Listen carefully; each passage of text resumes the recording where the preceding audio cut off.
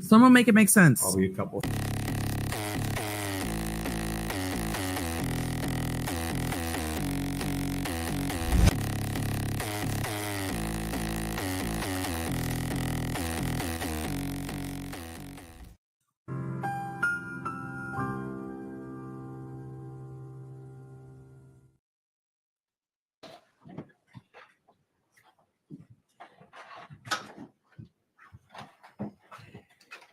Yeah, great idea.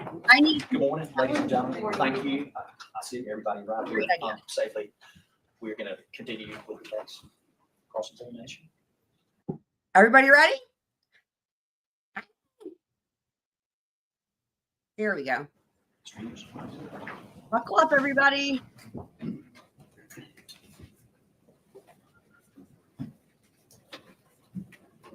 You look nervous, right? I understand that. Oh, dear.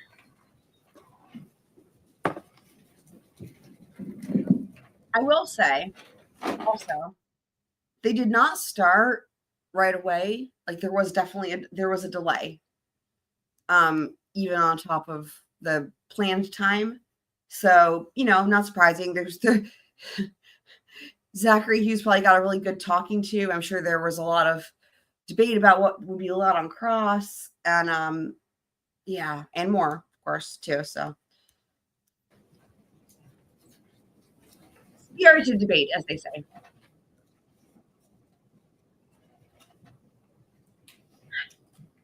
That's crazy. He still got the same arm on the same place. on the table thing. And it states Exhibit 66 up there on the. I've never seen that before, I don't think. Wow. No good morning, Mr. Hughes, or da-da-da. No preamble. No foreplay. Literally just starts out with an exhibit. Huh. Look that, guys. That's crazy. Crime scene, for sure. And it states Exhibit 66 up there on the. On the overhead. And the cocaine. Mr. Hughes, when you dragged Christina Parcell across the floor of the front room where you killed her, did you drag her by her arm or by her ankle? Interesting. Wow, what a way to start cross-exam, right? First question. Did you drag her by her arm or by her ankle? Holy shit. I don't remember for certain, but I think by the ankle. Wow, God. That's all the questions I need to ask this, Your Honor. Are you fucking kidding me? Shut up. You guys. Am I surprised? Nothing would surprise me at this point with this trial. But still, hi, Candace.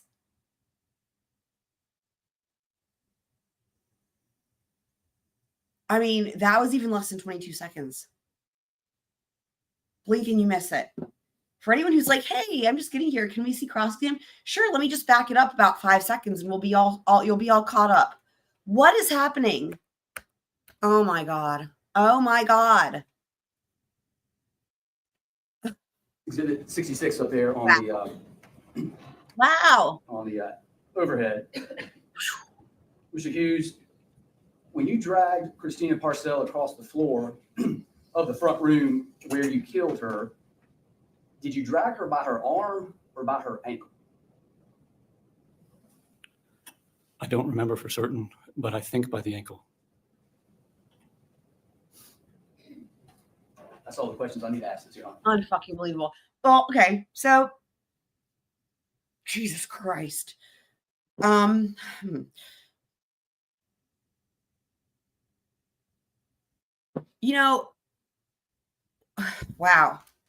I need to think. Hold on.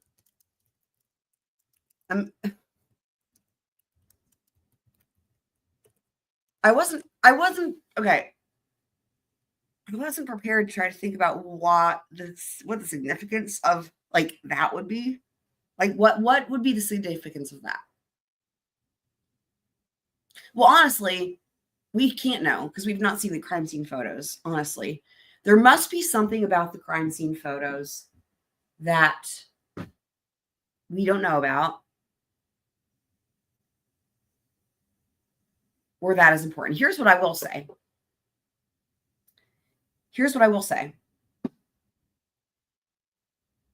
What is going on? I have no idea. Welcome back, future. Love you. I think that this is a couple things. I think that potentially the goal here is to try to by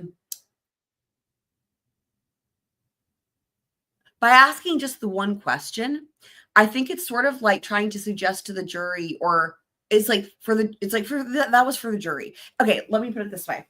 I think that the state is trying to send a message to the jury, and the message is this: there's nothing he can give us that we need. We don't need anything that he has.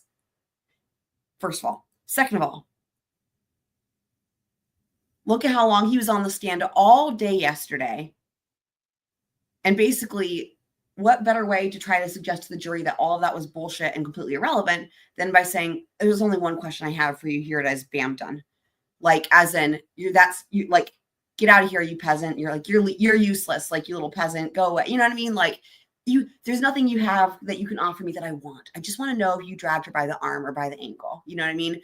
Like, the rest of that, you can just disregard it, which is really funny because when you think about the defense opening statements, they didn't say this literally, right? But with the defense opening statements was being suggested was, jury, you can just disregard everything the state just said because he did it. He's already said he did it. Fine.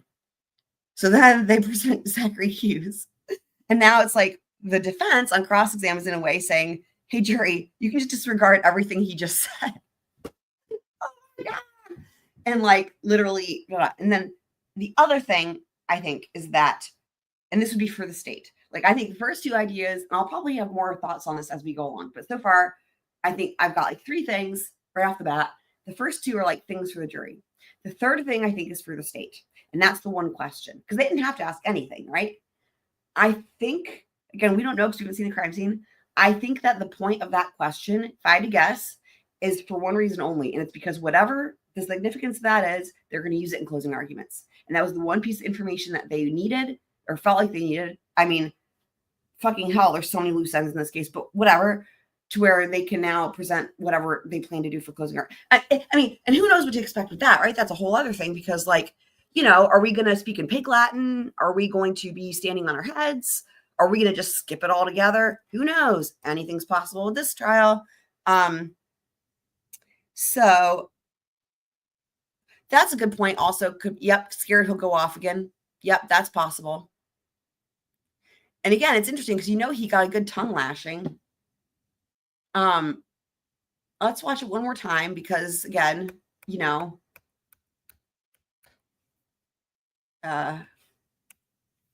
the list of things you can do in less time than watch this, the things you can do that would take more time than watching this cross exam would be a very long list.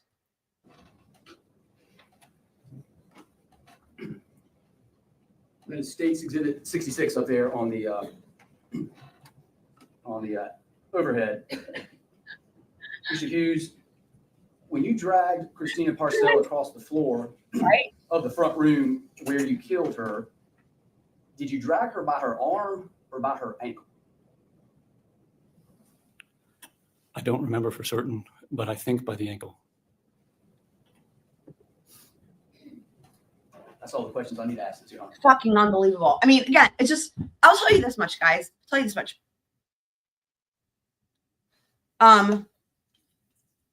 As always, I'm finished a live stream.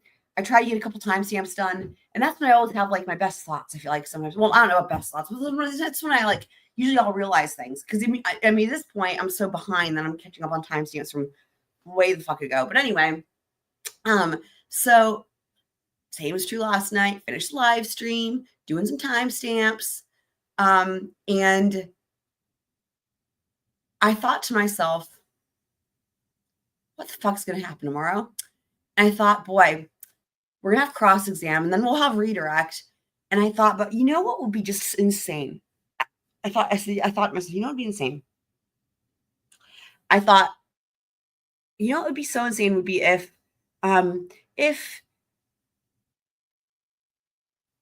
they somehow plow through jury instructions. God, I don't know how the fuck they're going to do that with all the issues in this case, but let's just say they do. And like, then I thought, you know, it'd be so crazy. And then they do closing arguments. And then I said, and then holy shit, the jury could be handed the case. And I thought to myself, look at all the insanity. Like, this is again after yesterday, right? Finishing the live stream. I was like, look at where we are. Everything just blew up. And literally, I thought at the same time in 24 hours, we could have a verdict in this case. Like, what? Like, my brain was like, no. But then I'm like, you know what? I literally was like, you can't ever rule things out in this case. I was like, anything's possible. And sure enough, with a cross that, I mean, so I don't see any way that they're not going to at least get to closing arguments. Although having said that, again, the jury instructions, now maybe that's what they did this morning, right? When he said he was going to have the jury come in at 10:30. And then again, they even started laying on top of that. I wonder if that was what they were doing with jury instructions. If that's the case, man, you know, they're going to do closing arguments and the jury's going to be handed the case and all, we could have this all buttoned up with a bow wrapped around it here shortly. Or maybe they will hang. Maybe they will just run out of the courthouse. I wouldn't blame them. Be like, what are you guys doing to us? You know, I don't know. And that's a great point. They could have done that yesterday. That's a great point. Although having said that, it's only day 7 of the trial. So it's not, I mean, this is like the shortest trial I've ever seen, probably. How many days was Sarah Boone? Sarah Boone might have been about the same length, but that trial wasn't not this seems like it should have gone longer with more information.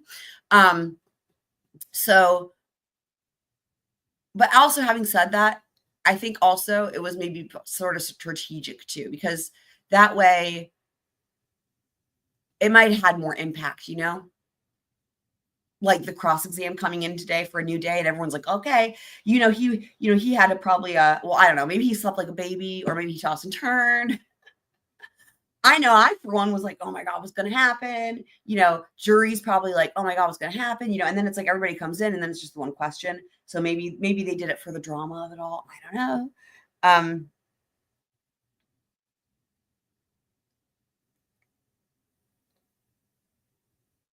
know. Twist is asking a good question here. They wouldn't do a motion in limine to keep CP out if there wasn't CP, right? Clearly there is CP because we know Brad Post is arrested and has all those charges. You know, I pointed out yesterday, the languaging around it was weird, right? In some of those documents. And this goes back, I don't know. This makes me go back to what Denise has mentioned before. Shout out to Denise. Like, in other words, there is CP. I think that in this case, questions that still might remain would be, well, okay, let me put it this way. Remember when Latino Parcell was on the stand, guys? Does anyone remember? I pointed it out at the time and I forgot about it till now. Do you guys remember how when they were asking her to identify her sister and it was like, oh, that's awful, brutal, you know, and they were like, how do you know it's her? And she said, I can tell by her haircut and her tattoos. And I was like, huh, no face? No face. And again, those are like the escort photos, but still, I thought that was really interesting. And I wonder if that was more significant than maybe we realized at the time. Like, for example, if there's like all this CP, but like maybe, I mean, I don't know. The stuff with Brad Post sounds like they have no doubt who's in it. But again, then you go back to the stuff that Denise was saying about AI and the viruses that they can do. And like, I have to wonder if the state did not mince words in the documents we read yesterday, that they're like, look, he's, you know, this evidence is still in dispute. These charges are pending. It wasn't, their wording wasn't just like presumption of innocence. That wasn't even what it was. They didn't even say that. They were like saying it as if they don't know yet what's going to come of that. Like, it was very interesting. And it just makes one wonder if the jury's still out on like, are they still trying to figure out if that shit's real or what? I don't know. So in other words, there is CP, but first of all, we don't know for sure when John Mello learned about the CP. Again, it's gone back and forth from what we've heard from sources. It sounds like John Mello was suggesting things were going on, but that he didn't actually know about the CP until after the homicide.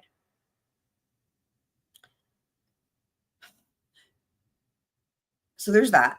And then the second thing is, it seems like they're still trying to figure out potentially maybe is it real?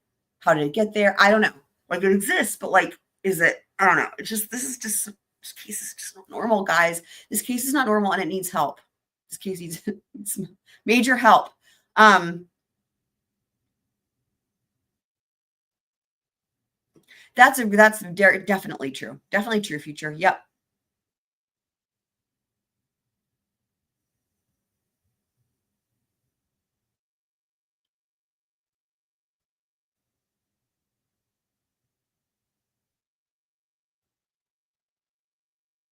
Right. That's a great point, Twiz. We need to hear from Mel. Right. Yep. Now, in the lawsuit, he says, okay, in the lawsuit, the allegations that he makes, he says started in 2017, as in that's when he's saying these things started, but he does not say when he learned about them or how he learned about them. And he also isn't very specific as to what he knows or knew. I mean,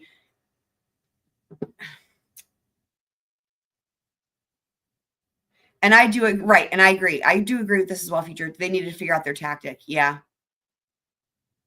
I agree with that. They had no idea what he was going to say, right? That's a great point. They had no idea what he was going to say. I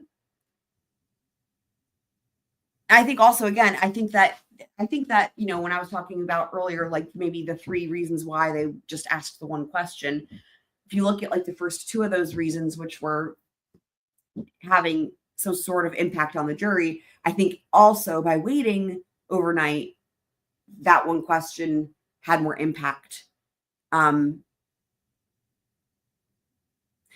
After being there all day yesterday with him on the stand, had they just gone up on cross and asked that one question yesterday, I think it would have all blurred together for the jury. And again, that's where like having like that hard line of like, okay, here's a whole day. He was on direct, whole day. New day has begun. Come in, one question. So there's I think it's probably a bit more impactful that way. No, that was to identify her, Future. That was to identify her. Because I pointed that out. I was like, holy shit. Yeah. He was like, how do you know that's her? And she was like, the haircut and the tattoos. The tattoos did come up at some point to determine when, but prior to that, she was making an ID of her sister. And I was like, I thought it was a weird question. I'm like, well, it has to be asked, right? You have to ID, you have to say, yep, that's her, blah, blah, right? But like, it was weird. And if you guys want me to try to find that in the testimony, I can totally do that. It wouldn't take long because I've been going back and forth with that testimony so much. What if this happened? Because of the shit we heard about the bikers. Oh, that could be also the cocaine connection.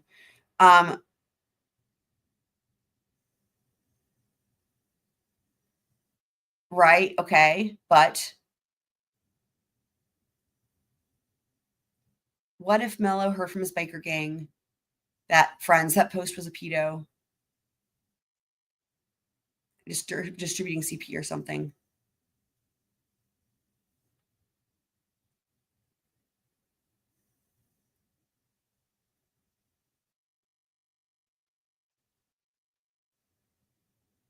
Are you still finishing that thought? I feel like there's more coming on that one.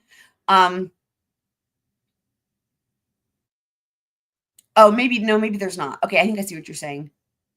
Yeah, that's a thought. That's, I guess, a thought. Yeah, I mean,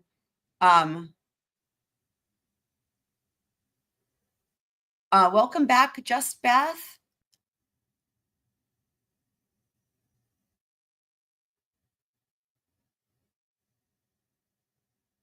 I don't know how G has all the descriptions. I've tried to find them on, most of that shit's going to be protected for obvious reasons, right? So like, for example, I have tried to find Brad Post's like indictment or a PCA. I cannot find that for the life of me. I'll double check and see if Gigi has it, and like if there's a way I can find it through that, like, you know, see if I can learn how she got it. I've tried every which way, and it makes sense, right, that it wouldn't be available because of what it's going to contain, right? We know that even in states that are very transparent, when it comes to stuff that involves this shit with children, that's the thing that's going to be protected.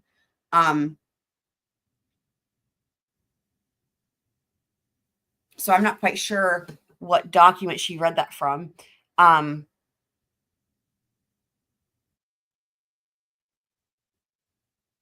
no, death penalty only occurs for capital cases.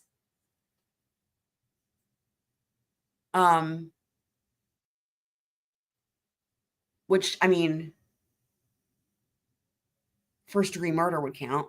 But it's only a capital case if they're seeking the maximum sentence. Are you saying that Florida has the death penalty for SA or CP?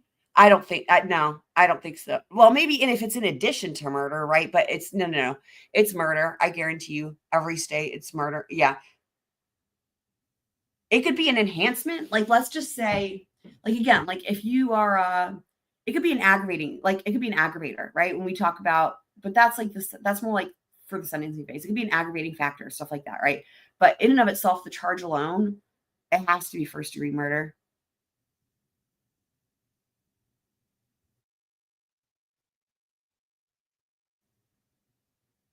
Yeah, I mean, I wonder, having said that, I do have big news, which is you guys have heard me talk about that 48-page defense filing, right? From 2 days ago. And we've all been wanting to know what's in it. And I'm like, God damn it, that one page, I have it. So I don't know that was available yesterday. I haven't even looked through it yet. I have it. There could be that could be part of where some of this information is coming from. I don't know. So we will go through that as well at some point. I have a couple little things I want to do, but let's just see what next happens in court. Yeah, I have some other things I want to do too. So.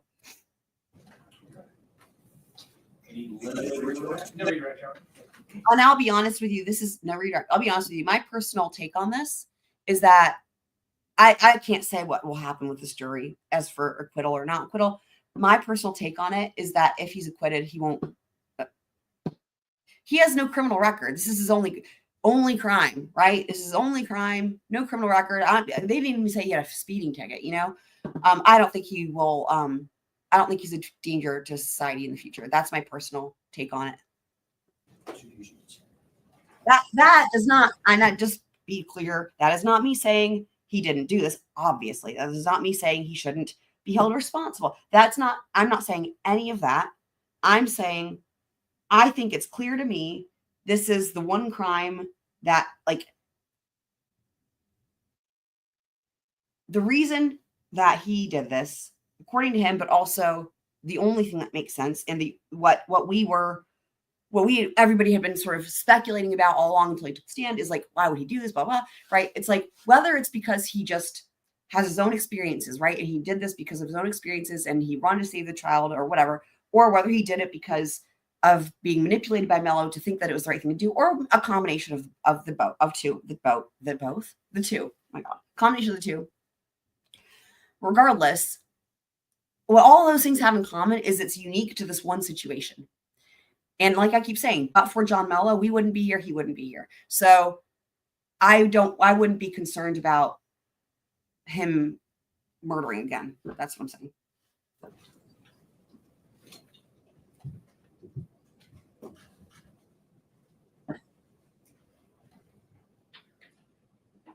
Any other witness? That's going to call any other witnesses. Your Honor, and I am aware that you wanted to put additional problems in. no, Okay. All right. Ladies and gentlemen, I'm going to ask you to go back to your jury room, Oh boy. and I'm going to be taking up a few matters, hopefully very quickly. Okay, let's see what happens next. Could be anything. Will a plane fly through the courtroom? Will something blow up? Will someone else get arrested? It looks, by the way, like I saw something else come up about John Mellon. Oh, are they just gone? Are you kidding me? That's it. Okay. So, wow. This is for real? Yeah, that's it. A So, lot about the oh, victim. shit. Closing arguments. Okay. What is going on? Okay. Here's what we're going to do.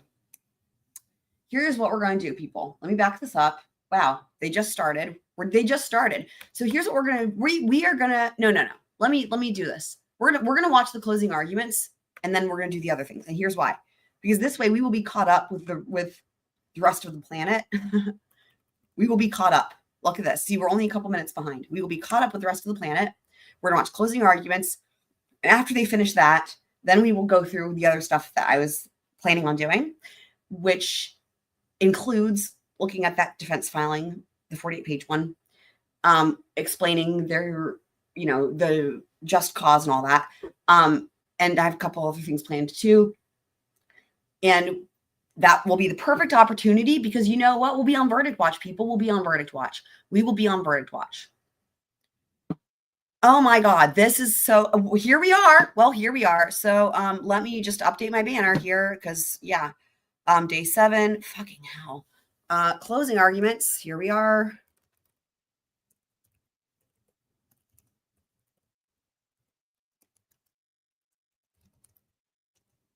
I can't type.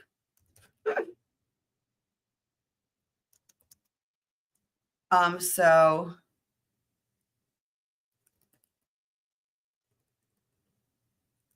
prosecution. I mean, this is insane.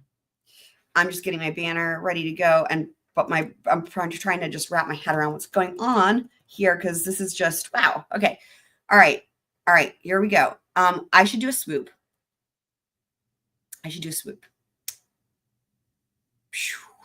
Which swoop should we do? I don't even know. But you'll agree with me, justice in general is a good thing? Big fan of justice. All right, me too. No further questions.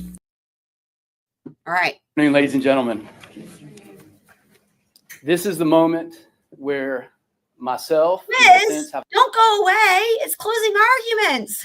an opportunity to speak to you directly. It's called our closing statement, our closing arguments. All the evidence that you're going to hear in this case, you've already heard it. It's either sitting right here or it's through testimony that you've already heard. And so my goal here is to just talk a little bit about this case with you and sort of explain the state's perspective and how we have proven beyond a reasonable doubt that Zach Hughes did in fact commit the crimes that he's alleged to have committed. And I'm going to go through those crimes a little. Did he just say that? Because I mean, anyway, oh my God, why is it being stupid? I just was trying to type something to future here. Well, I'll just say it now that I've paused it. I was saying, I was just responding to you, Future saying though she that correct about the death penalty that maybe she heard a while back that Florida wanted to have there be an option. I'm sure that's true. I think I heard that as well. I'm sure that's true about wanting to have that option. Right, that exactly right. That's what's really funny. That's why I was like, I'm gonna back this up. Hold on. Holy mackerel. Also, Just Beth. Yeah, good thought here saying if he wasn't a dangerous society, maybe prison isn't the answer. At least not right. And that goes to the question that we always talk about when it comes to sentencing, right? What is the reason? What are the things that are considered? And one of the factors is, like punishment, basically, right? Another is deterrence for others. The third is rehabilitation. And then the fourth is protecting society, right? Future dangerousness. So, and that, I think it's important, right? Because all of these things can be weighed when it comes to sentencing, and God only knows what will, I don't even know. I just don't know. But yeah, I just wanted to reiterate, it's a great point. And again, just to recap, like in terms of sentencing, right? What are the factors? The factors are, punishment, right? Deterrence for others, rehabilitation, which, you know, that's what they call it. Like, I got better. And then, you know, threat to society, which there's some people that 100%, you know, they need to be in a position where they can't harm anybody. I mean, and they would harm, you know what I mean? Like, anyway, I'm just saying. So, but yeah, I can see a world where maybe there's a way to balance those factors in a manner that accomplishes those things, you know, in a fair way for Zachary Hughes if he's convicted. Anyway, okay, so let's back this up just a smidgen here. Jesus, okay. How we have proven beyond a reasonable doubt. Really that though? Zach Hughes. I'm sorry. No, that's sorry. I find that really offensive. You. I don't like that at all. You didn't do that. You didn't do that at all. Really. Like, that's why everyone's like, hey, like, maybe they shouldn't put on a case. All the evidence that you're going to hear in this case, you've already heard it. Frank's is at the store. Love it. Have fun at the store. Let us know if you buy anything exciting. It's either sitting right here or it's through testimony that you've already heard. Ha, you mean like when he confessed? And so my goal here is to just talk a little bit about this case with you and sort of explain the state's perspective and how we have proven beyond a reasonable doubt Wow. that Zach Hughes Wow. did in fact commit the crimes that he's Wow. alleged to have committed. And I'm going to go through those crimes a little bit, and we'll talk a little bit about that. And then I'm going to go briefly through the evidence and explain my perspective on those things. I will give you a bit of a caveat that this is a little bit of a unique case. You in don't that say. You rarely have. Well, gosh darn it. Really? Did you guys think this was a unique case? I was like, nah, this is just run of the mill. This is like every trial I've ever seen. Have the defendant testifying and admitting to Well, the entire crime that's not the only thing that makes it unique, but okay. During the trial. So in that respect, my closing argument may be a little different or maybe a little Oh, abnormal than our normal, Oh dear. What are we in way for? we do things. Guys, I feel like I need more goats. I feel like I need a comfort something. A safety blanket. Is that even a thing? I feel like I need a helmet. I don't even know what I need. Oh my God. How the fuck? When he's telling us it's going to be different, it's going to be unique, what the fuck are we in for? Do we need to have like medical staff on the ready? I don't even know. I don't know. What are we in for? We'll find out. Oh my God. But I'm going to do my best. I first want to thank you for your service. It's been a long 2 weeks. Y'all have been extremely attentive. Is he going to introduce us paid to the court attention. reporter again? You've listened to the judge. And to be frankly, I couldn't ask for a better jury. And I appreciate your service. On behalf of my co-counsel, Mr. Jake Hoferth, Investigator Jared Sparkman, and Master Deputy Blake Wolf, we thank you for your service. Dude, by the way, shout out to Master Deputy Wolf. He was awesome. For those of you guys who missed some of the parts, which I don't blame you, these live streams have been coming at y'all fast and furious, and they're long, as she said.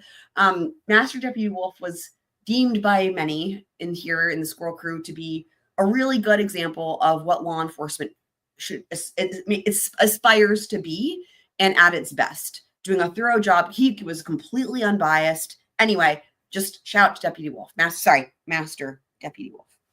Now, I told you in my opening statements that once you see and hear all the testimony in this trial, and I did not know that the defendant was going to testify, you're going to find that Zach Hughes, Here. I don't know if you remember what I said, Is he trying to make excuses for being unprepared? Because it kind of sounds like that a little bit. Trial, and I did not know that the defendant was going to testify. You're going to find that Zach Hughes, I don't know if you remember what I said, is a cold-blooded killer. I don't know if you remember what I said.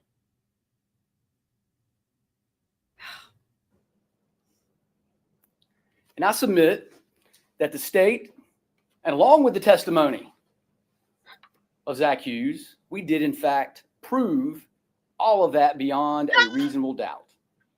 You know what this is? He's wanting to try to take credit for this situation that we're in here because of the fact that, yeah, wow. Huh. Zach Hughes is a cold-blooded killer.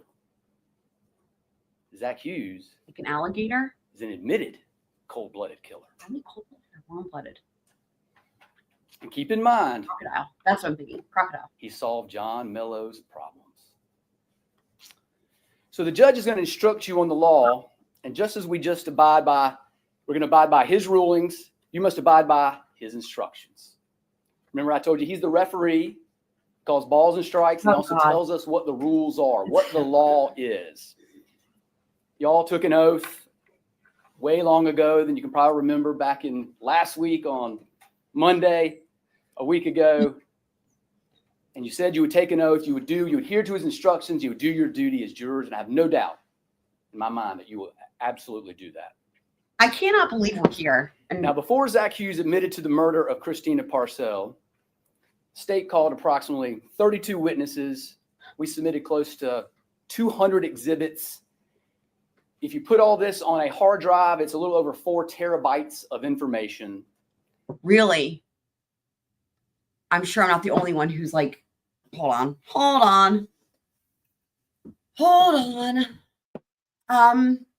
Right.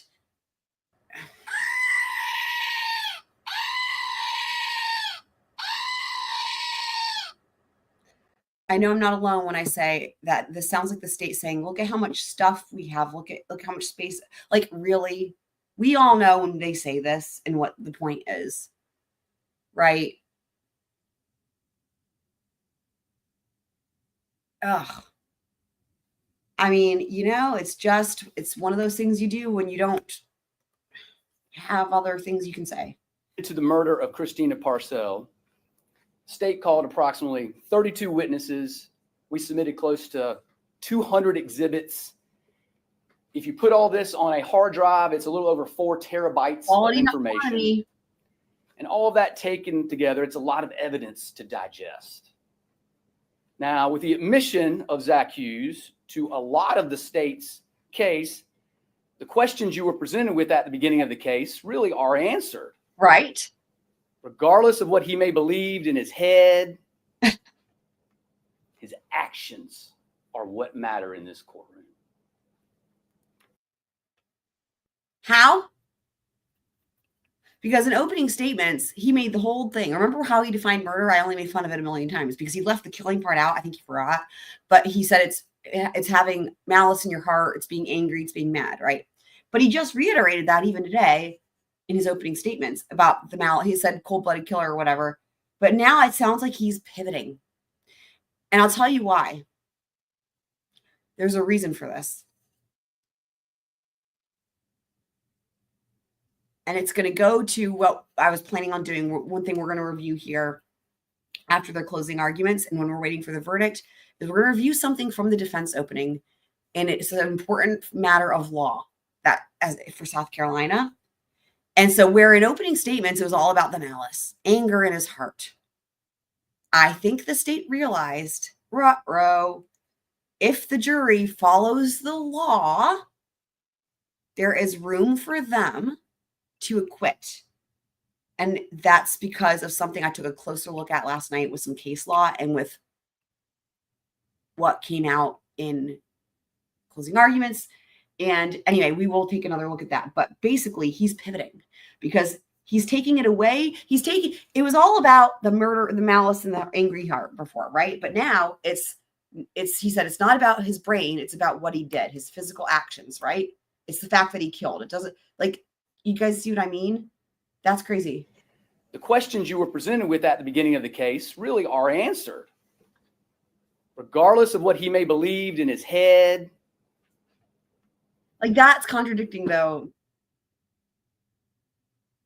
the whole thing about he was angry and, yeah. His actions are what Weird. matter in this court. Weird. Actions speak louder than words. Well, no one's saying that's not true. And boy, do we have a lot of cold, calculated, horrific actions in this case. Now, ladies, So that's what they're doing. They're pivoting to, okay, yeah, interesting.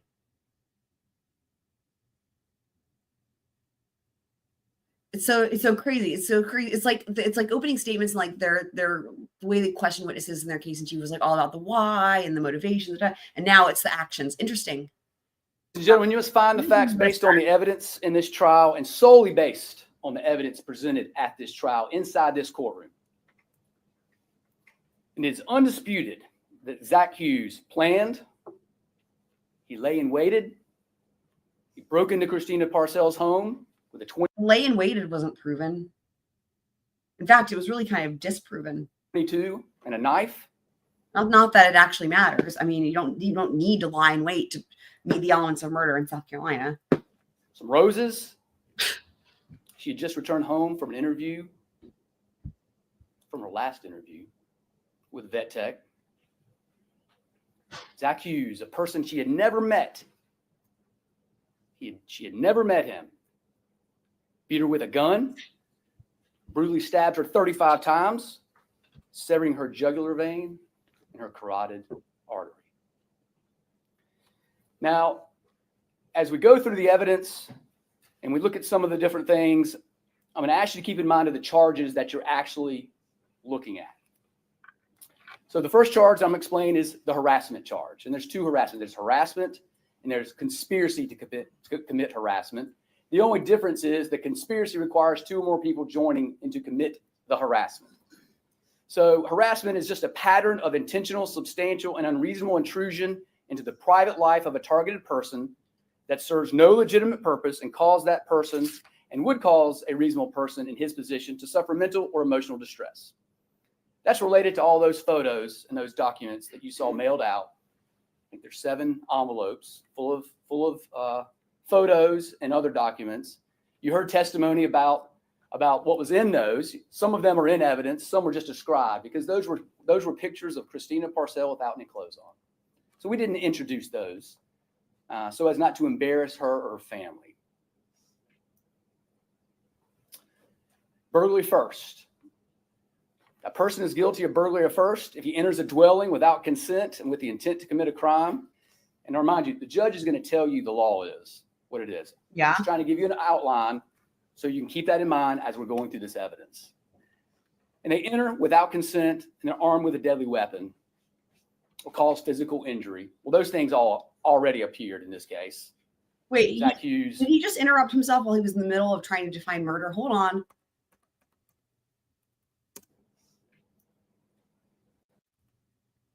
That's what it sounded like. Hold on. Full of photos and other documents.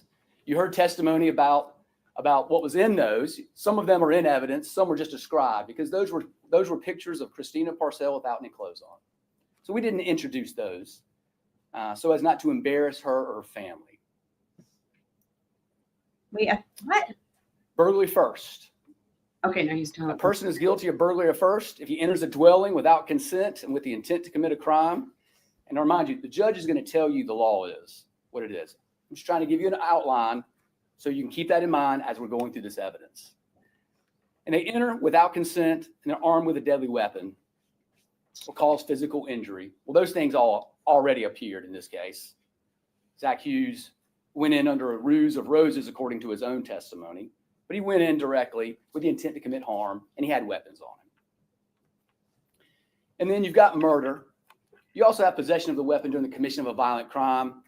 That is, if you used a weapon and you murder somebody, that is the possession of the weapon during that commission of a violent crime. But you have murder, which is the killing of any person with malice aforethought. Malice aforethought. You're going to hear those words a lot in the judge's instructions. Yeah. But malice is ill will towards another person, the intentional doing of a wrong act with the intent to inflict injury. And I think I said early on, ladies and gentlemen, it was a depraved heart, an angry heart with the intent to harm somebody. And there's also express malice, meaning it's expressed. It's right there in front of you. And it's shown when there are words of hatred or when someone prepares to do the act. They prepare to go in there. It's called premeditation. Is what you'll hear the judge charge. Premeditation is preparing to go and harm somebody, like lying in wait, like buying weapons beforehand, by concealing your identity, going in there. Those kinds of things are premeditation, things that you do in preparation of the violent act. And if you find those things, and you find the state proved those beyond. Now, what's interesting, right, is if you guys recall, and if you don't recall, it's fine, because we're going to watch the part that's relevant, that we're going to watch that here when we move on to Verdict Watch. But the defense defined malice differently. And it'll be interesting to see what the jury is instructed, because that's what's going to matter. What's going to matter, what is good. The jury, let me just say this, jury instructions are always super important. In this case, the jury instructions are going to be so vital, and we are going to hang on every word. We're going to break the whole thing down, because we're dealing with a situation here where there's just been so many different issues, and, you know, they heard these different things, but they're supposed to ignore them, but also to hear what the jury instructions are going to say about how they are to define. Really, the biggest thing here is going to be the malice. So, okay, yeah, well, let's keep watching, and then we'll talk more about that as we go along. Reasonable doubt, then you can find the defendant guilty.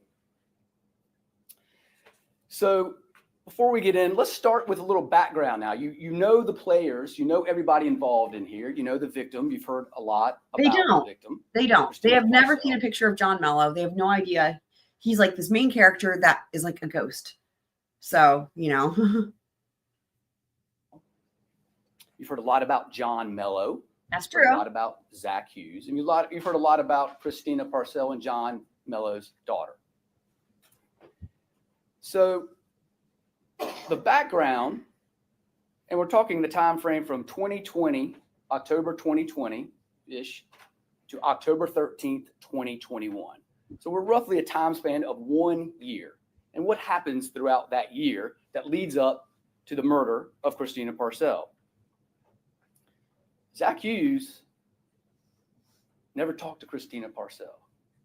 He didn't know Christina Parcell. He never met Christina Parcell. Everything he knew about Christina Parcell, even according to his own testimony, was told to him by John Mello or shown to him in certain evidence. John Mello was in a nasty custody battle with Christina Parcell. We all know that. He was on his fourth round of custody disputes with Christina Parcell. Keep in mind, according to the guardian ad litem, the prior three were just as nasty, but they'd always been settled where John Mello would have significant custody of their daughter. But in April of 2021, that changed. The tide changed for John Mello because he took Aida out of the country in violation of that order, according to the Italian courts. And he took her to Italy. And Christina Parcell didn't even know about that until she saw a social media post where she realizes my daughter's out of the country. I can't see or talk to her, and she's with her father. Thus, the continuation of this nasty child custody dispute. I think these are all the things that. And from October to April, Aida was living in Italy with little or no contact with Christina. Wow. So what did Christina do? She did what any mother would do, is she tried to get the return of her daughter. So she went through this process, and it was explained by Christina's sister, Tina Parcell, as well as the guardian ad litem, Vanessa Cormelo. She filed under what's called the Hague Convention, and she asked to have her daughter returned to her. She actually flew to Italy twice to have these hearings in Italy.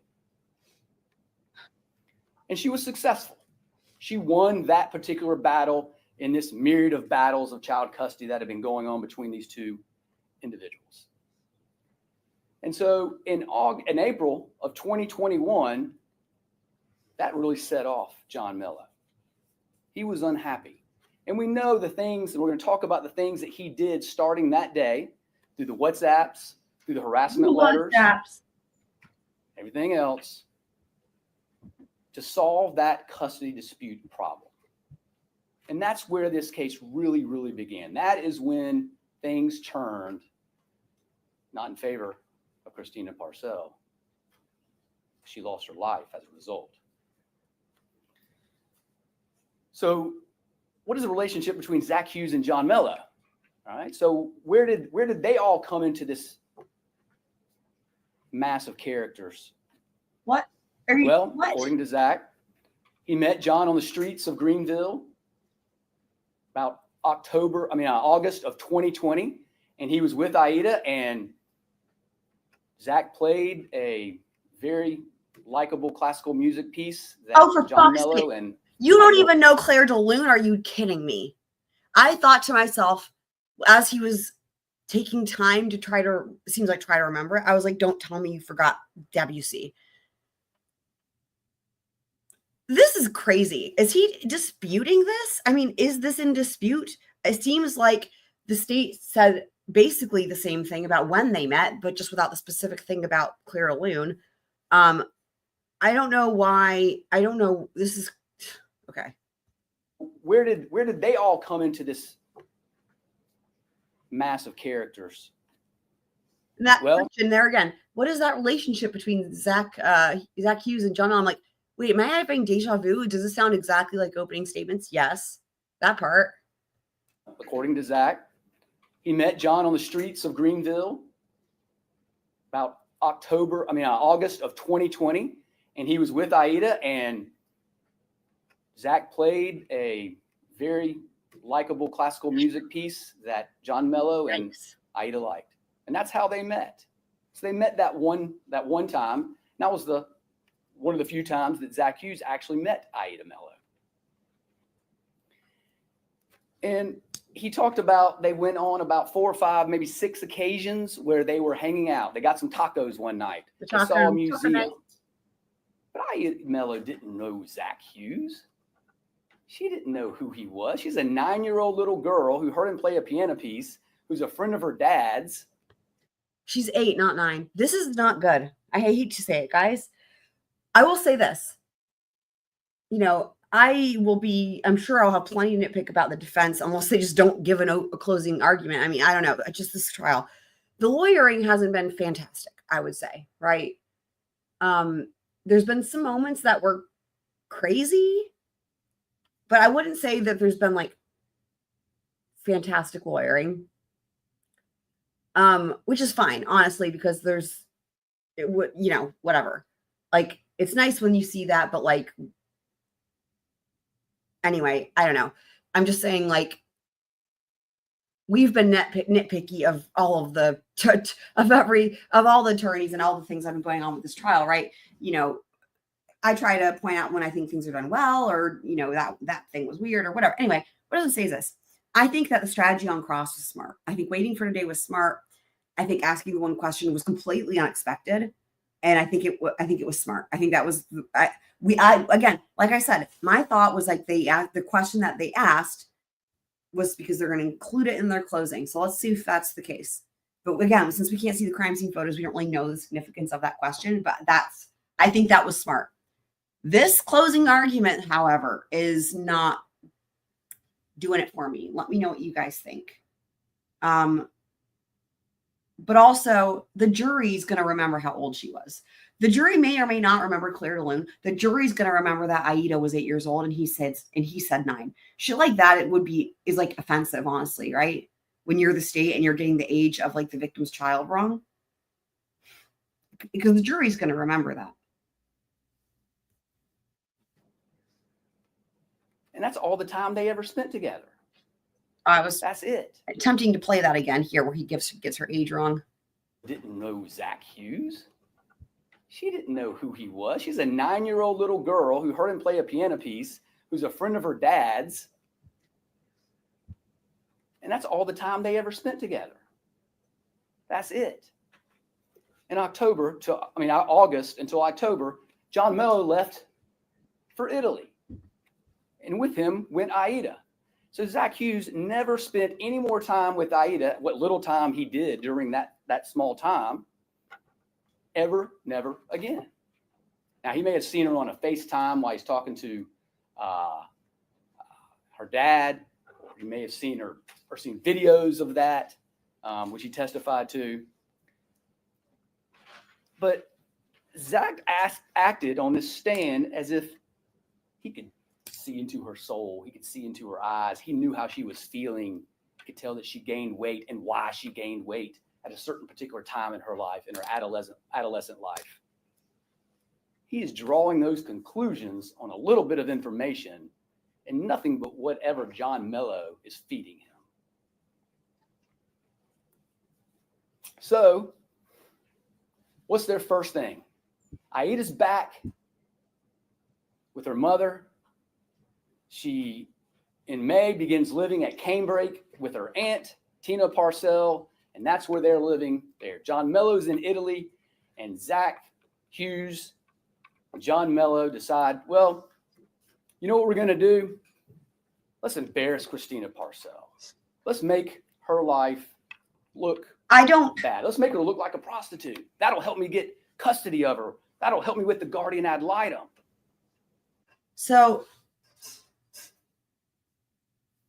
after we hear closing arguments and after we hear jury instructions, you know, I will give you all maybe, you know, to what extent, you know, I will tell you guys maybe like what I would have done differently, like maybe what I would have done for closing arguments for both sides. If I was a state, if I was a defense, and what, you know, maybe a good strategy might be, right? And it might be, I don't know yet what we're going to hear, but I'll just let y'all know like sort of what I would do. And I'm saying that because like what I wouldn't do is I wouldn't do what he's doing here at the times when he's literally just repeating basically what he said in opening statements, but like he's repeating the things that are the only things that are not, you know, up for debate, right? Like, again, it's like, you know, the jury's got to be like, rolling their eyes. You know, it's like, we know, like all this stuff, like you don't need to review all this. The jury knows, you know? You know what we're going to do? Let's embarrass Christina Parcell. I mean, let's make her life look bad. Let's make her look like a prostitute. That'll help me get custody of her. That'll help me with the guardian ad litem. And so John Mello, according to Bevel, Detective Bevel, who testified, he can reiterate these had things photos, and according to the evidence right here, he had photos of Christina Parcell. And those photos were taken when she was much younger. And those photos are taken between two consensual adults engaging in what acts that two consensual adults can do. And that's it. And then he took those photos and he used them as a weapon. And he tried to make her look like a prostitute. Because that's what John Mello continually told Zach Hughes, according to his own testimony, Alex Field's affidavit.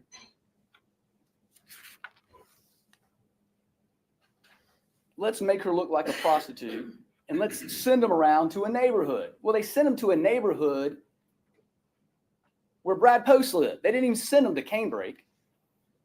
And we know this because in these WhatsApps, they talk about it specifically. They talk about, may I present to you my daughter's mother, Christina, Caroline Warren, escort. And we know there's a bunch of attachments that we can't see because Zach Hughes deleted these on October 13th. And when we retrieve them from WhatsApp, they're deleted. So you have to see us, investigator Sparkman, manipulating these WhatsApps.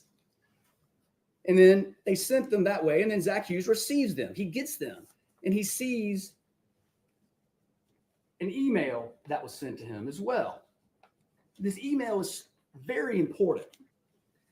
And he prepares all these packages to Brad Post, to Mr. Bradley Post. These are all his P.O. box. Brad Post. Cigar bar, where Brad Post hangs out. Misspells Mr. Post one time in the WhatsApps. Misspells it here, P-O-A-S-T, which is why we know it. But Zach Hughes admitted it.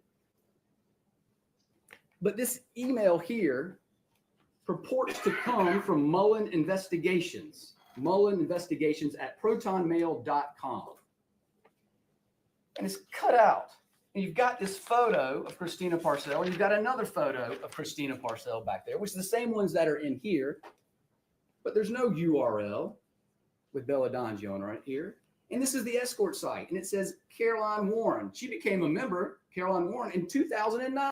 Y'all, is this what's important in this case? Like what this whole Caroline Warren thing. I mean, it's like,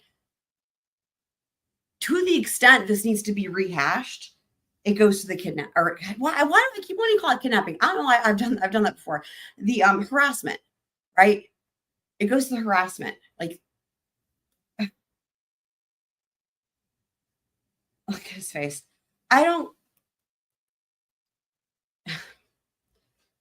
If I were on this jury, what I would be wanting is I would want to know, okay, tie it all up for me. Don't tell me the things I already know. Tell me what I don't know. Make it make sense, right? Like the new command, shout to Twiz for that idea. Great idea. Like, in other words, we don't know about the cocaine. We don't know about the wildflowers. Those are two huge things that we didn't get to hear. We still don't know. No idea. But there's other things. There's shit with the door. There's so many things that are like details that we don't have answers to, but there's also like big picture stuff, and instead it's like just rehashing all the stuff that anyway. But there's no URL with Bella Dongion right here. And this is the escort site. And it says Caroline Warren. She became a member, Caroline Warren, in 2009. Well, this is 2021. And apparently this Mullen Investigations on May 16th found these photos attached to this website, except the photos don't have anything attached to the website. It's just a square of an escort site of Caroline Warren. Well, I don't know who that is. I know this. I know Caroline Warren. I know Mullen Investigations, John Mello. Vanessa Carmelo testified to it. She received emails from Mullen Investigations. She received lots of emails from people purporting to be John Mello. So Zach Hughes went to the trouble of preparing all these envelopes, manipulating all the items, the photos, the escort, and putting it together. And he wanted to make sure we knew it was her. And so we would add a cover letter. You can see the cover letter that he would do. He had to add a cover letter to make sure you knew exactly who that was, that it was Christina Parcell that was engaging in prostitution. Oh my God. And he sent them out to shame her, to make fun of her. There's WhatsApps in there saying, we're going to ruin her day. And Zach Hughes did it the same way he committed this murder. He used his bike, he avoided cameras, tried to find a location, and he didn't know that we could track his phone. And so we know he was in Greenville when he mailed those in June and July, and he was in Tennessee when the other two were mailed. Yeah, they were able to show that. So we know he did all that. But the big point of the harassment is not that that's bad to do somebody. It's really what Tina Parcell referred to as revenge porn. South Carolina does not have a statute for revenge porn. We have harassment. And that's exactly what that is. But he's really doing it, one, to make her look bad, to make her look like a prostitute. But he's also trying to do it to gain a strategic advantage in this custody battle. And it doesn't work. He even sends one to the guardian ad litem. What is the guardian? What? He left out John's custody battle. It's not. Okay, hold on.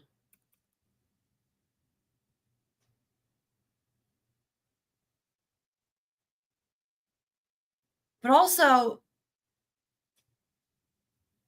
isn't this supposed to be not about what he was thinking or feeling, but isn't this supposed to be about his actions? Didn't you say that already? We have harassment. And that's exactly what that is. But he's really doing it, one, to make her look bad, to make her look like a prostitute. But he's also trying to do it to gain a strategic advantage in this custody battle. And it doesn't work. He even sends one to the guardian ad litem. I mean, it's not. What is the guardian ad litem? She investigates everything.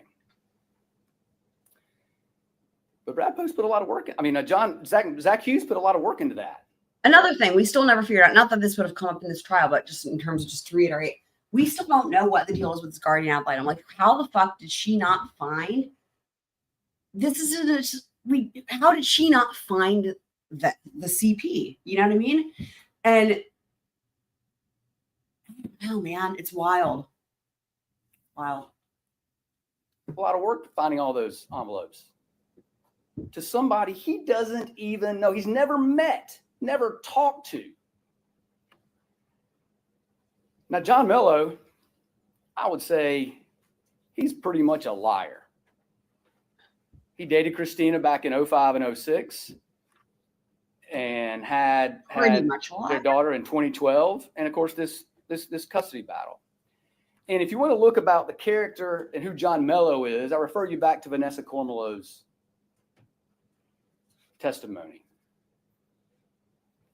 Yeah. She testified that John Mello would do horrific things Yeah. in relation to this custody battle.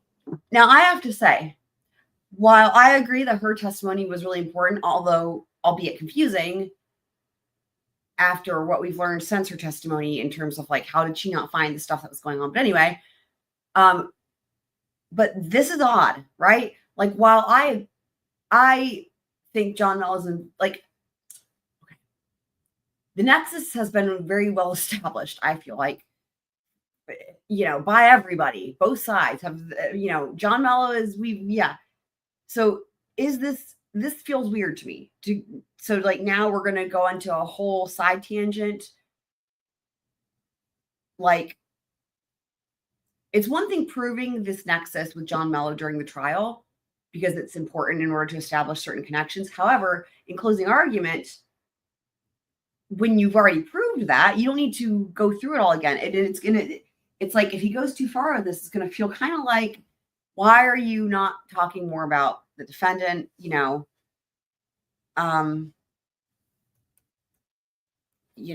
Like, for example, like even with John Mello's involvement and whatever the state is saying that is, and whatever, it's like, if you're at the trial for Zachary Hughes and you're in closing arguments, especially in closing arguments, you should be tying this up with Zach, right?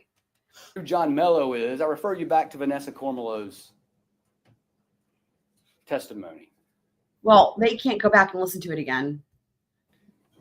She testified that John Mello would do horrific things They have to rely on their memory. in relation to this custody battle. To her, to a lawyer who's representing a little girl as a guardian ad litem who's practicing law for 26 years, he would accuse her of horrific things, according to her. He would accuse her of trafficking children in Spartanburg. He would post things on social media ridiculing her. And that's how John Mello operated. That's how he operated. He used deceit by using fake emails. He used threats to try to get what he wanted.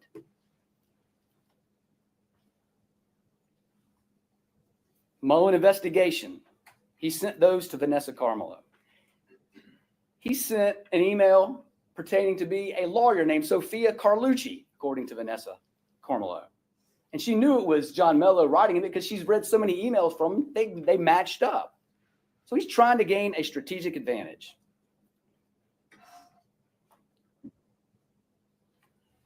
John Mello and Zach Hughes were trying to harm Christina because John Mello had a custody problem.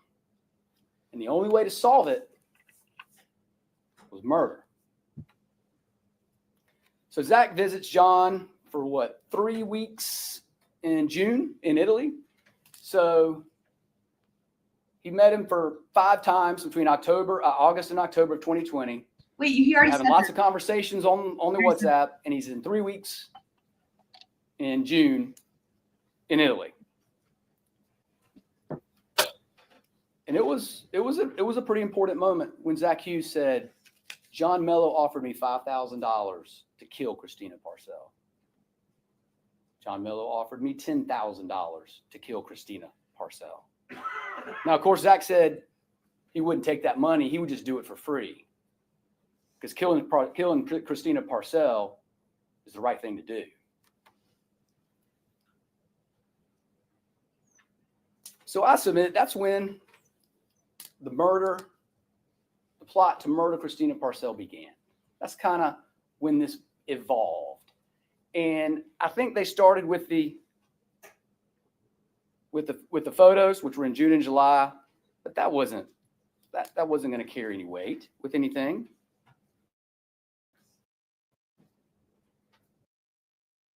Interesting that a struggling pianist turned down $10,000. Do it for free. Okay, hang on. Especially, I think that was objectionable. Because here's the thing. If you're going to try to suggest that he was paid and he took the money, but you didn't provide any evidence of that, yikes. Yikes. I know that there's some of you guys that think that's possible. Like for example, specifically, I remember Frank said that, they think he got paid, or she thinks he got paid, and probably maybe other people. Anyway, and that's totally fine. But what I'm saying is that's a whole other level for the state to say that, when they didn't offer any evidence of that. I mean, they didn't even know. I mean, of course, they didn't know what he was going to say. However, it's their job to find evidence. So basically,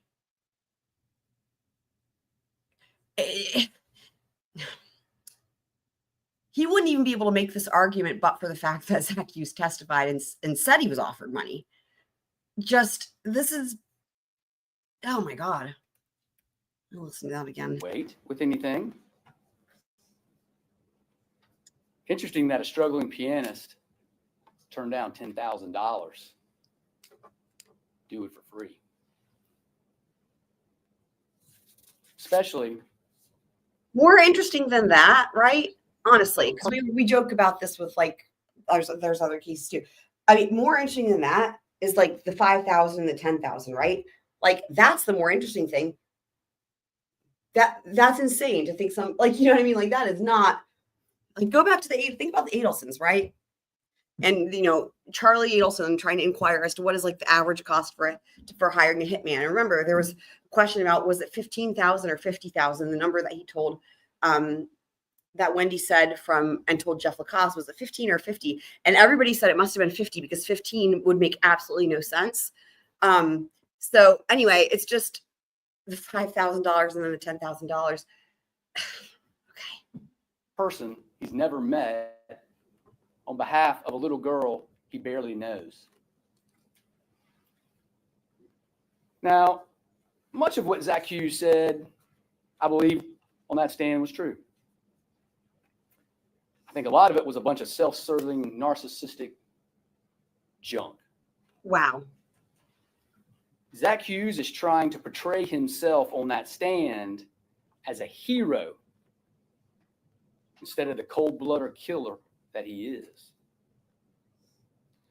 Ladies and gentlemen, we judge the defendant by their actions, not by their excuses or their words. Actions speak much louder than any self-serving lies. Oh, right. That's why he said that. Okay, hang on. Sadistic, pathological killer like Zach Hughes. That's why he said that thing about actions speak louder than words. Okay. He murdered Christine. Now I understand why he said that. I was like, why is he saying that? Like everyone, that's a saying. Yeah, you hear since you're a kid. He's saying don't believe him. Okay, hang on. Let me back this up a second. So, Is. Ladies and gentlemen, we judge the defendant by Zach Hughes is trying to portray himself on that stand as a hero. I do agree. I agree with that. And, the word that resonated so much with me yesterday was martyr. I do agree with that. Instead of the cold-blooded killer that he is. Ladies and gentlemen, we judge the defendant by their actions, not by their excuses or their words. Actions speak much louder than any self-serving lies. Now, again, is where the jury instructions matter, right? Because it's up to the jury to believe all, none, or part of the testimony from the witness stand. That includes the defendant. But, I'm sure that they will hear that from hopefully the defense and also definitely, again, in the jury instructions. Sadistic, pathological killer like Zach Hughes. Pathological. He murdered Christina Parcell, mother to Aida, sister to Tina Parcell, and daughter to Erica and Tim Parcell. Oh, wow. We had never heard their names before. Now, I've talked a lot about Vanessa Cormolo because she's a key witness, because that is the dispute that we're having, the custody battle. And she's in charge of making recommendations about who should get custody. Her job is to investigate the custodians. She stated that she investigated every allegation which were at Christina, which was involved in prostitution and drugs. She stated she would investigate every allegation, hiring private investigators, put trackers on cars, meet with potential This is the part that confuses me. custodians, have home visits, and talk with the child constantly. So she's doing everything that she can possibly do. She even had allegations like Alex Fields. There's an affidavit that the defense submitted on Alex Fields, where he says that he was propositioned by Christina Parcell for sex and offered to sell him drugs. And he put in an affidavit. This was after John Mello put on Craigslist, "You have any information about Christina Parcell that I know about? I'd like to know anything about." Who responds to a Craigslist ad about somebody and then sets an example of what they did at a bar? And for what purpose? Maybe it's true. Maybe it's not true. I have no idea. That's what Alex Fields says. Can we subpoena him? Just too late now, but oh dear. Yeah, I mean, While the defense wants to impugn the integrity of Christina Parcell as a justification for committing murder, so be it. If doing bad things means anyone can break into my house and stab me 35 times without retribution, then two things will happen. There'll be a lot of people stabbed to death, and I'll be out of a job, because all we have is vigilante justice in our system. interesting. But again, these are allegations that John... Interesting that he's saying that, right? Because it's almost like, let's listen to that again. Committing murder, so be it. If doing bad things means anyone can break into my house and stab me 35 times without retribution, then two things will happen. There'll be a lot of people stabbed to death, and I'll be out of a job, because all we'll have is vigilante justice in our system. But again, these are allegations. What do you guys think about that? I mean, the thing that's interesting there is, we've talked a lot, not just us, but other people, about this case and the, possible jury nullification and all this, right? And again, we're going to talk more about the law as it pertains to malice and stuff as, when we go on to verdict watch. And we heard the defense, in their opening statement and with Zach on the stand, it was like what they were offering was here's why it was the right thing to do. But this is different in the sense that this is the first time the jury is actually hearing this idea of hold on, I want to make sure I get the wording correctly. I mean, it's the first time they're hearing anything about vigilante justice for one thing, but let me make sure I can just get this wording. For committing murder, so be it. If doing bad things means anyone can break into my house and stab me 35 times without retribution, then two things will happen. But also, if doing bad things, so I guess he's conceding that Christina Parcell did bad things, and I guess he's hoping the jury's going to assume that's the pictures, or I don't even know. The thing is, he's not being clear. He's not being specific. What is it that he's wanting the jury to assume here, right? What bad things? I mean, it's, I would be careful saying that at all, because of the fact that there's things that came out yesterday, as we all heard. This is just, I feel like this is dangerous territory right here, right? In other words, to the extent that the jury was hearing the testimony yesterday and just simply thinking about it from a moral standpoint, right or wrong from a moral standpoint. But just in case there was somebody on that jury that hadn't considered that it could actually affect their verdict, he is just now basically given them that idea that it can. is for one thing, right? Second thing, this doing bad things is it's like, I don't think being vague. I think if you're going to, I don't think you should say that at all if you're the state. But if you're going to say it, I don't think being vague is a good thing because of all the stuff that came out yesterday. That's kind of that's my point. So. There'll be a lot of people stabbed to death, and I'll be out of a job because all we'll have is vigilante justice in our system. But again, these are allegations that John Mello is making. He's looking for any dirt on Christina Parcell. Again, these are all allegations. Well, let's come to October. Vanessa Cormelo was getting close to making her decision. Who's going to get custody? Her investigation revealed that before Christina's murder, she would write a favorable report for Christina Parcell and a bad one. That's what Vanessa Cormelo said. In addition, it was almost 6 months since Aida had come home, and that's important. 6 months.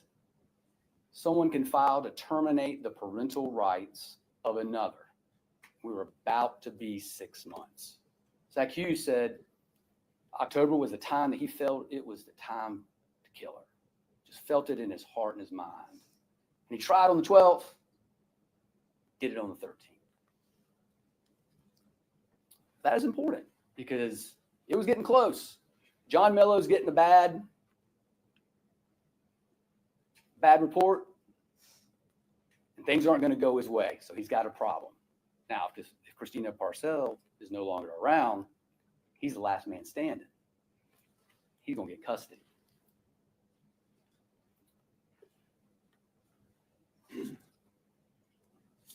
So Zach admittedly decides to murder Christina Parcell. That was his intent. He bought a gun and a knife about a month before. It was weighing on his soul. Custody dispute's not going well. And so he entered into a lot of planning going into this murder, a ton of planning. And the state presented all of this evidence to you before he testified. But we know that Zach Hughes on the 12th was up at the Mountain House because his phone showed that he was up there. And while up there, he had his truck. And we know he put his bike in the back of the truck. And we know he parked it somewhere. And we know that he decided to park somewhere near Canebrake and ride his bike in there. And we did know. So good question there from Just Beth. So so glad you asked, because for anyone that missed it, the 6 month mark really matters. The six month mark matters because in October, the 6 month mark was happening, like, would have been right after the murder, like if she was still alive. And it's basically the 6 month mark is like, if you haven't taken certain actions when you're in like a custody dispute, like for example, like if you haven't had any visitation, if you haven't paid any child support, things like that, you forfeit your right as a parent to try to like gain custody, basically. Like you can, like, it's like you forfeit your right, you forfeit that. And then basically you are now, it's like, it's too late. Like you can't, what's the exact wording I'm looking for here? You would lose custody, basically, or you would lose the ability to gain custody. So, and because John Mello was in Italy, right? And I guess he also wasn't paying child support. We know that 6 month mark, because that's come up quite a bit. We know that was just a big deal because essentially, like if Christina were still alive, right? When it got to that 6 month mark, that's it. He would have lost that custody battle. But again, this is the state's position, that if she was dead, right, or, you know, if she was dead and he was the sole parent, then the 6 month mark wouldn't matter because now he's the only parent, right? So the custody dispute is now over, and that deadline wouldn't prevent him from having custody, if that makes sense. Hopefully that makes sense. But we know that he knew the schedule of Christina Parcell that day because he said John Mello told him.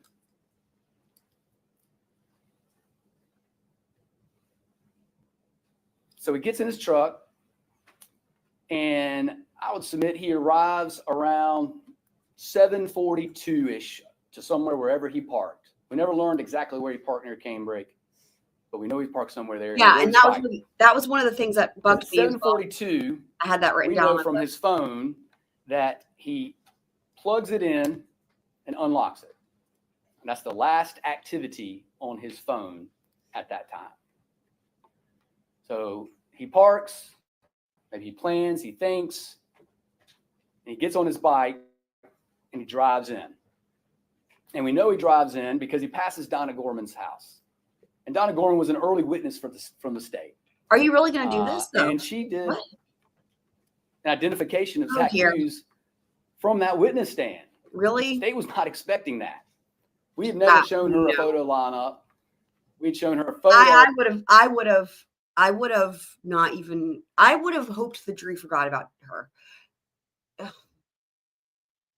First of all, I'm going to double check my documents, but I'm pretty sure he has this backwards about the phone. I'm pretty sure it was locked, not unlocked. Also,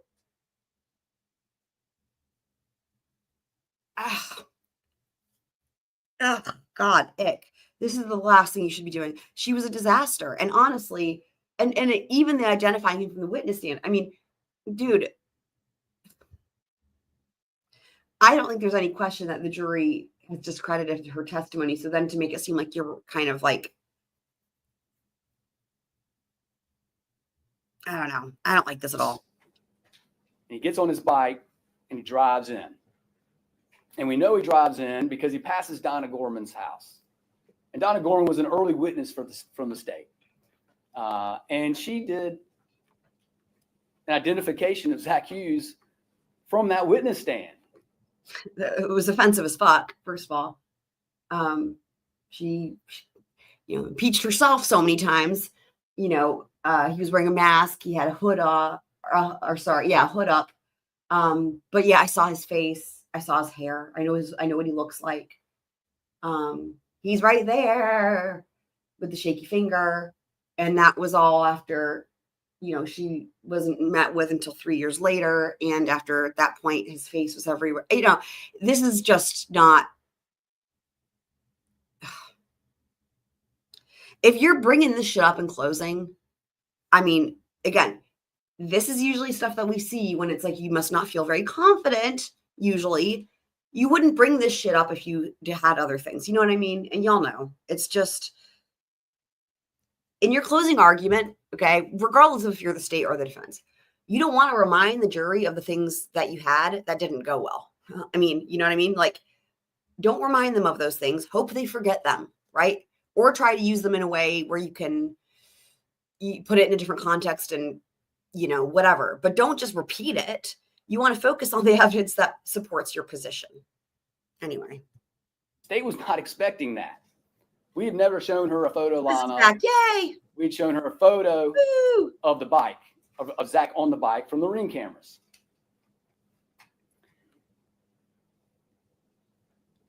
But she had never seen Zach in person. And so we just left it. Now, we did wait until about 3 years after the murder before Donna. Why are you even, that information. That is dude? true. Riley Stokes talked to her that day, and he didn't have a copy of it. Master Deputy Wolf talked to her on the 19th, and he didn't show her a copy of the person on the bike. And so there was so much chaos going on, so many officers moving in so many directions, trying to find the evidence to solve this murder. It was just overlooked. And so it was just overlooked. Well, okay. Twiz is asking, what did I miss? Good question. Yeah. So right now, sounds like right now he's actually trying to make excuses for something related to Donna Gorman. I was just saying I think it's crazy he's even bringing her up at all. So what did he miss? So y'all help me out in the chat. Well, what do you think have been some highlights? He has so far, my interpretation is pivoting from the opening statements where it was like all about the heart, right? The angry heart, the mad heart, the malice. kind of pivoted from that position to actions speak louder than words. And this is all about the actions he took. He said, a couple times he said things like, it doesn't matter what he was thinking. He being Zach Hughes, doesn't matter what he was thinking. It's about what he did. So I understand that like they got a lot of new information. Obviously, that happens in every trial. Murdoch is another great example, right? It is possible to pivot. It is possible to incorporate the new information into your closing.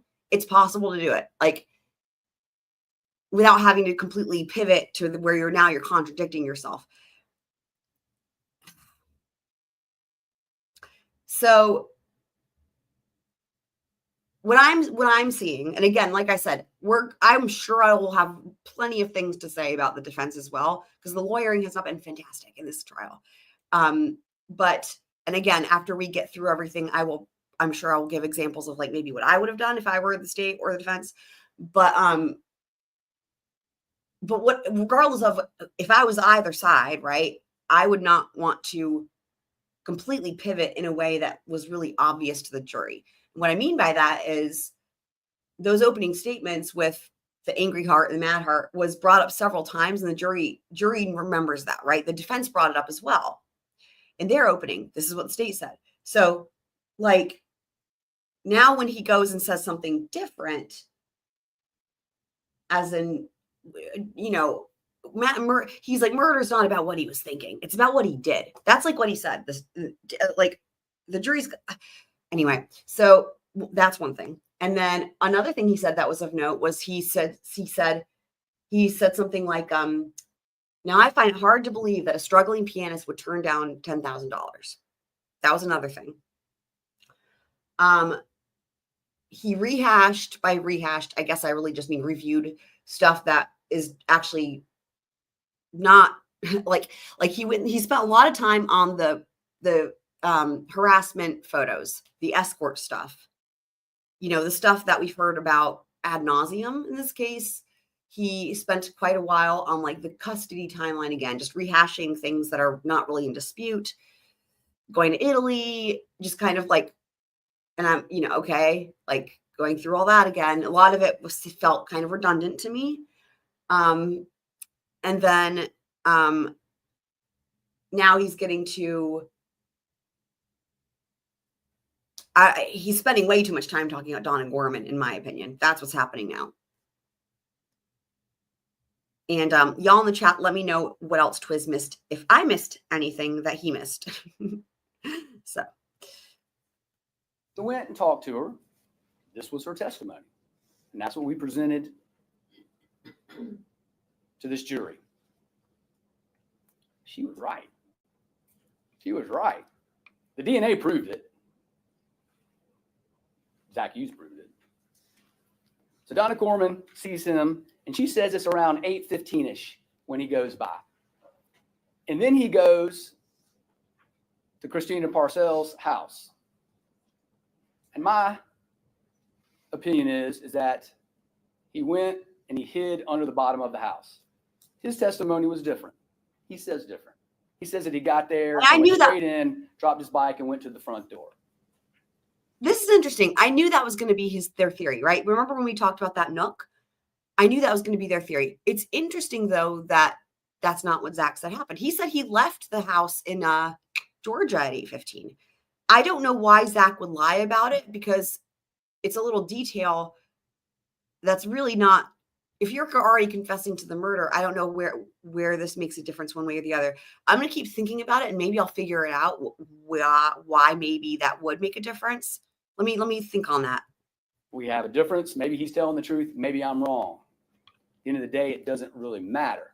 Okay. Well, he's saying what I was saying. He waited. He had an hour to wait.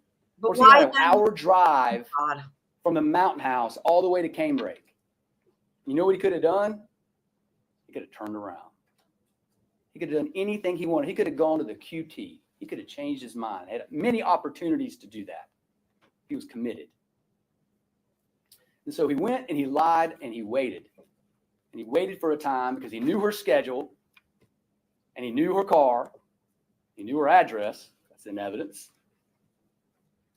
And he went and he decided to walk in the front door with roses as a ruse, according to his testimony, The thing is this, with a though. gun and a knife. The thing is this, you know, I was just saying, I don't really know why this detail matters. And then literally after I unpaused it, he said the same thing. Now I'm saying that, right? If it doesn't matter, then why are you bringing it up? First of all, and see, here's the thing. I know why he's bringing it up. It's the lying in wait. So, so the state, remember, there's these different definitions of malice, and this is why it's going to be really interesting to see what the jury is instructed by the judge, because there's these different definitions of malice, and there's the one that the defense has, and there's one the state has that they gave today, which was different from the first time, and the lying in wait. So that would be why, if you're the state and you're going with that lying in wait definition of malice, then if you're going with that, you probably want to also then show the jury examples of lying in wait, which seems like what that was their intention with the Nook, right? But what's interesting is how he's like, it doesn't really matter. And then he's like, however, and then he brings up the lying in wait. So it's like, if you're conceding that you don't know if it's true and that it doesn't matter, then, and you're also telling us being the jury, that lying in wait is in an element of malice. And then you're referencing lying in wait with this whole 8:15 timeline. What you're actually, like, in other words, it's like the state's disproving their own case. It's right. It's like, okay, we're going to use this definition of malice, lying in wait. Okay. Here's the thing where if somebody's lying in wait, it would have to be at 8:15. Donna Gorman, 8:15, right? And then it's like the Nook, right? And then it's like he said it differently. And then it's like, it doesn't matter. I don't know what the truth is. But then he continues on to try to make the case for lying in wait after he's just literally said it doesn't matter and he doesn't know if it's true. You guys see, like, it's just, we could have thought this through more, I think. Because I feel like they're just like contradicting a lot of their own argument, and they're just like contradicting things that they said previously. And a good attorney, okay, like I said, remember when this dude said, you know, and I don't remember his name. I don't know if I've ever learned his name. You know, when he said, I didn't know he was going to take the stand or whatever. Okay, yes, well, legally, you know, that's always true because it's the defendant's right to testify. And even if they indicate like way ahead of time they're going to testify, they are still going to go through that colloquy right before they take the stand. You know, it's one of those things where it's like they can always change their mind until they literally are getting up onto that witness stand. You can't assume they are going to testify. However, every single person knows, like, if you're a prosecutor, you need to go ahead and make that assumption in terms of preparation, right? You can't just be like, oh, what? You're testifying? Oh, wow, I'm at a disadvantage. What? No. So, like, in every trial, it's like, you know, that they go ahead and they prep for that. They go ahead and prep for, if the defendant testifies, I have my cross ready, And additionally, whatever comes out, if the defendant testifies, a good attorney, a good prosecutor can implement that into how they present the rest of their evidence if there's a rebuttal, which there wasn't here, but if there had been one. And then also like the closing argument. And additionally, it shouldn't completely derail. I mean, to the extent that anything that was said by Zach Hughes derails, again, to the extent, if it did, derails anything that came out in the state's opening, you know, that'll be for the jury to decide. Is that because Zach Hughes is making things up and it's not true? Or is it because the state had a lot of holes in their case? That they had a lot of holes in their case. And then Zach Hughes was able to fill those gaps in with information. And then, you know, and now the state's in a position kind of where it's like they want to kind of take credit for it, but they also kind of have a problem because now it contradicts some of the stuff that they already said. And I don't know.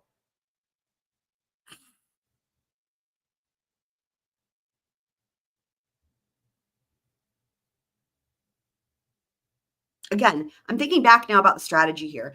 I was saying I thought it was a good strategy to have just that one question on cross-exam. The only thing I will say is this. It might not have been the worst idea to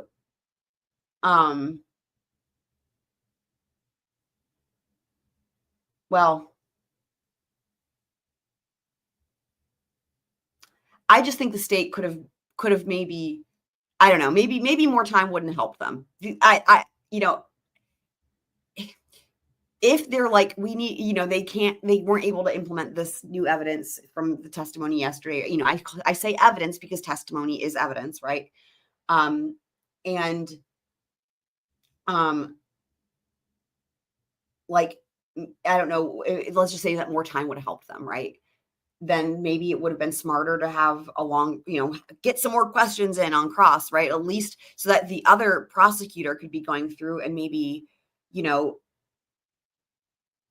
working on the roadmap for closing arguments.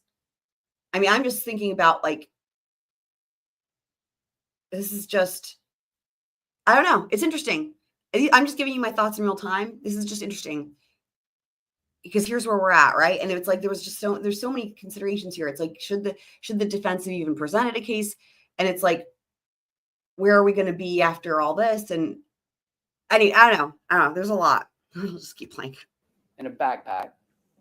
Let me back it up so we can, because I was talking for a while. Let me back it up. Oh yeah, the paint thinner. By the way, it dawned on me again after the live stream last night, that was the weird smell. Remember the weird smell from day one and we never heard anything else about it again?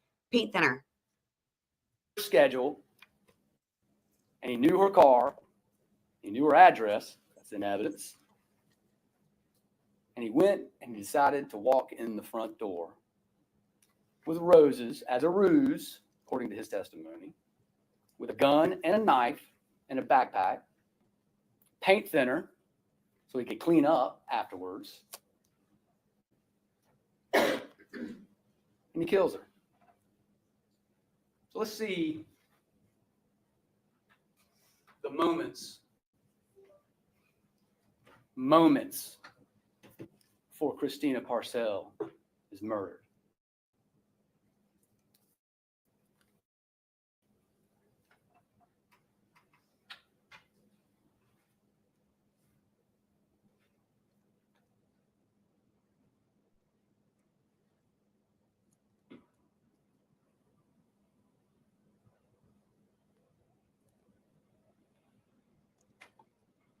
Zach Hughes dressed as he said he was. Now, one Gray thing, sweatshirt, backpack, black. I'm glad he's playing this. One thing that I thought about I meant to go back and look and I forgot. I'm glad that I'm being reminded. Remember when he said he left the bike in the driveway? I thought to myself, we saw a billion pictures of that house and we saw the close-ups, right?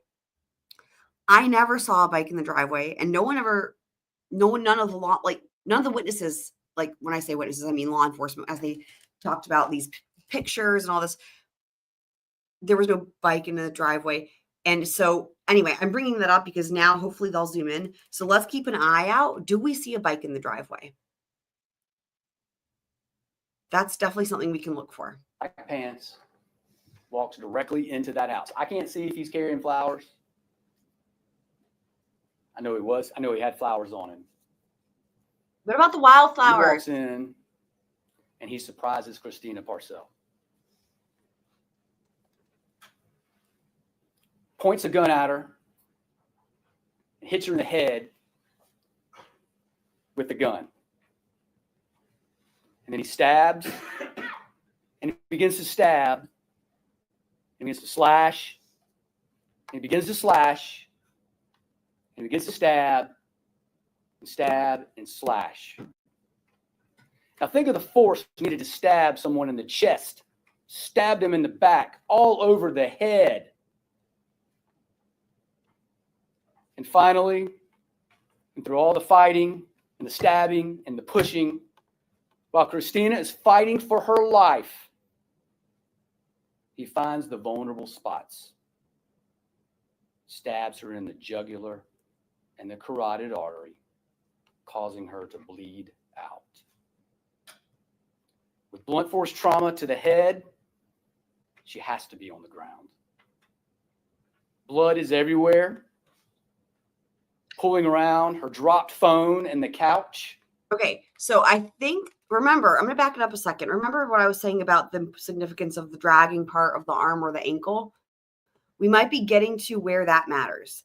And maybe this is going to be the whole thing. I don't know yet. I don't, because again, we didn't see the crime scene photos. Who knows? Maybe that one question and whatever it is he's going to say is going to all of a sudden, I don't know. We'll see. I'm backing it up a second, but I also wanted to say this. I just looked it up and double checked because I had said earlier, I was like cold blooded. And then I was like a crocodile because I love crocodiles. And I was like, wait, are they cold blooded or warm blooded? Anyway, they're cold blooded. I just double checked. Shout out to crocodiles. He finds the vulnerable spots, stabs her in the jugular and the carotid artery, causing her to bleed out. With blunt force trauma to the head, she has to be on the ground. Blood is everywhere. Pulling around her dropped phone and the couch. But that's not enough. He drags her through her own blood to cover up the crime. Okay. As he closes the curtains and locks the front door so he's not detected. As droplets of blood Are you seriously fall not from his blood-soaked clothes. tie it up? Dude, She remains laying on that floor in her own blood with nothing but her blood-soaked scrubs and her wedding band that Brad Post gave her. wait, so now she was wearing the engagement ring? Hold on. Hold up. Hey, Twiz is catching up on 2 times speed. I probably sound like a chipmunk. God. You know, stuff, the whole thing with the engagement ring, right? I don't know why that was such a difficult thing. Like, I don't know that was one of those things that came up again and again. And it's like, it seems like nobody really could confirm whether she had it on or not had it on. And it's like one of those things where it's like at the autopsy, that shit's documented. I don't know why we don't have that answer. And now he's saying the ring was on. I was initially going to stop it to say something else. And then then I heard the thing about the ring. A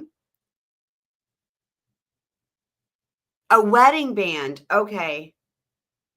Hang on. Which one didn't he just say engagement ring? Hold on.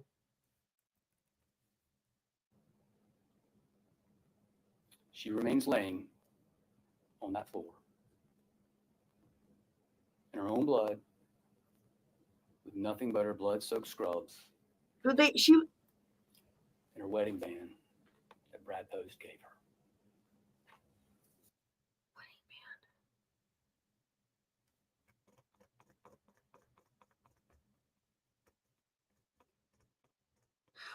hold on.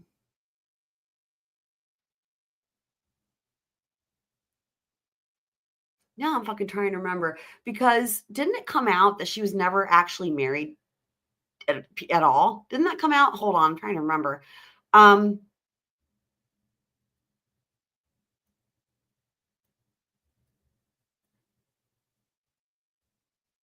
Because she was never divorced. She was never married to Mello.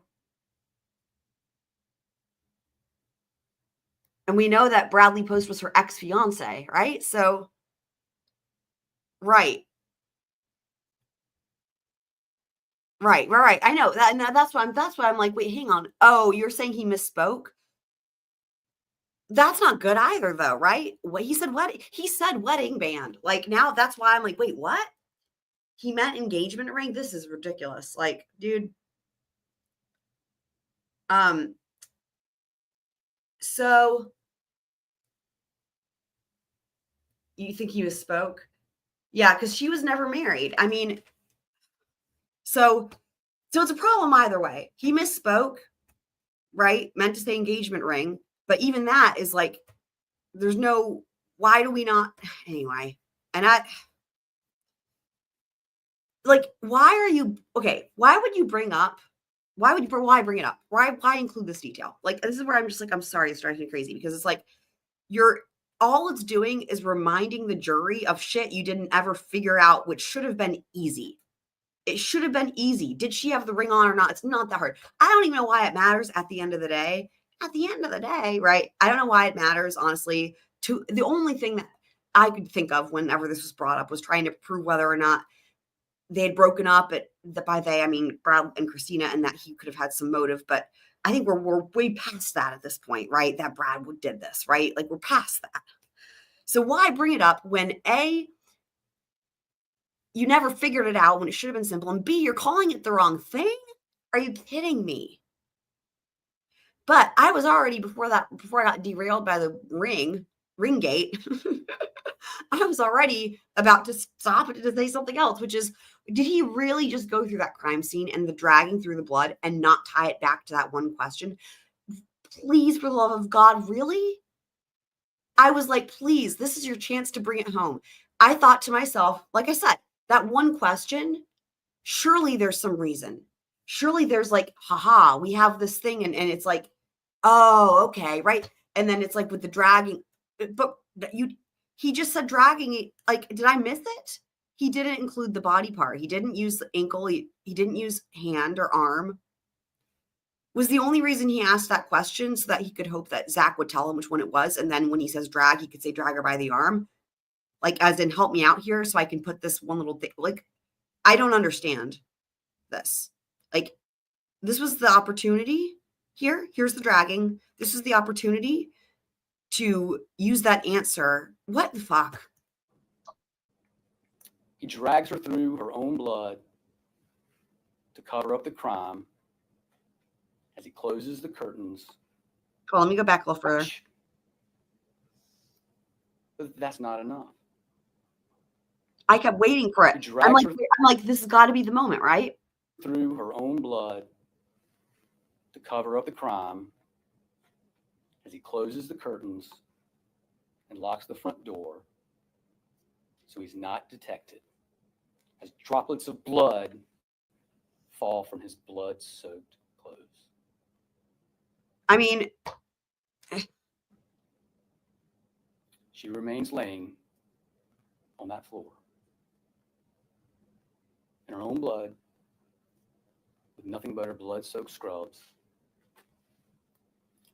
and her wedding band that Brad Post gave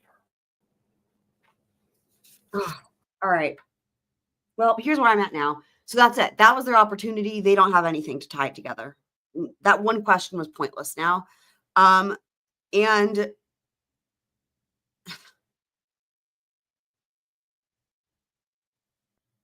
I'm shocked to even be thinking this. So far for me, guys, these closing arguments have only highlighted the holes in the state's case, even after Zach Hughes filled in a lot of these gaps and gave them a lot of answers. This is like highlighting the shit that they never figured out, even with his help. It's like, to me right now, it's like, this is like making their case look even weaker than it was, which is, I don't even know. I wish I could. I want to know what the jury's thinking. Well, I hope they speak out afterwards. Anyway, okay, let's keep going. Wow, this is crazy. But his sadistic actions are not over. I submit, ladies and gentlemen, those rose petals had a dual purpose. Wait, He what? would have used them as a ruse to get in and get inside the house so he could surprise Christina and gain that strategic advantage. Stop.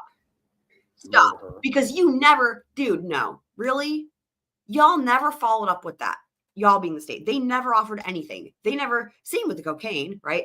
They never offered anything about what was the deal with the roses or the wildflowers, that matter. They never even said if they looked into flower shop receipts. They never, it was just there at the crime scene. That was it, right? So now you're going to be like, it's a dual purpose. You're kidding me. Dude. But he also sprinkled them around. He sprinkled them around the house, on her purse, around. Some sort of sadistic artistic sign that No, he thought was necessary. I'm sorry. I don't think the jury's going to buy that. When he discussed the shit with how that went down with the roses, that made complete sense. That made complete sense. And it explained what we saw in the crime scene photos. This is ridiculous. Sick sadistic? Like he's some sort of Satanist?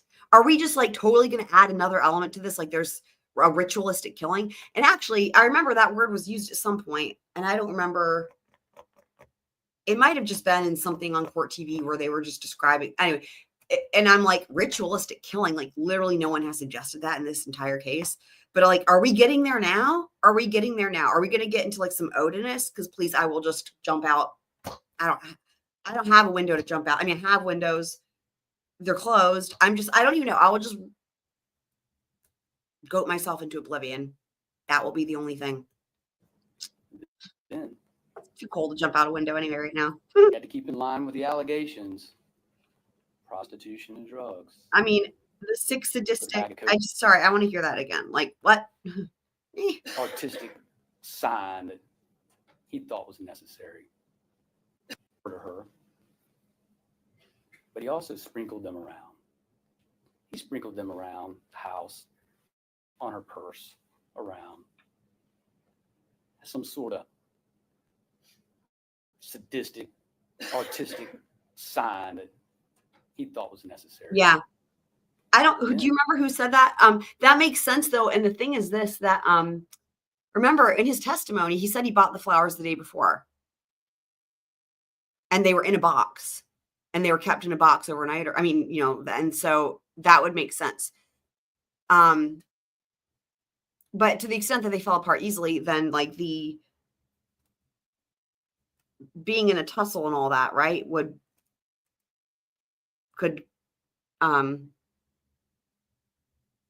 oh, Bob Mata? Are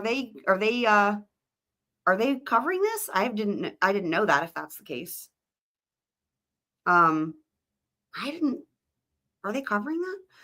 Or was it because they brought him on like court TV or something? But to the extent that the roses would have fallen apart easily, then that would also mean that it'd be easier for them to, get dispersed in a tussle, as it were. Oh, really? They haven't been covering it. I mean, I haven't seen, I would have seen that. Did they just jump in on the last day or, how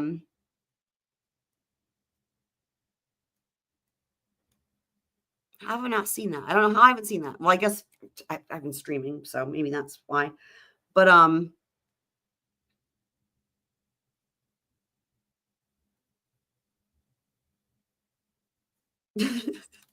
was that today? Anyway. You had to keep in line with the allegations, prostitution and drugs. Put a bag of cocaine under a couch, under a chair, right down from her body.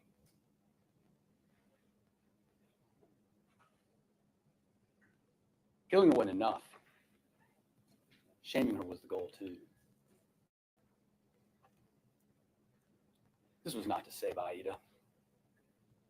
This was to help John Mello win his custody case. He never told us about the drugs either. Never mentioned those.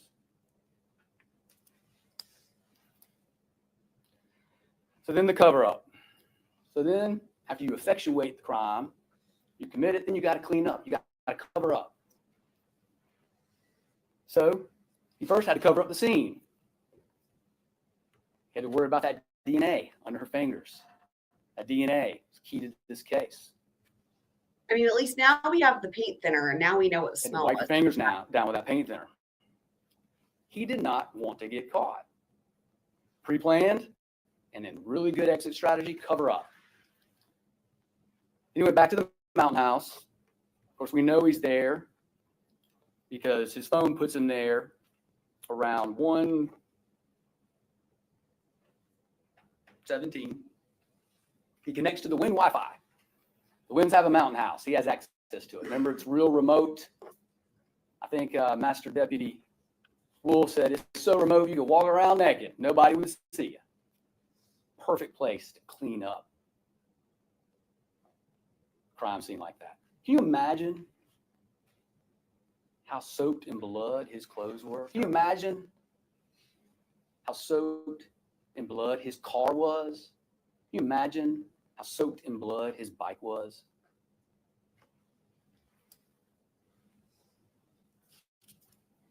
And he did. And he admitted it.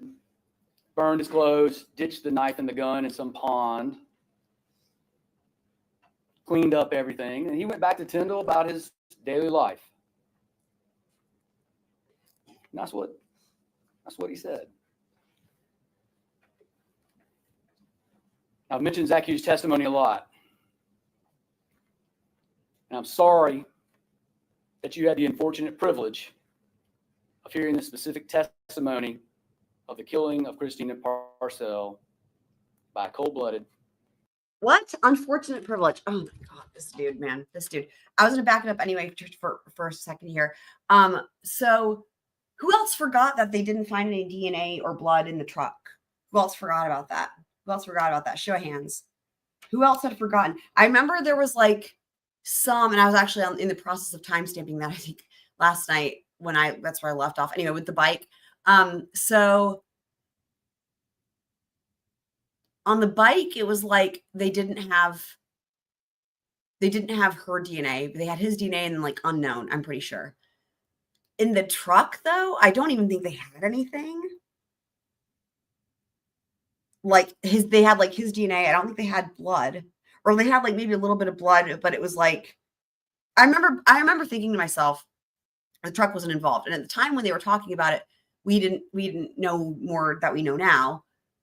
We knew that they had the truck with the flock cameras and whatnot, right? But like,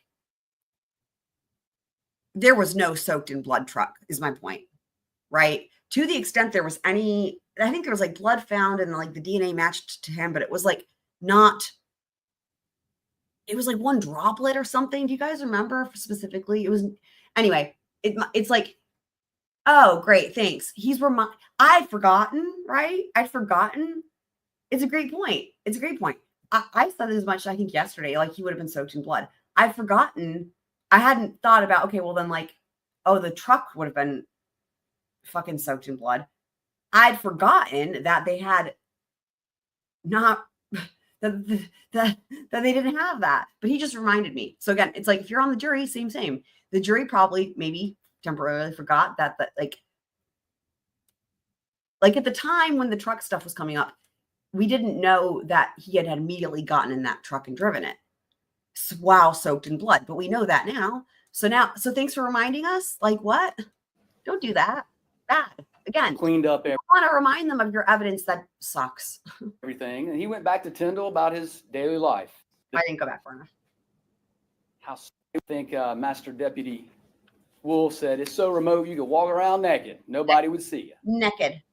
Perfect place to clean up a crime scene like that.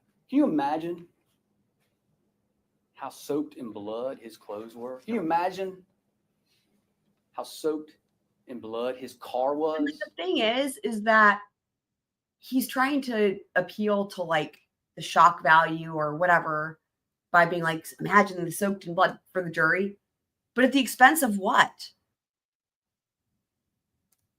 Y'all didn't find evidence. Like, you see what I mean? The more soaked in blood you try to make it seem, the more you should have been able to find evidence of that in the truck, according to what you're saying. It's just. Can you imagine how soaked in blood his bike was?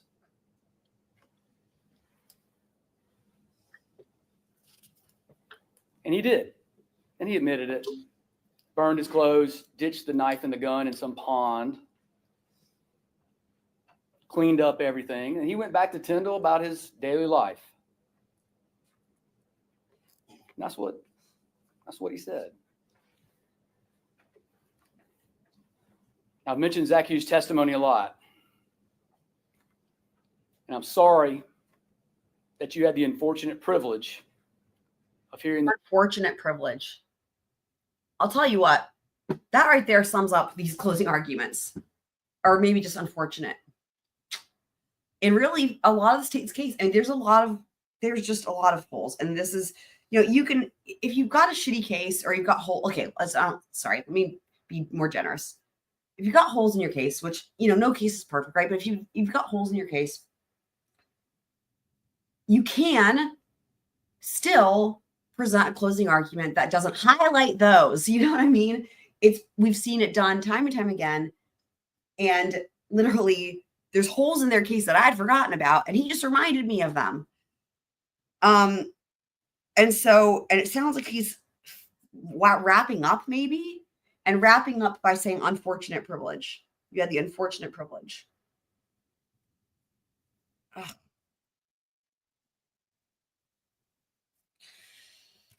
In a specific testimony of the killing of Christina Parcell Frank by cold-blooded, cold stone-faced. could not agree more. He needs help. He does. He needs help. Like, we could totally, I don't know. Like, I feel like any of us could go up there and give a better closing argument than this. This is not good. Yeah, unfortunate privilege. I mean, well said in his own words. Again, that just summarizes it, doesn't it, though? I agree, Franks. The whole prosecution case was delivered suckily. I agree. I think the only highlight was Matt Wild, who is, that's the FBI cell towers dude, but he's awesome from Murdoch, And then as far as so he doesn't count, but as far as like an agent for the state or whatever, Master Deputy Wolf was awesome. That was it. That was the only awesome from the state. Master Deputy Wolf. In terms of like what people who work for the state, for the government, and the reason I say that is he just did his job. He didn't fuck it up, and he was, he had chain of custody. He had all the subsequent warrants. He was awesome. And he testified several times, and he was so consistent. And dude, shout out to Master Deputy Wolf. Loved it. That was the highlight of the state's case for me, was Master Deputy Wolf, and then of course getting to see Matt Wild again, because that was wild, fun. But yeah, in terms of the prosecution, lawyering, 100% suckily. Yes, the whole thing was suckily. Yep, couldn't agree more. Killer, trying to portray himself as Is he going to really, though? I'm wondering, is he going to really end this on the unfortunate privilege? Let's just see. Testimony of the killing of Christina Parcell by a cold-blooded, cold stone-faced killer, trying to portray himself as a hero instead of the cold-blooded, calculating killer that he actually is. Only a person with a severely diminished sense of heroism, with a heart that is cold as ice. And now he's back to the heart. Dude, we have gone away. Pick one. Don't, dude, the last thing you should be doing is pivoting in your closing arguments. As I pointed out from the very beginning of this, I said, oh my God, he's pivoting. And it's like, that's bad enough. But he has pivoted back and forth and back and forth and back and forth throughout the rest of this entire closing argument. And he's doing it again here. This jury, again, the thing is, the jury's going to notice this because they've made such a big deal about the fucking anger in the heart and all this. They've made such a big deal about it that the jury's noticing it. What are you doing? It's like the heart doesn't matter, but the words matter. No, the words don't matter, but the actions matter. No, don't listen to the action. Look at the mind. Look at the heart. Like, what are we doing? Y'all. Can portray God. It's instead of the cold-blooded, calculating killer that he actually is. It's literally, it just comes across as like complete and utter like BS. Like it's like not even putting the effort in to try to make it any type of word salad. Like, we're not even at word salad. Word salad would be ideal compared to this. Word salad would take effort from what we're hearing here, in my opinion. This is like word smoothie or something. I don't know. Of the killing of Christina Parcell by a cold-blooded, cold stone-faced killer, trying to portray himself as a hero instead of the cold-blooded, calculating killer that he actually is. Only a person with a severely diminished sense of heroism, with a heart that is cold as ice, Where's the heart? can Fucking portray hell. that. A heart of cold of ice. Dude. The absurdity. And again, The absurdity. These shit like that bother, like heart that's cold as I that shit annoys me anyway. But even if that's the route you want to go, fine, that's your choice. Again, it would annoy me, but if that's what you basically has to do, fine. But don't then contradict it by saying what he was thinking and feeling doesn't matter. It's what he did. Like, just don't. Of many of his words.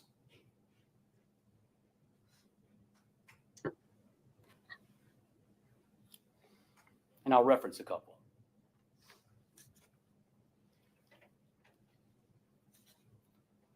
I wanted to make her death quick and So Franks is asking a good question. So, as to what I think they will do, I have no idea. Let's wait and see what happens with the I want to hear defense. I mean, obviously, right? The defense closing, but also the jury instructions. The jury instructions are going to be really insightful here. Really helpful for that. But as far as a lesser charge, like they could convict him of the there's absolutely a possibility they could convict him of the harassment. And that's it. I think that if they go with burglary, they're probably going to go with murder. Kind of, well, there's like a funny overlap there with Karen Reed to a certain extent, right? In terms of like certain charges. So the burglary, of course, is like the least, is like the small, like he's got the 3 charges and that would be the bottom charge there. However, if they go with the burglary, right, it's like, well, that means that they are, I don't know, I would think that they would, and again, that's where the jury instructions are going to matter because we're going to hear the elements that have to be met, and that's going to be crucial to really see exactly what they have to find. But from bird's eye view, they totally could go for just the second indictment, which is the harassment. I could see them doing that only. But there's not a lesser included in terms of like a manslaughter or anything like that. There's not like anything involving them. There's not like a second, there's nothing for the killing, for the death. There's nothing less. It's first degree murder, right? So that's their options. First degree murder, kidnapping. Why do I always call it kidnapping? My brain keeps swapping it. Brain, stop it. Stop it. Harassment. Oh my God. Harassment. Kidnapping. Why am I saying kidnapping? Okay. First degree murder, harassment, burglary. Oh my God. Weird. Yeah. So we'll have more information then, and that'll be helpful. So aimless. This is what he said. When I was listening to that, it was hard for me to comprehend that someone is actually saying that at their trial to a jury.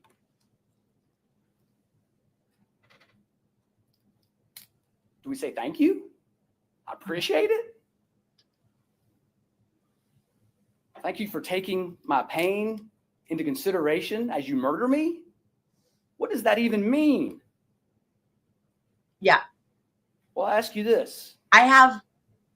Was it quick and painless? I have some case law pulled up that we're going to go over. I was planning on going over that. I didn't know what was going to happen today. I thought maybe, on a break, we'll go over it. I didn't know that they were going to have a 1 second closing or a 1 question cross and jump right on into closing. So now we're going to go over the stuff I had planned. We're going to do it on verdict watch. But I have case law pulled up. I've been referencing it throughout. I just didn't want to get too derailed because I wanted to hear the closing. But I wanted to reference what the defense said at closing, and then the South Carolina case law and the South Carolina specific stuff. Because what I was saying, I messaged Twiz this last night because I was doing the timestamps last night after the stream, and I was doing some research, and I messaged Twiz, and I was like, dude, it looks like there's actually a way that they could go by the law, right? Following the law, and that they could still acquit based on some specific South Carolina stuff. And so I have all this, and I also have, for anyone who missed it, I also have the 48-page defense filing from the 18th, the one that came out right before he took the stand. And I couldn't, so far only 1 page had been available. Anyway, I have the whole thing. I don't know that anyone else has it. It took a lot of digging to find it. I have the whole thing. So we can go through that too. Yeah. When you hit her in the head with a gun? It's all good. Was it quick and painless? I really only say that for myself because I totally go on squirrel tangents, as y'all know. I really say that for myself to stop myself from going on a squirrel tangent when I'm like it makes more sense to do it during verdict watch. You know what I mean? When there's nothing happening. That's why. Because we're going to be just, here we are, verdict watch, you know, that's why. So not your fault, Franks. It's just for myself. When he stabbed her the first time. Was it quick and painless when he stabbed her the second time? How about the 10th? Right? The 10th? Maybe the 20th. He was being considerate. Maybe the 30th. How about the final 35th blow?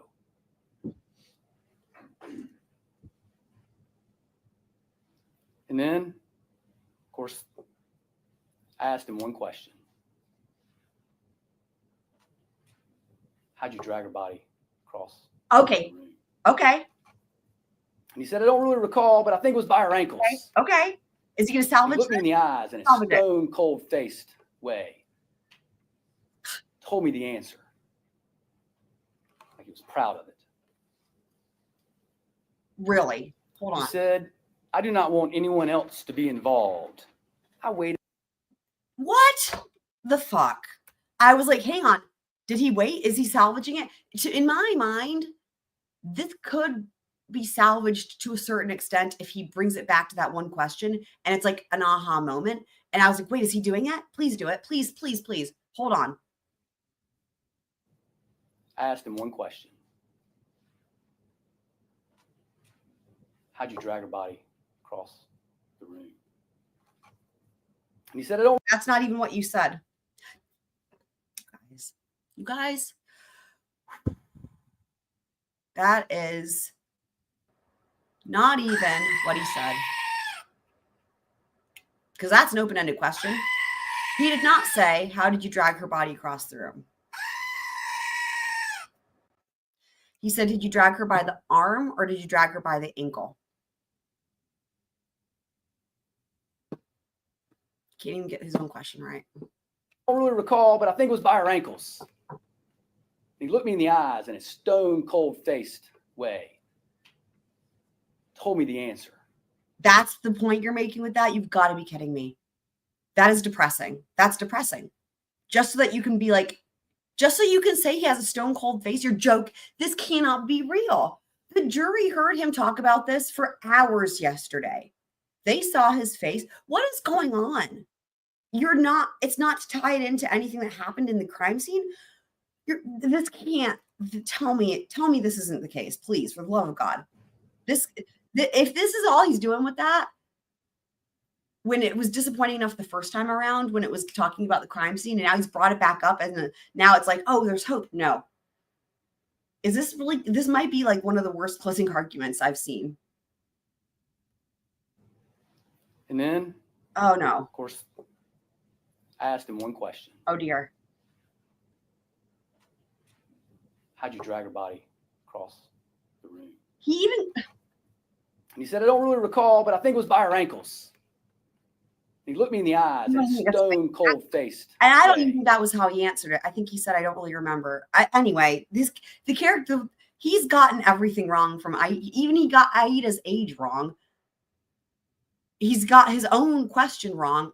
I think he might have gotten the actual wording of the answer wrong, but he's also mischaracterizing the way that it was responded to by the defendant, who answers things calmly and slowly, and he's acting it out, and it's not at all. Ah! And he said, I don't really recall, but I think it was by her ankles. That's not how he talks. He looked me in the eyes in a stone cold faced way. Told me the answer. Like he was proud of it. I'll be honest, dude.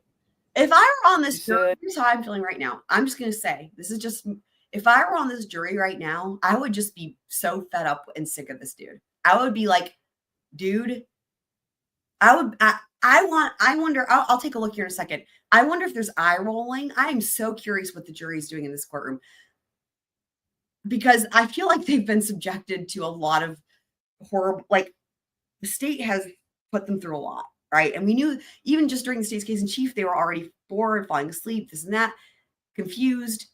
It's like insult to injury, salt on the wound. What are all the sayings?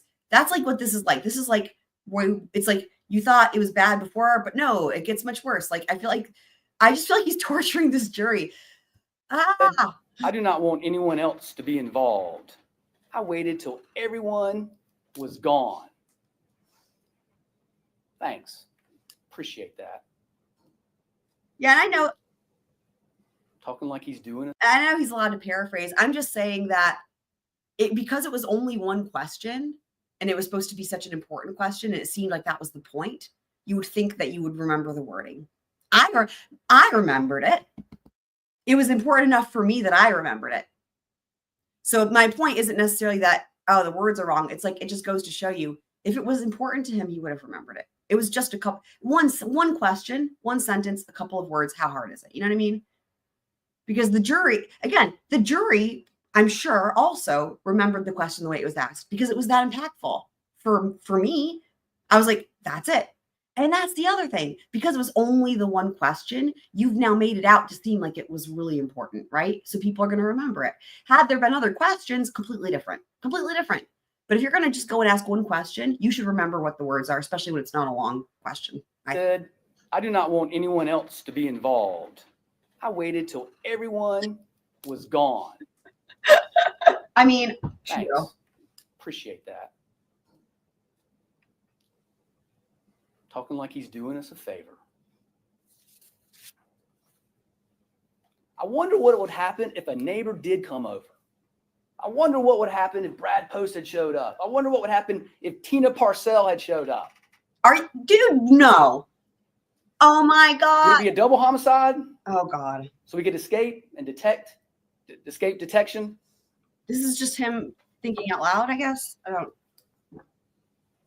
don't. And of course, he was so calculated. I mean, I can actually answer that. Remember what? Remember, and the state said as much too. Again, he knew everybody's schedules to where he knew no one would. The only person that he maybe had a question mark about for their schedule was the sister. But he knew that because he had the information from John Mello as to what everybody's schedules were, and he knew no one else would be there. And he made a point to say that. And the state said as much too. Like, you know, a neighbor, yeah, potentially. That's the only thing you can't, that could have happened. But as far as like Brad Post showing up, I don't think that was really a possibility. Would it be a double homicide? So we could escape detection?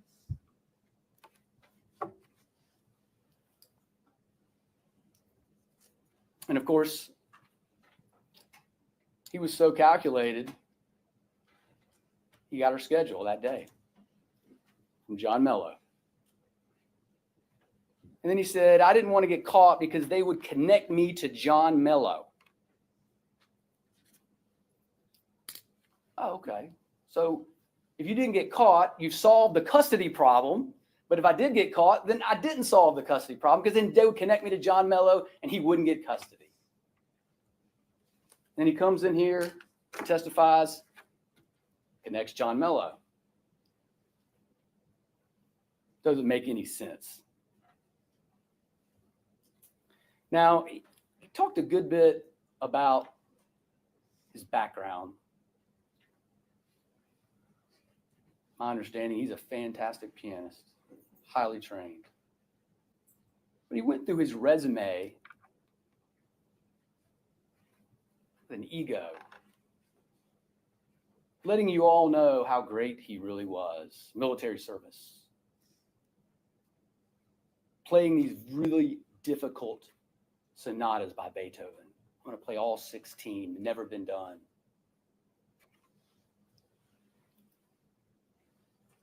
But he described his sister Grace in great detail as well, for some reason. He said she was a horrific person when confronted with irrefutable evidence. She would go cold, stone-faced. She would manipulate and recruit others to do a terrible deed. If you trust Grace, you're only going to get hurt again. She was a vampire and would suck the blood right out of you. Maybe he's describing himself.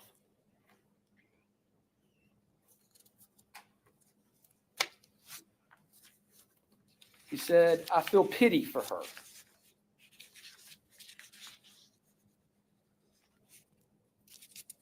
He felt pity for Christina Parcell.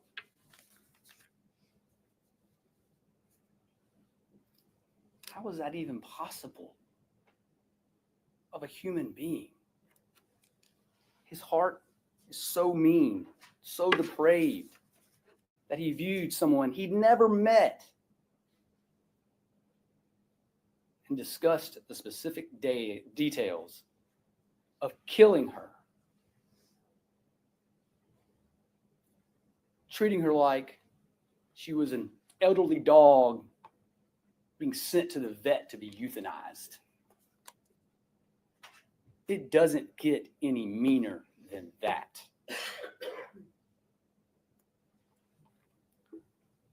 Christina Parcell didn't have to die.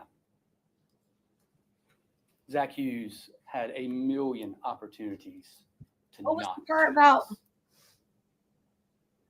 Right? I know. And if he did it, Yeah, dude. Yeah, Twiz. Twiz says I asked him one question. He responded with a cold face like he was proud. It is I think you're close to catching up, so that's good. It is just he felt pity for Christina Parcell.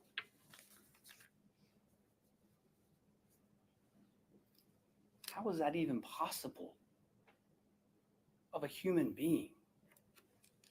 His heart is so mean, so depraved, that he viewed someone he'd never met and discussed the specific details of killing her,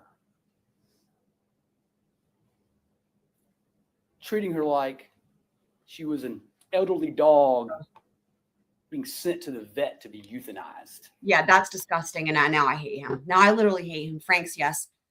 That makes no sense. Sending an elderly dog to the vet. Yeah. Oh my God. Can you imagine the people on this jury? He has literally just said, yeah, absolutely. He's literally telling this jury that,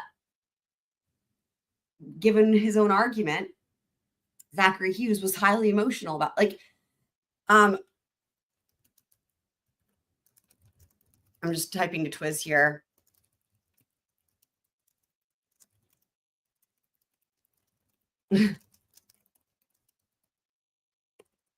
So yeah, offensive, contradictory, makes no sense. Actually argues that he was emotional. Like, what are we doing? This is the worst part of all of it. And honestly, considering I have a 14-year-old dog that is my child, this is unbelievable. This is like the worst thing you could possibly fucking say for like really.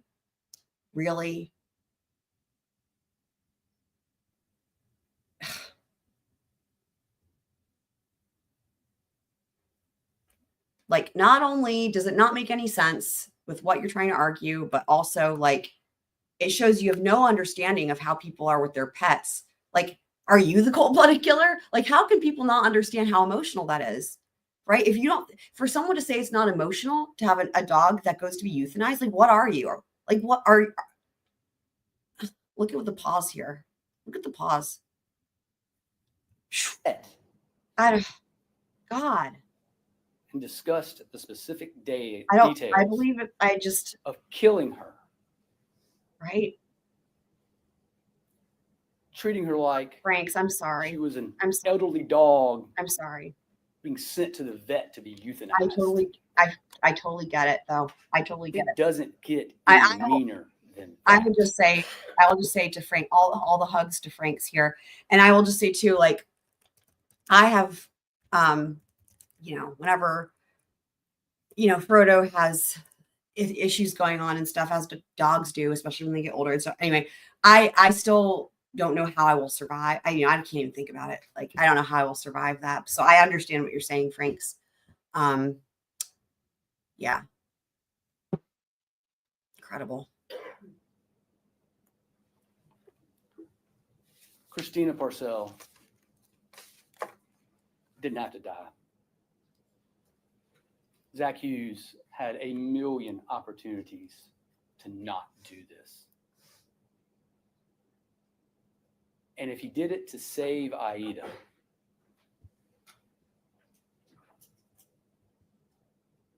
there's a million ways to handle that. Vigilante justice is not allowed in this state. Vigilante justice isn't allowed anywhere.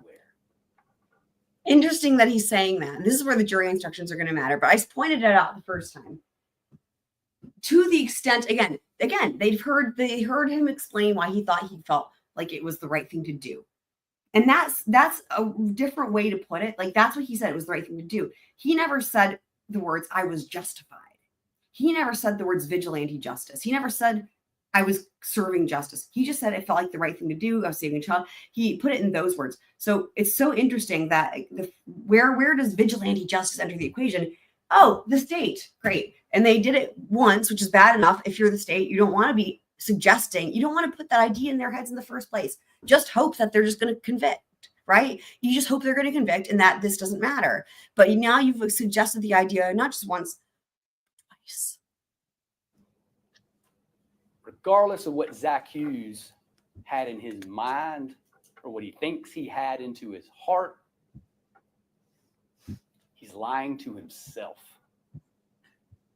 Because all he no one can had know that for sure, unless you was hate are psychic. and meanness, And now we're back to this. coldness.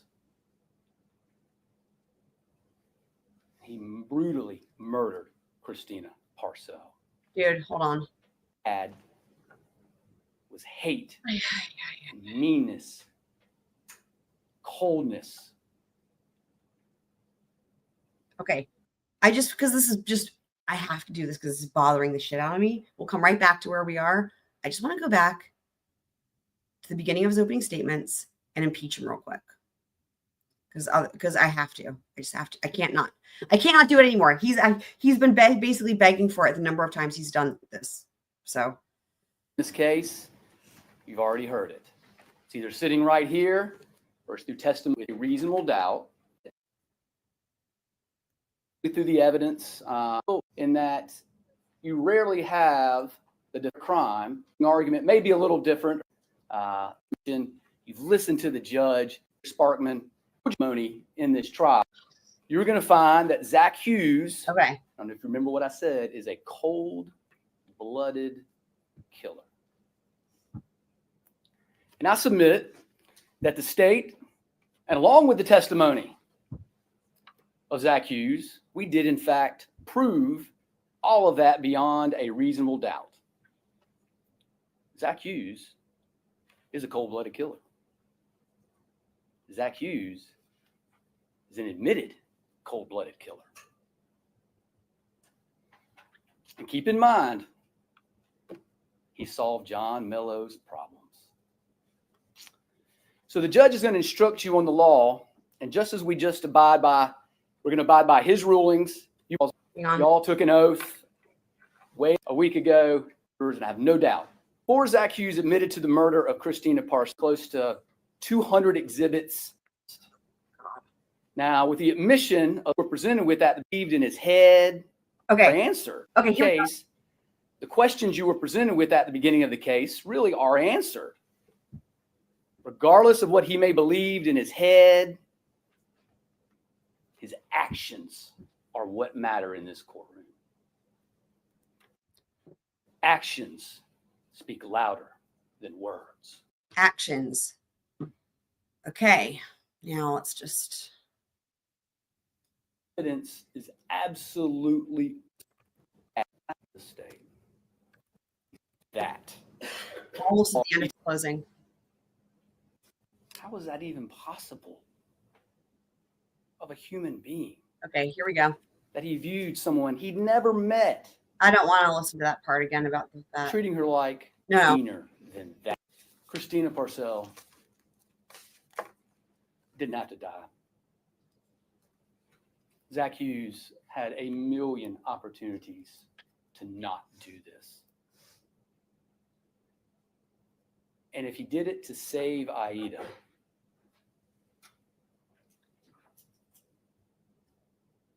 a million ways to handle that. Vigilante justice is not allowed in this state. Vigilante justice isn't allowed anywhere. Regardless of what Zach Hughes had in his mind or what he thinks he had into his heart,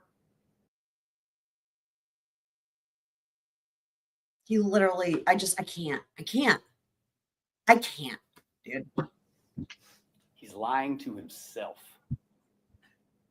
Because all he had was hate and meanness, coldness. He brutally murdered Christina Parcell.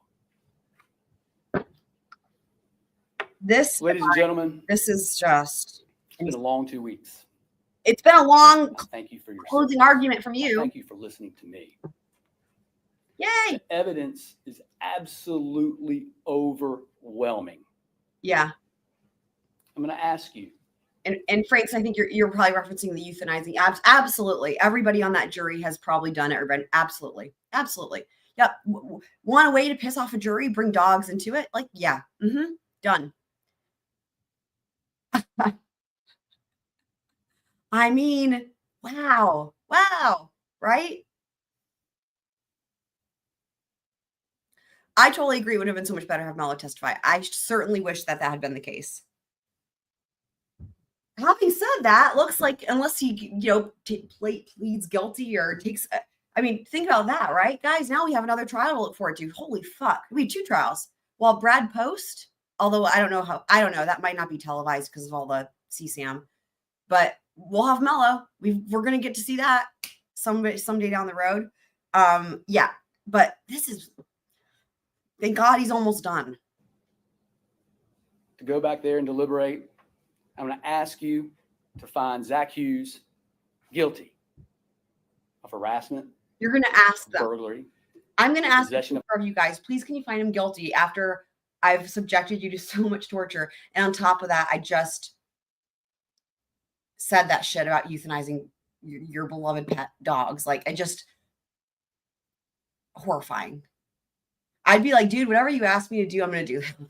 Of a weapon during the commission of a violent crime and murder. Thank you. No. Okay. Defense turn. Yay. All right. All right.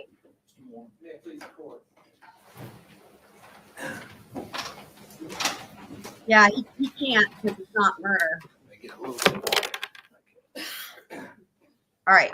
Wow. What would you guys do if you were the defense?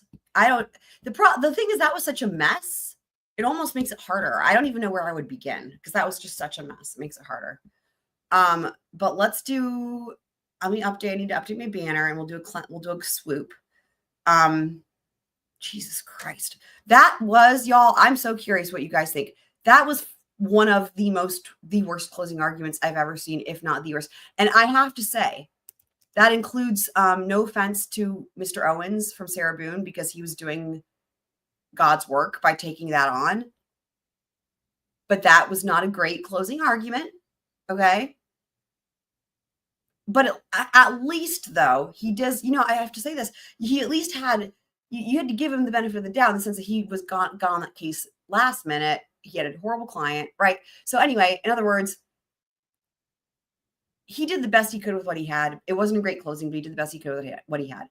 So I don't even think I should actually compare it to that. This is way worse. This might just win. This might just win for worst closing argument I've ever seen. I don't know. I can't think of anything worse at the top of my head, or off the top of my head. Wow, a bunch of sirens. Okay, so let's do a swoop. Wow. Yeah. Let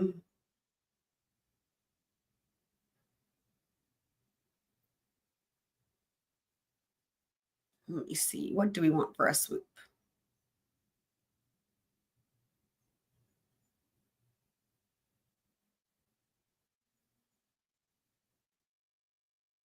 Well, we'll just do this one again. But you'll agree with me justice in general is a good thing? Big fan of justice. All right, me too. No further questions. I feel like it's appropriate for where we're at with this because this is just such a crazy, crazy, crazy situation that we have find ourselves in. All right, on to defense.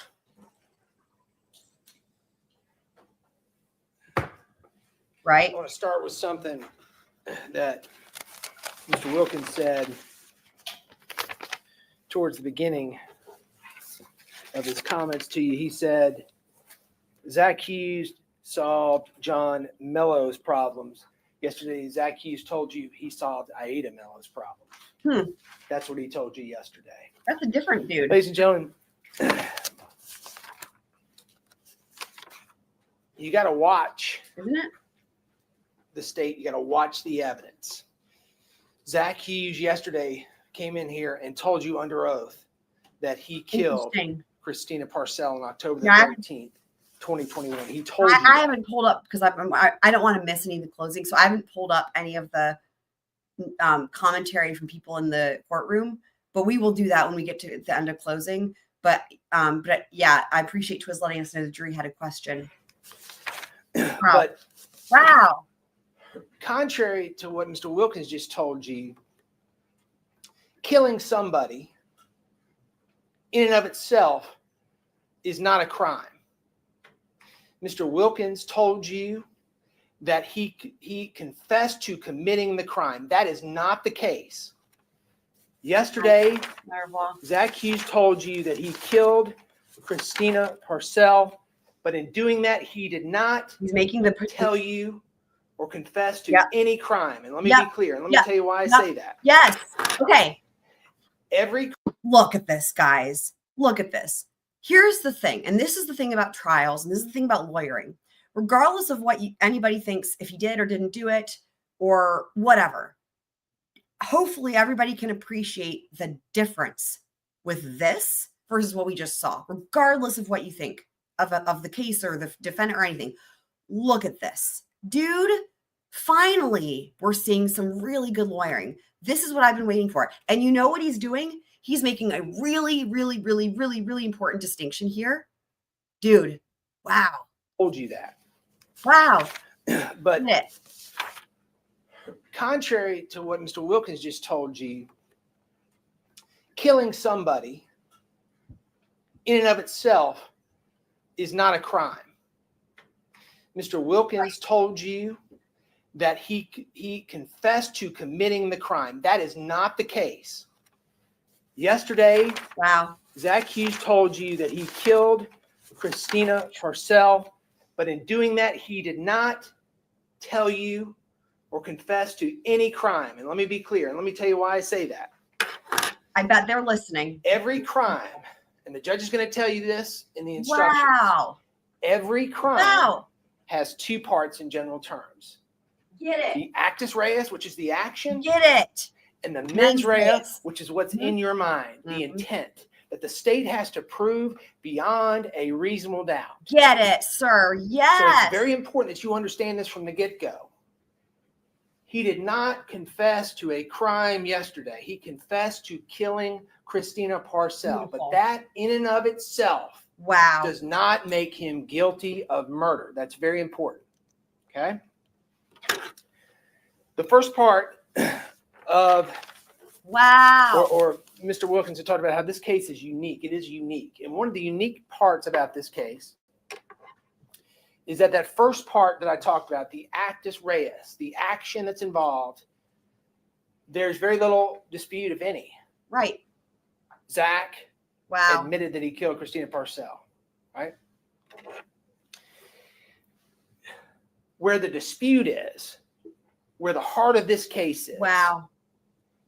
is the evidence as to what was in Zach's heart, what was in Zach's mind that the state must prove. And that's exactly why the state pivoted. Remember how many times did I point that out? I probably annoyed the fuck out of y'all. And I even pointed it out right at the end. I impeached him. That's why he pivoted. That's why he pivoted. That's why the state pivoted. And the jury's going to pick up on that. But beyond anything else, I just have to say, I guarantee you, I can't wait to go through and see what they're saying in the gallery. I guarantee you, I would bet an arm. I would bet an arm that when we hear from people in the gallery, they're going to say that there was a huge difference in how the jury was when they were listening to the state versus this. I guarantee you he woke them all up and they are listening. I guarantee you. Do you beyond a reasonable doubt? But it's good lawyering. It must be evidence that leaves you firmly convinced. It must be evidence that would cause you not to hesitate to act. Right? That's what they have to do. So the heart of this whole case, Mr. Wilkinson can talk about the blood, he can talk about the scene, he can talk about all these things. But the heart of this case is the intent, is the mens rea. What have they proven about Zach's intent? All right. Now, We might get an acquittal.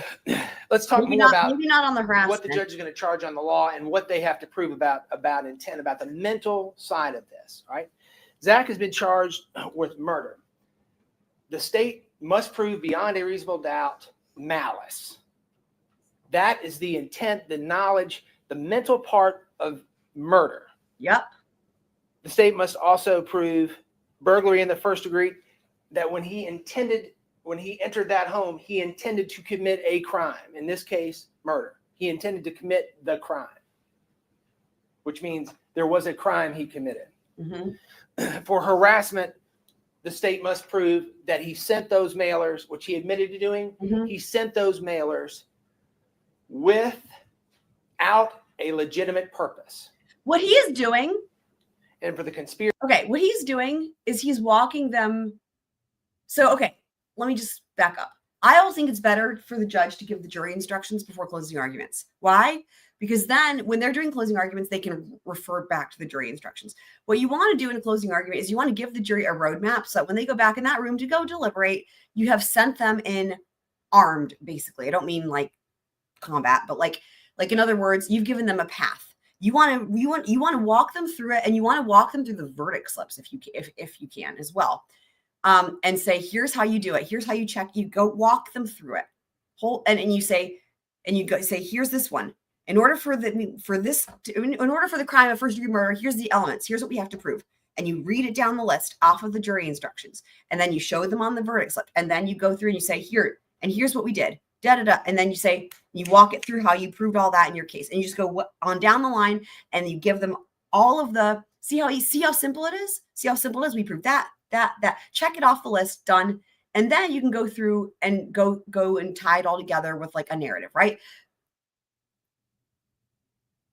So it's harder, or in my opinion, it's suboptimal when the jury hasn't been given their closing jury instructions yet, which unless they did that without the cameras, it didn't happen. We didn't see it. So, I mean, I would imagine they didn't cut the cameras because we saw the opening jury instructions. So it seems like he's doing the jury instructions after closing arguments. But regardless, another difference of what we are hearing here from the defense that we didn't hear from the state is we are hearing him actually outline the elements that they will hear in the jury instructions. He's walking them through it. And the state didn't do any of that. He just contradicted himself left and right. It was a mess. So he's even for example, I didn't even know until now. It wasn't clear. It'd never been made clear. I did not know until now the elements that needed to be proved for the harassment. Now, having said that, we skipped through the initial opening jury instructions because we were super excited, and I'm sure it was mentioned there. So yeah. Anyway, but what my point is, like throughout the entire trial, that was not outlined. Okay. And the state didn't do it. So he is walking them through basically what they will then use, what they will hear in the jury instructions, and then how they can, and this is so smart, right? You're telling them, here's how you do it. You're helping them. Remember, we hear all the time, they're not professional jurors, and you have to show them the way, show them how to do it from the law, and then show them how your side, right? Whichever side you're on here, show them how you and your theory of the case meets all of those things. Show them the way. I mean, here it's actually kind of the opposite, right? Because it's the defense. So it's like they didn't prove it. However, again, they kind of were going with a pseudo affirmative defense in that they were hoping to show that he didn't have, that he did have good cause, right? Remember, that was something they wanted to be able to do and they couldn't. So anyway, my point is that he is walking them through it the way you should, and he's giving them a roadmap. He's showing them what to do when they get back in that jury room to deliberate. So Commit the crime. Murder. The state must also prove burglary in the first degree, that when he entered that home, he intended to commit a crime. In this case, murder. He intended to commit the crime, which means there was a crime he committed. For harassment, the state must prove that he sent those mailers, which he admitted to doing. He sent those mailers without a legitimate purpose.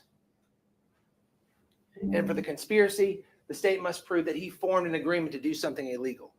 That is the mental component to this. And again, that's the heart of the case. And Mr. Wilkins, in his opening statement, said, right. We have to prove the state beyond a reasonable doubt an angry heart, that Zach was mad. That's where the heart of this case is. Yep. What was Zach thinking? What has the state been able to prove beyond a reasonable doubt about what was in his heart and what was in his mind? Now, you're going to hear the judge is going to talk to you about different types of evidence you can consider. I think we're going to talk to you about circumstantial evidence, which is evidence that an arrangement of facts when put together that lead to other facts or conclusions. That's circumstantial evidence. Judge is also going to tell you about direct evidence. Direct evidence is evidence that comes from people who perceived what happened, who with their senses derive knowledge about what happened, right? That is direct evidence. The state has the burden of proof on the mental element, and the state is going to use circumstantial evidence. That's what they're going to use. We have no burden of proof whatsoever. We entered and are going to use both direct evidence and circumstantial evidence to explain what Zach's state of mind was on October the 13th, 2021. Now, what is the state going to do to try to prove what was in here, to try to establish the burden of the mental side? Again, it's more than just the acts. That's critically important. It's interesting. But what are the state? That's interesting. Well, that was smart. So he's making a distinction there because remember, direct evidence is like a confession counts, right? I think he's making a distinction there that, hey, we get to use direct evidence. Why? Because we believe his confession, essentially is what he's saying. The state's only relying on circumstantial evidence. We have both.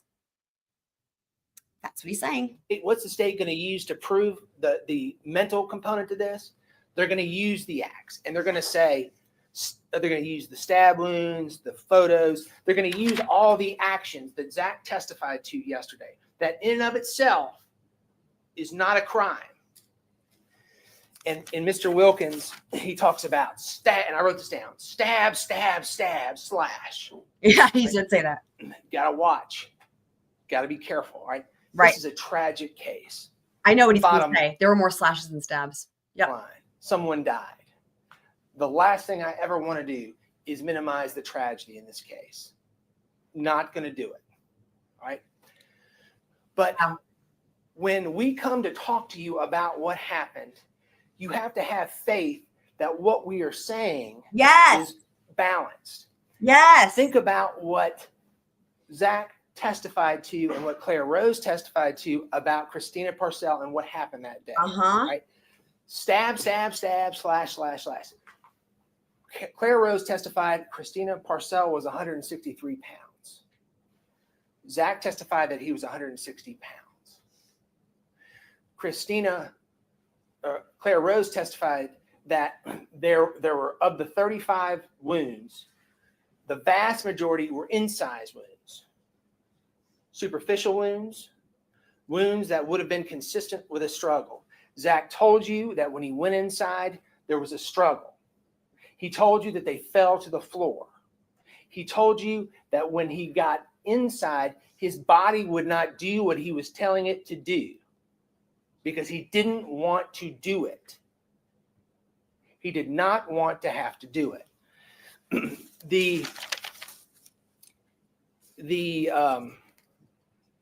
So let's talk about the circumstantial evidence that the state has offered as evidence to try to get you to understand what was in Zach's mind. The state talks about, and in determining how much weight to give to their representations about their conclusions on the circumstantial evidence, just think about this. Donna Gorman testified that 3 years after this happened, having never been shown a photo lineup, with Zach's face all over the television. Thank you. I'm glad he's going here because that she says this bothered me so much. That she saw Zach. Now here's what is most troublesome about this whole thing. She testified that she saw Zach at 8:15. Yep. Thank you. That's what she testified to. Mm-hmm. She testified she saw Zach through Gross. 2 trees Gross. in her house, that he was wearing a hoodie. No evidence other than what she said about a hoodie. In back, Zach said that he was wearing a hat. Did you say you've been listening to these closing arguments? I'm so curious. Did you throw up at all? How many times did you? If so, how many times? A smaller hat. Green State. There is no way that she could have seen Zach Hughes at 8:15, because by the state's own evidence, with the ring cameras, with investigator Sparkman, the state's own evidence, Zach didn't even get there until after 9 o'clock. So when he says, Donna Gorman, she saw him, it's impossible that she saw him the way she said, because she said 8:15 by their own admission, by their own evidence. Zach didn't even get there until after 9 o'clock. Think about it. There you go. In determining how much weight to give to their spin on the circumstantial evidence, think about investigator Sparkman, right? Called him as a witness and showed him reams of WhatsApp messages. These messages were garbled, but he had a unique skill. I don't know if he went to WhatsApp school, but he spoke fluent WhatsApp, right? And he was asked to decode all of these messages for you as though you couldn't have done it yourself. But what's the most interesting thing about what he said in the WhatsApp messages, there was one message that he was not able to decode, coincidentally. The message that had the words Aida and doomed. That was the only message he could not uncode for some reason. Think about that. In trying to determine how much weight to assign to the state's conclusions or their spin on the evidence, think about Vanessa Cormelo and what she testified to. Mr. Wilkins talked about how she was doing everything she could during this period to uncover it. Really interesting. And the judge is going to tell you this. You can determine or decide how much weight to give to testimony. You can give it a lot of weight. You can give it a little weight. You can give it no weight.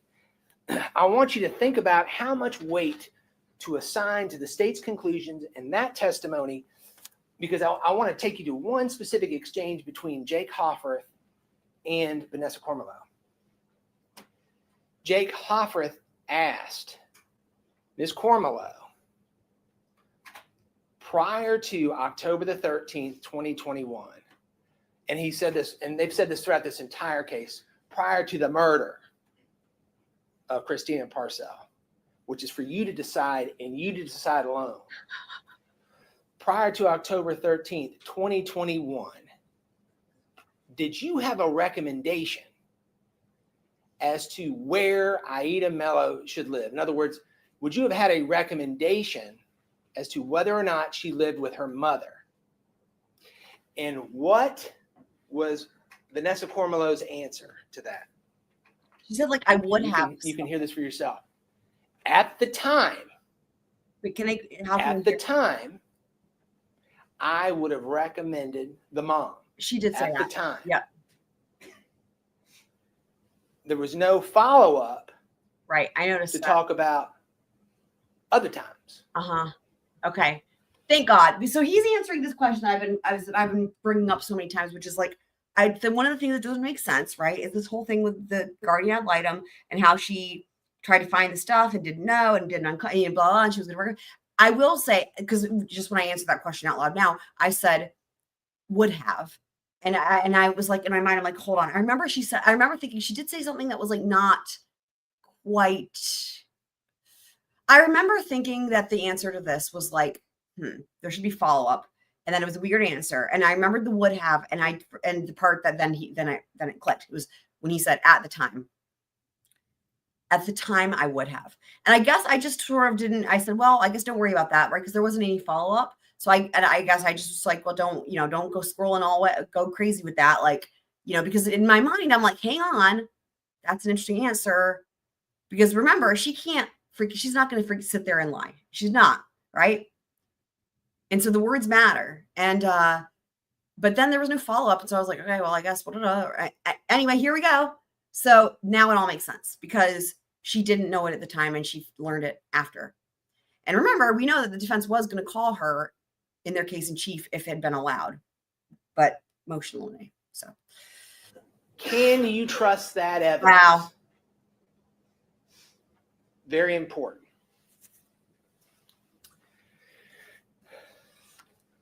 That's the circumstantial evidence. Now, let's talk about the direct evidence that you received from Zach himself as to why he did what he did. He got on that stand, he told you. Let's talk about the direct evidence. He talked about what he knew, what he was told by John Mello.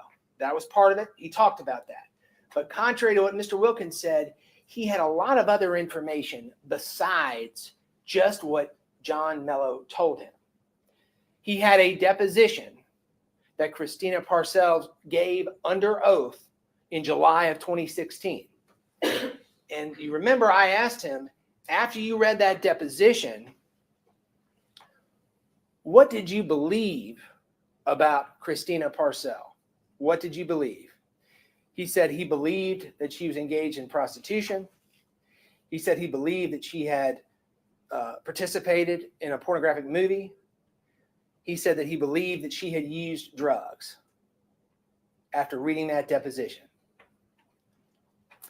Another document that Zach got, Alex Field's affidavit. Now, this is very important to consider about this. This entire case, the state has worked very hard to distance Christina Parcells from the escort website. And they've made these conclusions just because they want to. Despite the fact that there are website addresses on those photographs, they have insisted that those photographs were private photographs, were taken by John Mello and then somehow put on the internet by John Mello, that she had nothing to do with that, right? Think about this. And this is an evidence for you to consider. The Alex Fields affidavit, it has one page on the front, which is what he said, that they met randomly at Hall's in 2018, that she propositioned him for sex and drugs in exchange for money. He turned that down. But in the second page of the affidavit for Alex Fields, John Mello, in that advertisement, said, if you know this woman, her name is Christina Parcells, and then he puts the Caroline Warren alias in that ad. Right? Here's the question for you to consider. If he didn't think that she really and truly went by Caroline Warren online, why would he put Caroline Warren's name in an ad for people to respond to? Why would he include that if he did not think that may trigger someone who had seen her site? Why would he do that? I mean, if I'm on this jury, I'm like, I'm sorry, but right now I don't give a shit about Caroline Warren. So Caroline Warren thing is just, it's a bit weedy for me at this juncture, you know. I would submit to you, he put her name on that ad because she was Caroline Warren, and he was hopeful that someone who had seen the ad or used the ad would recognize the picture and contact him. That's the only reason why that makes sense. Let's talk about the other evidence, and let's talk about the elephant in the room. let's just talk about that Mr. Wilkins discussed. The planning, right? Let's talk about that. Zach was very honest when he testified about the planning. He told you in detail what he did. In a lot of cases, Yeah, planning I can be good evidence. In a lot of Yeah, so and we're going to be talking more about this too, because once we get to like the jury instructions and everything. But Denise, absolutely here saying can't ring the bell. The state, they know the state is hiding sexual assault by the mother, and even if the mom didn't really do SA to Aida, which I think at this point that there's no really question about that, unless the whole thing is AI, right? If it was not AI, then I think there's no question that she did. Didn't really do SA to Aida. Zach believed it, which is state of mind. I see what you're saying, though, just for the point, right? Even if that didn't really happen, he believed it, which is state of mind, right? The only way around that would be if the jury also doesn't believe Zach, right? If the jury believes, and that's what that is going to come down to. If the jury believes Zach, then you're absolutely, that's the mens rea, right? And if they didn't believe him, if they thought, yeah, it's all bullshit, right? Then they can say, no, I don't believe that was a state of mind. I don't know that that's going to happen. I think that I have a feeling that his testimony resonated with the jury. Again, all the reports we heard from the courtroom were that. I also think that just from watching these closing arguments, the defense is, I mean, it's not even a comparison, I think we could be definitely seeing an acquittal or a hung jury for sure, at least as it pertains to the maybe to all charges, but I think especially to the murder. But we'll see. Again, we'll know more when we get these jury instructions here. So, a lot of cases, as Mr. Wilkins said, this is a very unique case, and probably one of the most unique aspects does about not this agree case with that. I agree with that. Is we that don't have to all agree. the person who Zach believed posed the danger was the mother to her own child. That's really funny because of the timing. Let me pause a bit. Really funny with the timing there. You're home. The Twiz is of the mindset that the mom is. It's funny. As soon as he said that, the defense attorney said that. I agree with Denise, right? That John Mello is the psychopath. Totally agree with that. And this is absolutely true. If the jury believes Zach is sincere, he walks. Yep. I think that's what it's going to come down to. Definitely. Right. That's right. Except for the 6 months for contempt. Right. Let's not forget about the 6 months. Having said that, he's been in custody. So maybe, I guess they're going to say he's not getting time served. I don't know. I guess it's a separate charge. So, and an intruder comes in, you don't know, and it's a spur of the moment. This isn't a random interaction or difficulty. This is what Zach believed. This is a mother, the person who's charged with caring for your child. Most importantly, the person of all on the whole planet who is supposed to be the most nurturing. This is the person who is doing this to the child. The person who lives with the child, the evidence was the person who shared a room with the child, the person who's with the child all the time. So in a situation like that, where you have a belief that's grounded on documents, that's grounded on information shared with you over many, many months, when you have that belief, how do you alleviate that threat, the threat from the mom, without thinking through how to do it? How do you do that?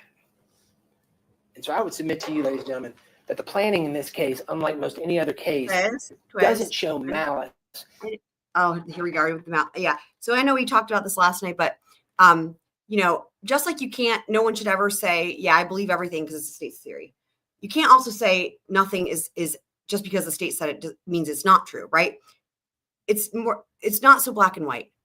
The state can be right about Mello. That is totally possible. However, that is not why I don't form what I explained it last night. What I've discussed about Mello for me resonates in my gut.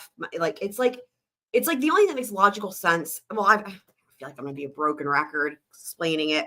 Anyway, I just, you know, I've talked about it a whole ton. As nothing, whether the state had said it or not, I would still be saying the same things I've been saying. Is my point for about Mello. So without thinking even through if the how state to said, do it. I wouldn't make a difference to me. How do you do that? And so I would submit to you, ladies and gentlemen, that the planning in this case, unlike most any other case, doesn't show malice because the mom was the threat. The mom was the one who posed the danger. Tell you what, though, here's the other thing. They would be in a much different position had Zach not broken the rules and gotten that shit out yesterday. That's the game changer. This would be a lot different had he not gotten that out. That was crucial. I mean, that was crucial, which is why this is so interesting because it wasn't allowed, but it was really necessary for their defense, right? I don't think telling the story about Grace being a bad sister and being vile and all that would have done it for the jury. I don't think that wouldn't have done it, right? That's just, I think they could have even left that part out for the most part. I think they just needed to be able to get him to do what he did, which was, you know, I mean, I know it's breaking the rules, but you know, he was able to get in this stuff. Yeah, I'm still doing the timestamps, right? But I'm numbering them with different bombshells. You know, it's like bombshell number 1, number 2, number 3. And it's like, he got that out and the jury heard it. And that is a complete game changer here. You know, it's worth the 6 months. Mr. Wilkins talked a lot about this was just interjecting in the custody, just get John custody, get him custody, right? If this was all about the custody, why would Zach have waited so long to do it? Right? Part of it, he was in the process. Part of it, he was working on this music project. But the other part is Aida and John were separated for half a year. Right? Please, can if somebody Zach wanted to fix cocaine it in the to wild solve John's problem, he would have done it much sooner. But the reason why it took so long is that Zach agonized over it. What do I do? Over time, he continued to get information. What do I do? He didn't want to do it. If he wanted to do it, he would have done it right away. And he told you that when he testified.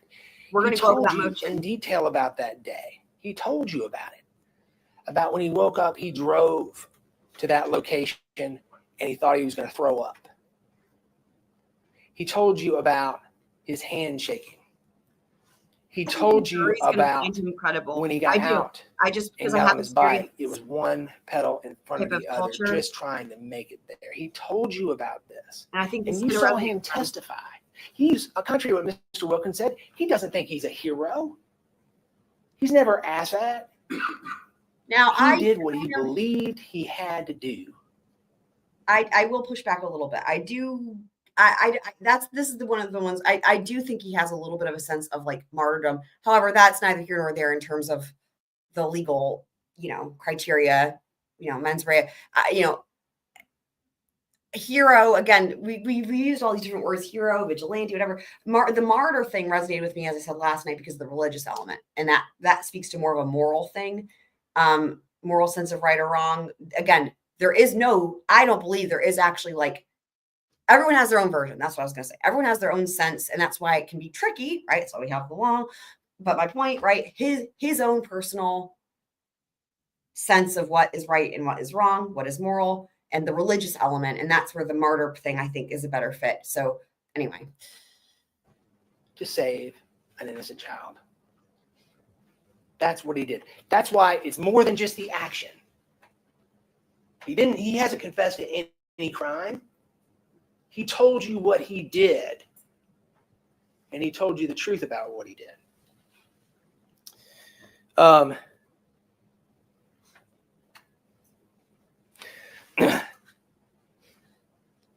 If Mr. Wilkins talked about solving John's problem, right? And he intimated in his closing that an aspiring or starving, I can't remember what he used, pianist would turn down $10,000. Interesting. As though to say he didn't turn it down. There's no evidence anywhere that John Mello ever paid him a dime to do this. None. Gotta watch the state, ladies and gentlemen. Lot of in the state's closing, lot of moral indignation. That, what do you mean try to be humane? Who can say that? How does that even mean, right? I was not in Zach's shoes. Nobody was in Zach's shoes. Oh my God. But Is he going to Zach. bring up the dog thing? I will lose my mind. Please. Nobody was. Dude, do it. Go None there. of us has been in a circumstance where we have reason to believe an innocent child is being abused by her own mother, where her father is out of the country, the evidence is shown, with a warrant pending, can't come back. When you write an affidavit to try to put the authorities on notice as to what you believe is happening, when you call DSS and DSS does nothing, none of us have been presented with that circumstance. Mr. Wilkins said, I'll just pause you real quick. So, yeah, moral, yeah, and those were the words I've been using, moral duty, and then that was sort of like I guess I thought was thinking like righteousness felt like a better word than duty in a certain way, again because of the religious aspect of it. But I had a question here. Are you saying Judge Hippler will not give Brian Kober his jury instructions? Because I don't see why he wouldn't.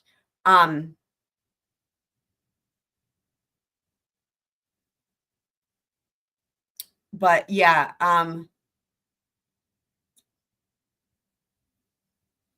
is Hippler the bad guy or is probable cause? You know, I haven't had a chance to go through all of those documents. Oh, okay. Okay. I see what you're saying. Could give the injuries. I see what she's, thank you, Twiz, for that clarification. So yeah, I haven't had a chance to go through all those new documents yet, but I don't know. Sometimes I felt like, well, I didn't like Hippler from the get-go because of how he started the whole thing, as you guys have heard me say. Sometimes I've been pleasantly surprised, but overall, I don't know. I think maybe he is kind of, I really love Judge. Y'all know I love Judge. I love Judge. I miss Judge. That's all I'll say.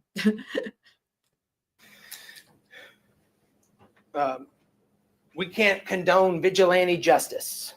That's what he said. The state. He said, if you find him not guilty, I'm going to be out of a job. Right?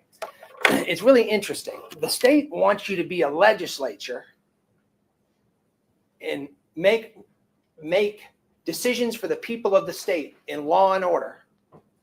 But they don't want you to be a jury when it comes to deciding how the law applies to the facts. Because they just want you to assume he's already confessed to it. He's guilty of a crime. They use the word murder throughout, which is a legal phrase, which is an offense that you have to find. So they want you to speak for the people of the whole state, but they don't want you to really look at the evidence. And that's what we're asking for. That's just what we're asking for.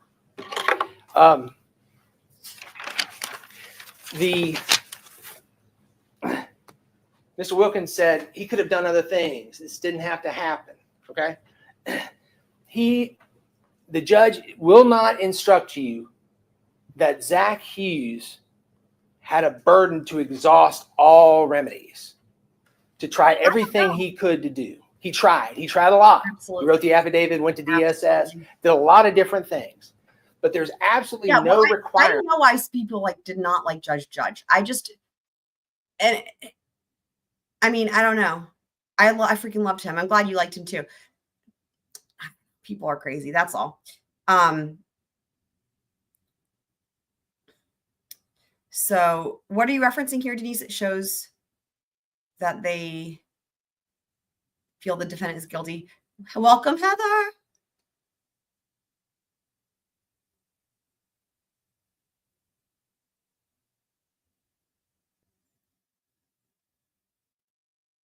I actually liked the "Welp, that's your answer" that he gave. I thought that was, she deserved that, and it threw her off too. I actually appreciated that. And he didn't just cave to her and give her the answer she wanted. She was seeking approval, and he could have just been like, because she's like, does that answer? And she doesn't even say your question. She says, does that answer? He could have just said yes, but he didn't. He actually thought about it, and he was like, well, that's your answer. I actually appreciated that. That was one of the few moments where I was like, okay, but again, I was a big Judge fan, and are you talking about Hitler here, or?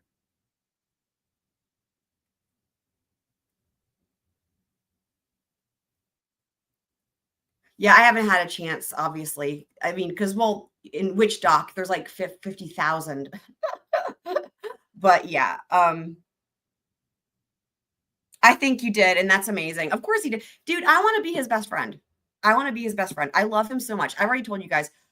I could go and have like a little, like a single malt scotch, sit down by the fireplace and just discuss like philosophy for like hours. That'd be so amazing. Like, just, because I know that's how his mind works. And I love that. That's funny. Frank's is funny.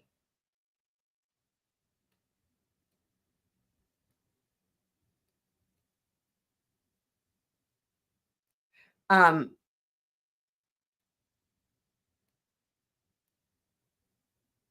not sure what you were pissed about, Denise, with you're saying Hitler, maybe, for the recent filings. Anyway, okay, but we will continue on with this. I think we're getting close to the end of these closing arguments. We have no burden whatsoever. Just to continue to remind you that. We have no burden whatsoever. The burden is on the state.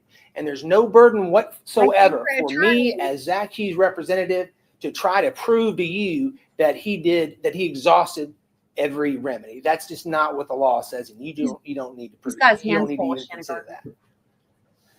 The evidence is that Zach tried. And when everything failed, that's when he acted to do what he thought was right, and that is, and was, to save Aida Mello. Ladies and gentlemen, the state talked about the mailers, and I don't envy your task. I don't at all. It's a tall task. Here we go. But I do think the mailers, this piece of the case is a little bit easier for you to resolve, and let me tell you why. The judge is going to tell you that for it to be harassment, a couple things have to happen. First, the person who was the target of the harassment, in this case, Christina Parcell, who's alleged in the indictment, the state must prove beyond a reasonable doubt that she actually suffered mental distress, and that a reasonable person would have done so in that circumstance. But there has to be evidence that she actually suffered distress, mental distress. There is That's interesting. almost zero evidence that she actually experienced mental distress in this case, right? Let me talk more about that in specifics. There were at least 3 people who testified for the state who were with her when she gave the letters, those envelopes to law enforcement. At least 3 people: Brad Post, Dan Bevel, Mike Nicholson. Did any of those people testify that she was remotely upset? Any of those people say that she cried? Any of those people say that she was shaking? Any of those people say that she had made statements that led them to believe she was upset? Zero evidence that shows, or that even comes close to proving, that Christina Parcell was upset. And if anything, the evidence you've seen that has been introduced with nude photos of Christina Parcell online, with Alex Fields' affidavit, I think the evidence shows took a lot to get her upset or be in mental distress. Oh, that's why they brought that test. Okay. I was wondering why they talked about that thing about her. So I would submit to you, ladies and gentlemen, on the harassment charge, that's something that you could go to initially and think about that evidence. And based on your recollection of the evidence, if you find that there's no evidence to prove beyond a reasonable doubt that she was in mental distress, then that's your answer on that charge right there.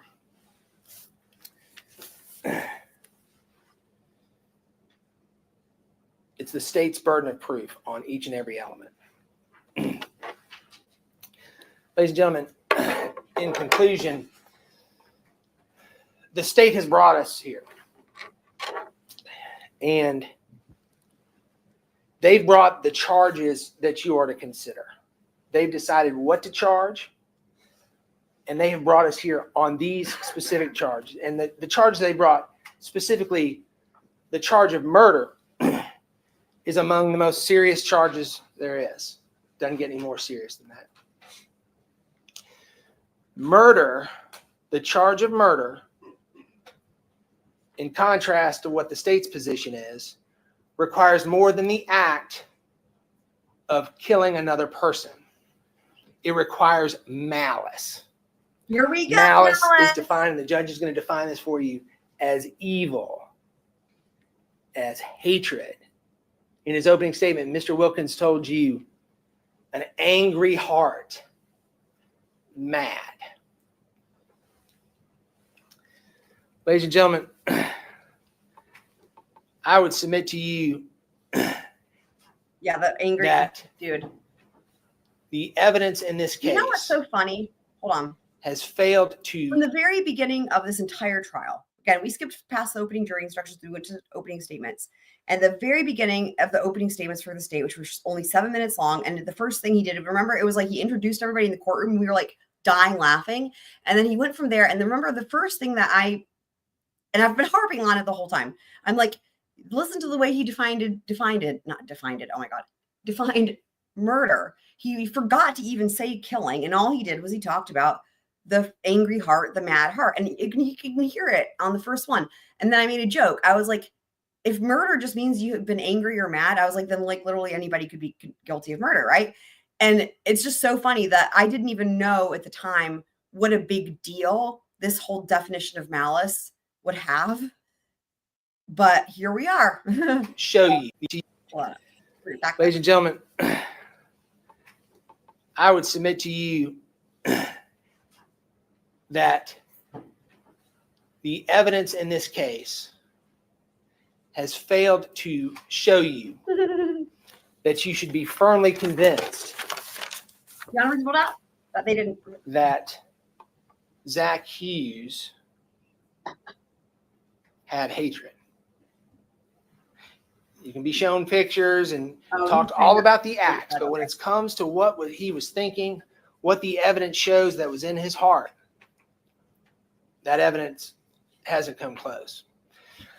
Ladies and gentlemen, in hindsight, 3 years after this happened, it's very fair for you to say this didn't happen, or this didn't have to happen, or disagree. I wouldn't have done that.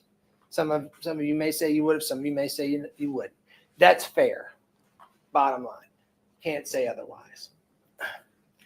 But no matter what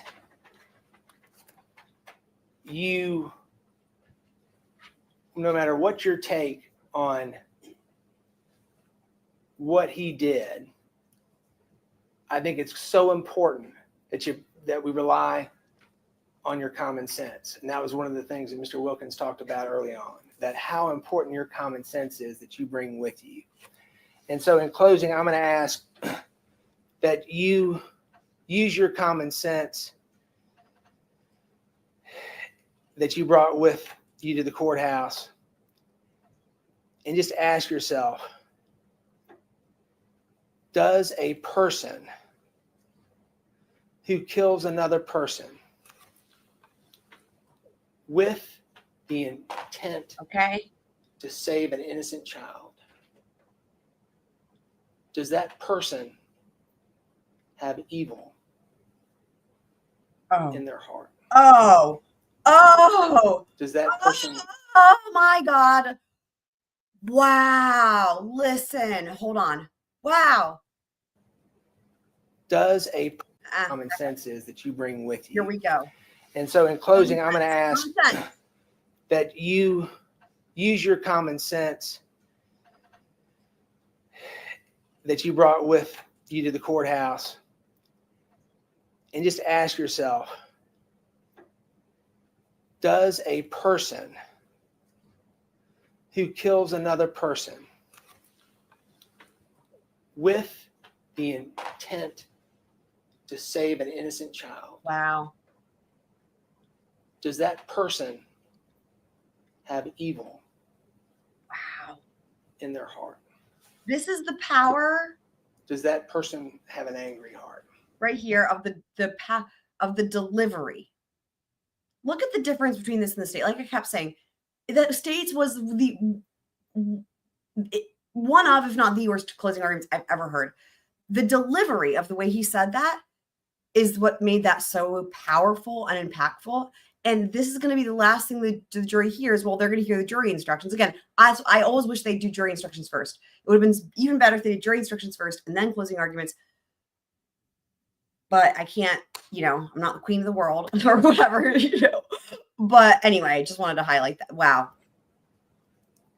Wow. Ladies and gentlemen, Franks, is this what I you would want for your suggest to you command? that your common sense would tell you no. And that person who killed another to save an innocent child Oh, they might. I don't. is not a I murderer. hope not. I would ask that you return a not guilty verdict. Thank you very much. Yeah, I hope not. I guess it's so funny. I guess in my mind, I had blocked that out because they didn't present because they asked one question on cross and then they didn't do a rebuttal case in chief. And like, basically I'm just like, can we please be done with this dude? But yes, you're right. They do have that right. Do they do it again? Do they do it again? Really? Please no. Oh no. No. What more could they, how, why? I know that's what I'm worried about. The poor jury's been tortured enough. That was so brutal the first time around. There's another one. Fuck. Dude, that just goes to show you though, how much that sucked. My mind blocked that out like a preventative PTSD measure. That's what it is. Like a PPTSD measure of like preventative, like, don't worry, you're done. You don't have to hear it again. No.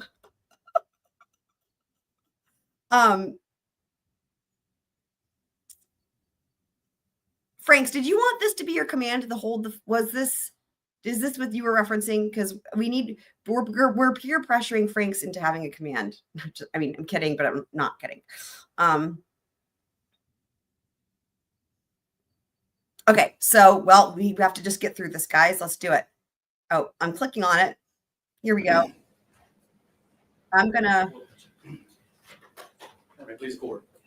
Now the state has an opportunity to rebut, and I promise you, ladies and gentlemen, I'm going to be brief, so y'all can get to your deliberations. Please. I do want to address a couple of issues. I want to make very clear in this record. They should have let the other dude There's go. zero evidence of any kind of abuse. Not for witness, not from any evidence. Well, testimony is out. Well, he wasn't supposed to say it though. Yeah. Mr. Morgan said you got to have some emotional distress from the harassment charges. Christina Parcell had a bunch of neighbors receive pictures of her without clothes on, private photos between her and John Mello. And so what did she do? Immediately, Brad Post corralled them all up, took some from neighbors so they didn't see them, and she went to the police. Going to the police without emotional distress is not something that you see very often.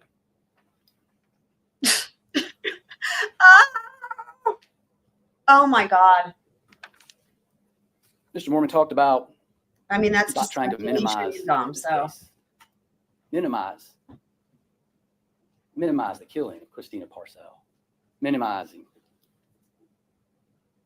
the heinousness of this crime while trying to impugn her character.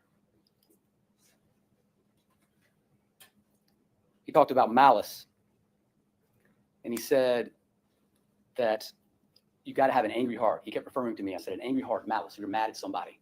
He's mad. And I'll leave you with this. Please. Ladies and gentlemen, regards to an angry heart. It said, wait. Just because Wait. Zachary Hughes, It said mouse. It said you mouse. got to have an angry heart. He kept referring to me. I said an angry heart, mouse. You're mad at somebody. And I'll leave you with this. Ladies and gentlemen, Lizolica was on the screen. It says angry heart mouse, and we have a command for that. Heather was there when this command happened. We were delirious watching Wendy Adelson interrogations over and over again. I think it was one of those nights where it was like the third time watching it. And I think it was just the two of us that were there, I'm pretty sure. And that's where when this was born out of that. Anyway. regards to an angry heart. Just because Do you remember that? Heather? Zachary Hughes' heart Yeah.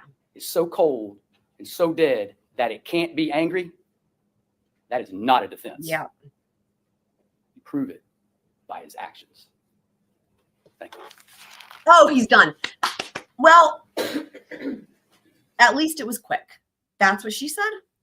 Jury instructions? Sweet. We're going to do a swoop. Look at him. He's getting some water, preparatory water. We're going to do a swoop-a-doop. In honor of what I was just saying, we'll do a double swoop because we love jury instructions. In honor of what I was just saying. Is there any way that you would think somebody tried to kill my ex-husband? They should be prosecuted to the full extent of the law. And again, a classic for today. But you'll agree with me, justice in general is a good thing? Big fan of justice. All right, me too.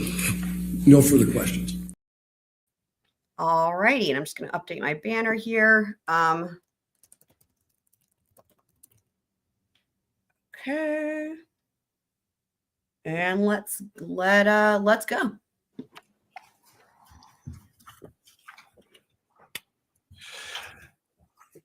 Members of the jury, it is now my duty as the trial judge to instruct you on the law applicable to this case. And in that regard, it is your duty as jurors to accept Got and it. apply the law as I'm now stated to you. Furthermore, it is your exclusive duty to decide all the issues of fact in this case and determine the effect, the value, the weight, and the truth of the evidence. All the parties have the right to expect that you will carefully consider and evaluate the evidence and apply the law of the case to it so that in the end, all parties will receive a fair and an impartial trial. I remind you that during this trial, you and I have certain duties to perform. As the trial judge, it is my responsibility to preside over the trial of this case, and I also have the duty to rule on the admissibility of the evidence offered during this trial. You are to consider only the competent evidence before you. If there was any testimony ordered stricken from the record during this trial, you must disregard that testimony. And furthermore, you should not even mention or discuss any testimony that I've instructed you to disregard in the deliberation room. You are to consider only the testimony which has been presented from this witness stand, any exhibits which have been made a part of the record in this case, and any stipulations of counsel. I have the additional duty to charge you the law applicable to this case. As the presiding judge, I am the sole judge of the law of this case. It is your duty as jurors to accept and apply the law as I now state it to you. If you already have any idea as to what the law is or what the law ought to be, and it does not agree with what I now tell you the law is, you must abandon this idea because you are sworn to accept the law and apply the law exactly as I state it to you.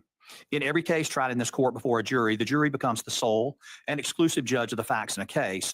A trial judge cannot intimate, state, comment on, or make any statement to a trial jury about the facts in a case. Since you, the jury, are the sole judge of the facts in this case, you are not to infer from what I've said during this process or during the progress of this trial in ruling upon the admissibility of evidence or otherwise, or anything that I say now during this course of this instruction to you, that I have any opinion about the facts in this case. The law does not allow me to have an opinion about the facts in this case. This is a matter solely for you, the jury, to determine. And as jurors, it is your duty to determine the effect, the value, the weight, and the truth of the evidence presented during this trial. The defendant is charged with the following: murder, possession of a weapon during the commission of a violent crime, burglary, first degree, conspiracy, and harassment, first degree. Before he goes on to describe the elements of each of those charges, just in case anybody hasn't seen it, let me fix that because it's important. Because the Wendy Fievel is a thing.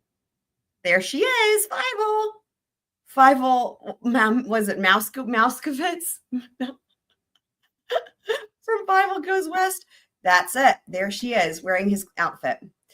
So I remind you that the fact the defendant was arrested, charged, and indicted in this case is not evidence in this case and cannot be considered by you as evidence of guilt in this case, nor does it create any presumption or inference of guilt.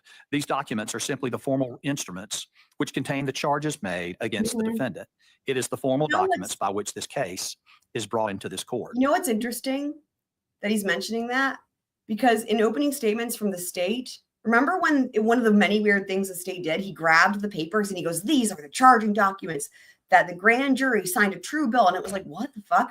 And literally what he's saying is like, that doesn't mean anything. It's just how this case is starting. The indictments in this case allege several different offenses against the defendant. Each indictment charges a separate and distinct offense, and you must decide each indictment separately on the evidence and the law applicable to it, uninfluenced by your decision as to any other indictment. The defendant may be convicted or acquitted on any or all of the offenses charged. You will be asked to write a separate verdict of guilty or not guilty for each indictment.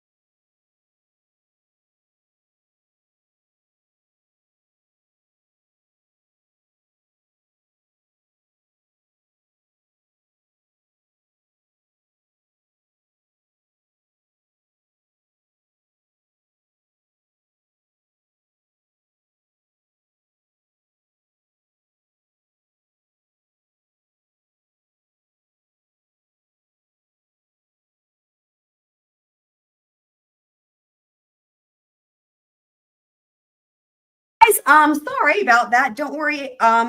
So basically the power cut right back on. And as you guys, and I literally was like screaming, no. And as you guys know, when that happens, there's a delayed effect where then the internet connection cuts out and then it has to reconnect and it takes for fucking ever. It's really dumb. And I'm like, and I couldn't even communicate to you guys, I'm here, it's fine. It just literally the power cut right back. I don't know why. Anyway, I'm backing it up. We just were watching these closing arguments. It's all good. So let's just carry on here. Jesus Christ. To quote EDB, streaming is dynamic, right? Okay. So here we go. Right. Is brought into this court. The indictments in this case allege several different offenses against the defendant. Each indictment charges a separate and distinct offense, and you must decide each indictment separately on the evidence Y'all are and the law funny. applicable to it, That's uninfluenced by your decision as to any other indictment. The defendant may be convicted or acquitted on any or all of the offenses charged. You will be asked to write a separate verdict of guilty or not guilty for each indictment. The defendant has pled not guilty to these indictments, and that plea puts the burden on the state to prove the defendant guilty. A person charged with committing a criminal offense in South Carolina is never required to prove himself innocent. I charge you that it is an important rule of the law that the defendant in a criminal trial, no matter what the seriousness of the charge may be, will always be presumed to be innocent of the crime for which the indictment was issued, unless guilt has been proven by evidence satisfying you of that guilt beyond a reasonable doubt. This presumption of innocence does not end when you begin your deliberations, but it accompanies the defendant throughout the trial until and unless you reach a verdict of guilt based on evidence satisfying you of that guilt beyond a reasonable doubt. The presumption of innocence is not mere legal theory, and it is not just a legal phrase. We have to be It is a satisfied. substantial right to which every defendant is entitled unless you, the jury, We want the are jury satisfied to be of satisfied. the evidence Oh, of the satisfied. defendant's guilt beyond a reasonable doubt. The state has the burden of proving the defendant guilty beyond a reasonable doubt. And some of you may have served as jurors in civil cases where you were told that it is only necessary to prove that a fact is more likely true than not true, such as by the greater weight or preponderance of the evidence. In criminal cases, the state's proof must be more powerful than that. It must be beyond a reasonable doubt. A reasonable doubt is the kind of doubt that would make a reasonable person hesitate to act. Proof beyond a reasonable doubt is proof that leaves you firmly convinced of the defendant's guilt. There are very few things in this world that we know with absolute certainty, and in criminal cases, the law does not require proof that overcomes every possible doubt. If based on your consideration of the evidence, you're firmly convinced that the defendant is guilty of the crime charged, you must find the defendant guilty. If on the other hand, you think there's a real possibility that the defendant is not guilty, you must give the defendant the benefit of the doubt and find him not guilty. Facts and circumstance that merely place upon the defendant a grave suspicion of the crime charged, or that merely raise speculation or conjecture of the defendant's guilt, are not sufficient to authorize a conviction of the accused. Facts in issue may be proved either by direct evidence or indirect evidence or circumstantial evidence. It is direct evidence if it proves a fact without an inference, and which in itself, if true, conclusively establishes that fact. Direct evidence is basically evidence you can see, observe, or hear with your senses. Circumstantial evidence means the proof of a chain of facts and circumstances indicating the existence of a fact. In other words, you may infer that a particular event occurred based on proof of circumstances warranting such an inference. It is not something that one observes, but from facts, one can draw a conclusion.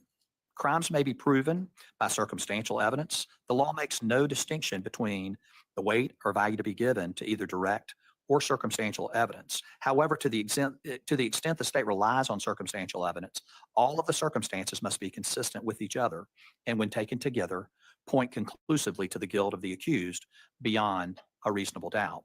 If these circumstances merely portray the defendant's behavior as suspicious, the proof has failed. The state has the burden of proving the defendant guilty beyond a reasonable doubt.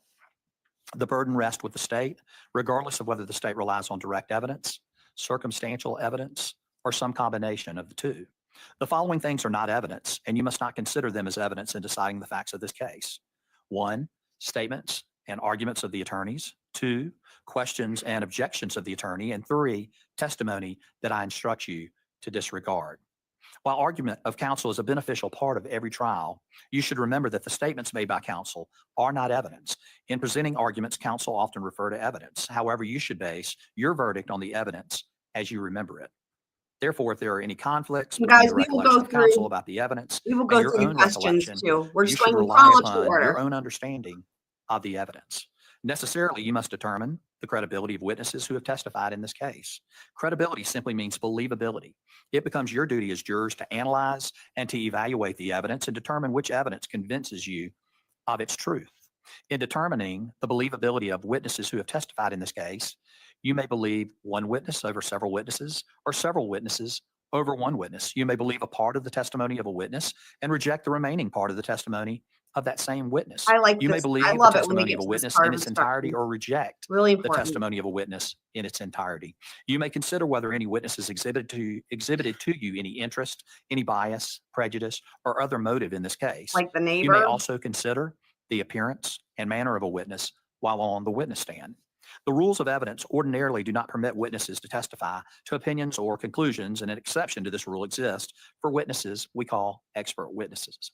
A witness who by education and experience has become expert in some art, science, profession, or calling may state an opinion as to relevant and material matter in which the witness claims to be an expert, and may also state the reasons for the opinion. You should consider any expert opinion received in evidence in this case, and like any other evidence,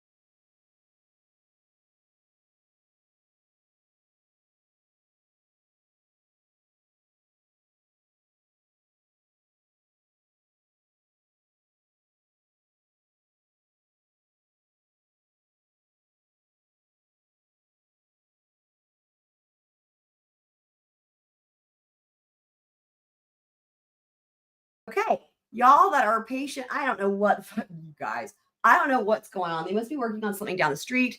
The power, it's same thing, just power cut out again. And then I'm like, oh great, because it takes forever for the freaking whatever thing, router, modem. I don't even know what it the thing is. It takes forever for the thing to do the thing. Anyway, sorry. I don't know if it'll happen again, but just I appreciate you guys like hanging in there. You know, I'm like, I'm here. You know? So that's enough.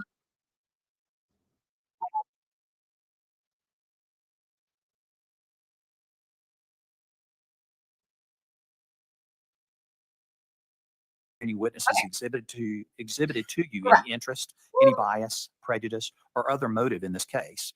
You may also consider the appearance and manner of a witness while on the witness stand. The rules of evidence ordinarily do not permit witnesses to testify to opinions or conclusions, and an exception to this rule exists for witnesses we call expert witnesses.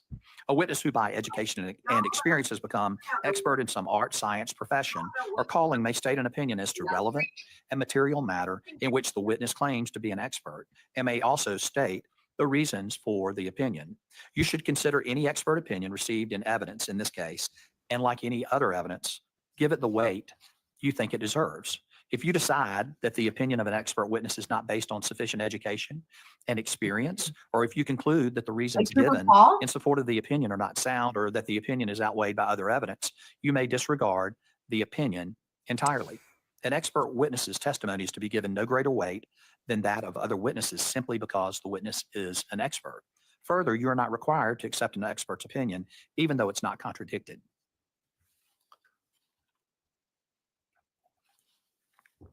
There's been evidence presented that witnesses have made prior statements which are not consistent with the witness's present testimony.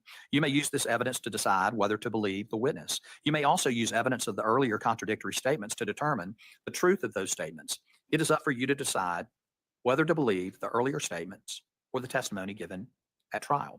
If a witness is shown to have knowingly testified untruthfully concerning any material matter, you may consider this in determining whether to trust the witness's testimony as to other matters. You may reject all testimony of that witness or give all or part of the testimony the weight you think it deserves. In order to establish criminal liability, criminal intent is required. For example, the mental state required to be proven by the state for a particular crime might be purpose, intent, knowledge, recklessness, or criminal negligence. Criminal intent must be proven by the state beyond a reasonable doubt, and criminal intent is always a matter that must be determined by the jury from the circumstances surrounding the situation. There's no way to prove intent to a mathematical certainty. We haven't even gotten to malice yet. Already right there. The criminal intent. Now, it's the thing that matters there is because a lot of times when we hear these, we just hear intent, the intent to do whatever the thing is. I love that he said criminal intent, because think about the context of that for a jury. If the question was just, did he have intent? Well, it's like, yeah, he intended to do it, right? But you see the difference? Because if it was criminal intent, that I don't know that the jury's going to find that. I really don't. Also, did we figure out what's going on with Twiz? And why Twiz is mad? Sorry, George will stick and what's going on. Anyway, but yeah, I just wanted to point that out. Yeah. There's no way medical science can dissect a person's brain and determine what the person had in mind. Yes. So the law says that criminal intent may be inferred from the circumstances shown to have existed. Yeah. And this is how you make a determination of whether or not the elements requiring intent was present. It is not necessary to establish intent by direct and positive evidence, but intent may be established by inference in the same way as any other fact. By taking into consideration the acts of the parties and all the facts and circumstances of the case. It's refreshing. Criminal intent is a mental state, a conscious wrongdoing. It is up to you to determine what the defendant intended to do based on the circumstances shown to have existed. Criminal intent can arise from action or a failure to act. It may arise from negligence, recklessness, or an indifference to duty or to consequences that is considered by the law to be the equivalent of criminal intent. The defendant is charged with murder. The state must prove beyond a reasonable doubt that the defendant killed another person with malice aforethought. Malice is hatred, ill will, or hostility towards another person. It is the intentional doing of a wrongful act. This is all really important. Let me just back this up a second here for a replay, and then we're going to get into the malice. So let's see here. The acts of the parties and all the facts and circumstances of the case. Criminal intent is a mental state, a conscious wrongdoing. It is up to you to determine what the defendant intended to do. It is up to you to determine what the defendant intended to do. Based on the circumstances shown to have existed. Criminal intent can arise from action or a failure to act. It may arise from negligence, recklessness, or an indifference to duty or to consequences that is considered by the law to be the equivalent of criminal intent. The defendant is charged with murder. The Okay, state must prove beyond a reasonable doubt that the defendant killed another person with malice here we go. aforethought. Malice is hatred, ill will, or hostility towards another person. It is the intentional doing of a wrongful act and with an intent to inflict an injury or under circumstances that the law will infer an evil intent. Malice aforethought does not require that malice exists for any particular length of time before the act is committed, but malice must exist in the mind of the defendant just before and at the time the act is committed. Therefore, there must be a combination of the previous evil intent and the act. Malice aforethought may be either express or inferred, and these terms express and inferred do not mean different kinds of malice, but merely the manner in which malice may be shown to exist. That is either by direct evidence or by inference from the facts and circumstances which are proved. Express malice Remember, is shown when a person speaks words that's really which funny because during the defense closing arguments, remember when I pointed out, I was like, the fact that he said direct evidence. I wonder, I think we're seeing why they had him take the stand. Or, well, I mean, he has to want to, first of all, right? It's only because he took the stand that they were able to say we are relying on both circumstantial and direct evidence. Remember, I highlighted that. I was like, the state is like, they're relying only on circumstantial evidence because why? They're discrediting Zachary's testimony. Well, parts of it. Who knows? That was a fucking mess. Anyway, but the defense is like, we are relying on circumstantial and direct evidence. Why? Because they're relying on his confession, right? And so it's interesting because when you hear these jury instructions, you're seeing little tidbits here and there. And there's one I'll back it up so we can hear it again, where he mentions the direct evidence. And again, if you're like thinking, okay, if you're listening to these and you're like, well, who had more of that? It's like, oh, well, that, the defense said they had, you know what I mean? It's like those keywords, right? That the jury can latch onto that they heard in the closing argument and they hear it again in the jury instruction and they remember who said it. Malice aforethought may be either express or inferred, and these terms express and inferred do not mean different kinds of malice, but merely the manner in which malice may be shown to exist. That is either by direct evidence or by inference from the facts and circumstances which are proved. Express malice is shown when a person speaks words which express hatred or ill will for another, or when the person prepared beforehand to do the act which was later accomplished. For example, any acts of preparation going to show that the deed was within the defendant's mind would be express malice. The defendant is charged with possession of a weapon during the commission of a violent crime, and the state must prove beyond a reasonable doubt that the defendant was in possession of a firearm or knife during the commission of a violent crime. A firearm means any machine gun, automatic rifle, revolver, pistol, or any weapon which is designed to or may be readily converted to expel a projectile. In order to find the defendant guilty of possession of a weapon during the commission of a violent crime, you must first find the defendant guilty of committing a violent crime. Right, of course. I knew murder is a violent crime. The state must prove beyond a reasonable doubt that the weapon furthered, advanced, or helped in the commission of the crime. The defendant is also charged with first-degree burglary. The state must first prove beyond a reasonable doubt that the defendant entered a dwelling without consent. A dwelling is any building or portion of a building in which a person ordinarily sleeps. A building is a dwelling even if the residents are temporarily absent from the building. In order to prove that the defendant entered the dwelling, the state does not have to show that the defendant's entire body entered the dwelling. The smallest entry is sufficient. It may be any part of the body, such as a hand or foot, or even an instrument, such as a hook. That's funny. That's interesting, right? A little pinky nail is good enough. Or other instrument. A hook. In addition, the state does not have to prove that force was a used. hook? Like if you're a pirate, like Captain Hook? The building. Wait. In order to prove that the defendant entered the dwelling, the state does not have to show that the defendant's entire body entered the dwelling. The smallest entry is sufficient. It may be any part of the body, such as a hand or foot, or even an instrument, such as a hook or other instrument. No, like a pirate. Love it. In addition, the state does not have to prove that force was used to gain entry. If a person enters a building by using deception, artifice, trick, like the or Roses. misrepresentation to get consent to enter, this is an entry without consent. Next, the state must prove beyond a reasonable doubt that the defendant intended to commit a crime, either a felony or a misdemeanor, at the time of the entry. The mere entry into a dwelling without consent is not burglary. If the intent to commit a crime is formed after the entry, it is not burglary. On the other hand, if the defendant intended to commit a crime at the time of the entry, it is a burglary, even if the intent was abandoned after the entry. It does not matter that the intended crime was not completed. Intent may be shown by acts and conduct of the defendant and other circumstances from which you may naturally and reasonably infer intent.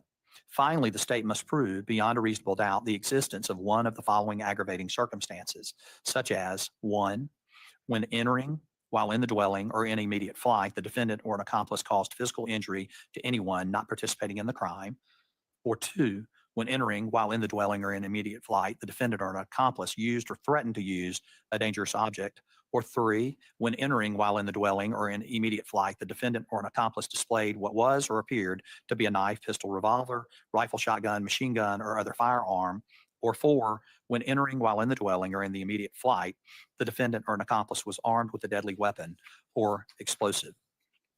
A deadly weapon is any article, instrument, or substance which is likely to cause death or great bodily harm. Whether an instrument has been used as a deadly weapon depends on the facts and the circumstances of each case. Where'd The you go, following are George? examples of instruments which may be deadly weapons: a pistol, a shotgun, a rifle, a dirk, a dagger, a knife, a dirk. slingshot, A hook. metal knuckles, a razor, gasoline, a firebomb, Molotov cocktail, and lighter fluid. A gun may be a deadly weapon, even if it is not What about the operating. hook? The defendant is charged with conspiracy. The state must prove beyond a reasonable doubt that the defendant combined with one or more persons for the purpose of committing an unlawful act or of committing a lawful act by unlawful means. There must be a mutual understanding, Oh my God, I'm so agreement, excited or about common this. intention and plan. I can see you Mere guys. passive knowledge of or consent to the criminal conduct of another is not enough to make a person a conspirator. There must be guilty knowledge and participation. Similarly, the mere fact that the defendant may have associated with another person or met with another person and discussed common aims and interests does not necessarily establish proof of the existence of a conspiracy or that Good to know. the defendant was involved in a conspiracy. On the other hand, it is not necessary that the agreement be a formal one, that it be in writing, that the person hold a meeting and expressly state in the terms of the common plan, or that the agreement be stated in words between them. The agreement of a criminal conspiracy may come into being through an implied mutual understanding. The willful, intentional, and knowing adoption by 2 or more persons of a common plan is sufficient. No overt acts need to be shown to establish a conspiracy. A conspiracy may be shown by circumstantial evidence and the conduct of the parties. In order to convict the defendant of conspiracy, the state must prove beyond a reasonable doubt not only that the defendant knew of the unlawful conduct, but that the defendant agreed to combine with the other person for the purpose of accomplishing the unlawful conduct. The defendant is charged with harassment first degree. The state must prove beyond a reasonable doubt that the defendant engaged in a pattern of intentional, substantial, and unreasonable intrusion into the private life of a targeted person that served no legitimate purpose and caused the targeted person and would cause a reasonable person in the targeted person's position to suffer mental distress. Intentional means willful, intending the result which actually occurs, not accidentally or involuntary. Intent may be shown by acts and conduct of the defendant and other circumstances from which you may naturally and reasonably infer intent. The state may prove harassment first degree by showing that the defendant engaged Okay. in a pattern of 1, following the targeted person as the targeted person moved from location to location, 2, initiating I'm going to back this up real quick. So remember, it's interesting because we want to pay attention here because this to their own detriment. The state really focused in this entire trial, focused a lot on the harassment. And for whatever fucking reason, I've accidentally called it kidnapping many times. So if you hear me say kidnapping, don't get confused. I'm talking about harassment. I don't know. But there's the first degree and second degree. So we did not know that he had options here. So he's gonna we're just gonna pay attention so we can hear this because it's possible. Like again, we don't know what the jury's gonna do, but remember, this is a lesser, right? You know, apart from the murder, obviously, right? So they could go with like I literally almost said kidnapping and I fixed it. Harassment. Jesus. Private life of a targeted person that served no legitimate purpose and caused the targeted person and would cause a reasonable person in the targeted person's position to suffer mental distress. Intentional means willful, intending the result which actually occurs, not accidentally or involuntary. Intent may be shown by acts and conduct of the defendant and other circumstances from which you may naturally and reasonably infer intent. The state may prove harassment first degree by showing that the defendant engaged in a pattern of 1, following the targeted person as the targeted person moved from location to location, 2, initiating, maintaining, or repeating visual, physical, or verbal conduct after the defendant was notified that the All right, guys, we're going to break this down. This is important. The targeted person is first degree by naturally and reasonably infer intent. The state may prove harassment first degree by showing that the defendant engaged in a pattern of First degree harassment. 1, following the targeted person as the targeted person moved from location to location. So these are going to be ors. The first one follows the person as they move from location to location. That I think is going to be a clear no. That didn't happen. Okay.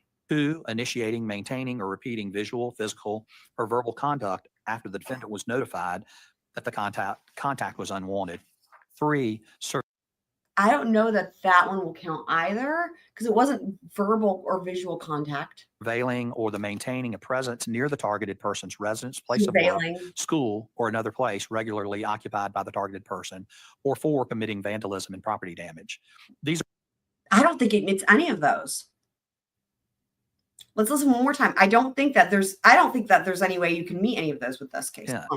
The state may prove harassment first degree by showing that the defendant engaged in a pattern of 1, following the targeted person as the targeted No person moved following. from location to location. 2, initiating, maintaining, or repeating visual, physical, or verbal conduct Visual, physical, or verbal conduct. after the defendant was notified that the contact was unwanted. I don't think that happened either. 3, surveilling or the maintaining a presence near the targeted person's residence, place of I mean, because in other words, any of that would have gone to Mello. Like, yeah. Surveilling, no. school, Surveilling? or another place regularly Surveilling. occupied by the targeted person, or 4, committing vandalism and property damage. Yeah, there's no first degree harassment. There's no way. Yeah, for sure. These are only examples of harassment first degree. Oh, You may find that other conduct of the defendant which caused the targeted person mental Oh. distress would be harassment. that's why the mental distress was so important. Okay, that's not a comprehensive list. They can find other things. Interesting. Okay. First degree. A pattern means 2 or more acts occurring over a period of time, however short, evidencing a continuity of purpose. If you find the defendant not guilty of harassment first degree, you may consider whether the defendant is guilty of harassment second degree. A defendant is guilty of harassment in the second degree if the state proves beyond a reasonable doubt that the defendant engaged in a pattern of intentional, substantial, and unreasonable intrusion into the private life of the targeted person that served no legitimate purpose and caused the targeted person and would cause a reasonable person in the targeted person's position to suffer mental distress. Intentional means willful, intending the result which actually occurs, not accidentally or involuntarily. Intent may be shown by acts and conduct of the defendant and other circumstances from which you may naturally and reasonably infer intent. The state may prove harassment second degree by showing that the defendant engaged in a pattern of verbal, written, or electronic contact that is degree. initiated, maintained, Verbal, written, or electronic contact. This sounds more like what they could be potentially, right? They're still going to have to be, I believe, the criminal intent, but this sounds more like what the state was hoping to prove. Yeah. or repeated. These are only examples Let me back from that up. which you may naturally and reasonably infer intent. The state may prove harassment second degree by showing that the defendant engaged in a pattern of verbal, written, or electronic contact Yeah. that is Written or electronic contact. Yeah. initiated, maintained, or repeated. These are only examples of harassment second degree. You may find that other conduct of the defendant which caused the targeted person mental distress would be harassment second degree. A pattern means 2 or more acts occurring over a period of time, however short, evidencing a continuity of purpose.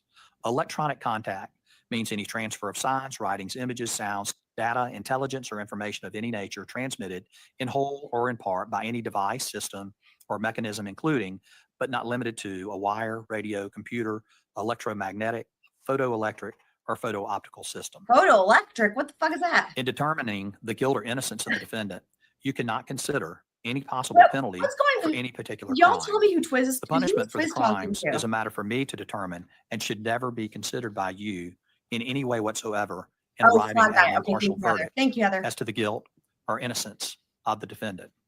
Madam Foreperson and ladies and gentlemen of the jury, I wish to express the hope that each of you will be mindful of the All right. importance of your responsibility. Ooh. You're not called upon to serve as jurors very often, and the proper performance Wow. of the duty requires each of you to reach the height of freeing your mind of all improper influences.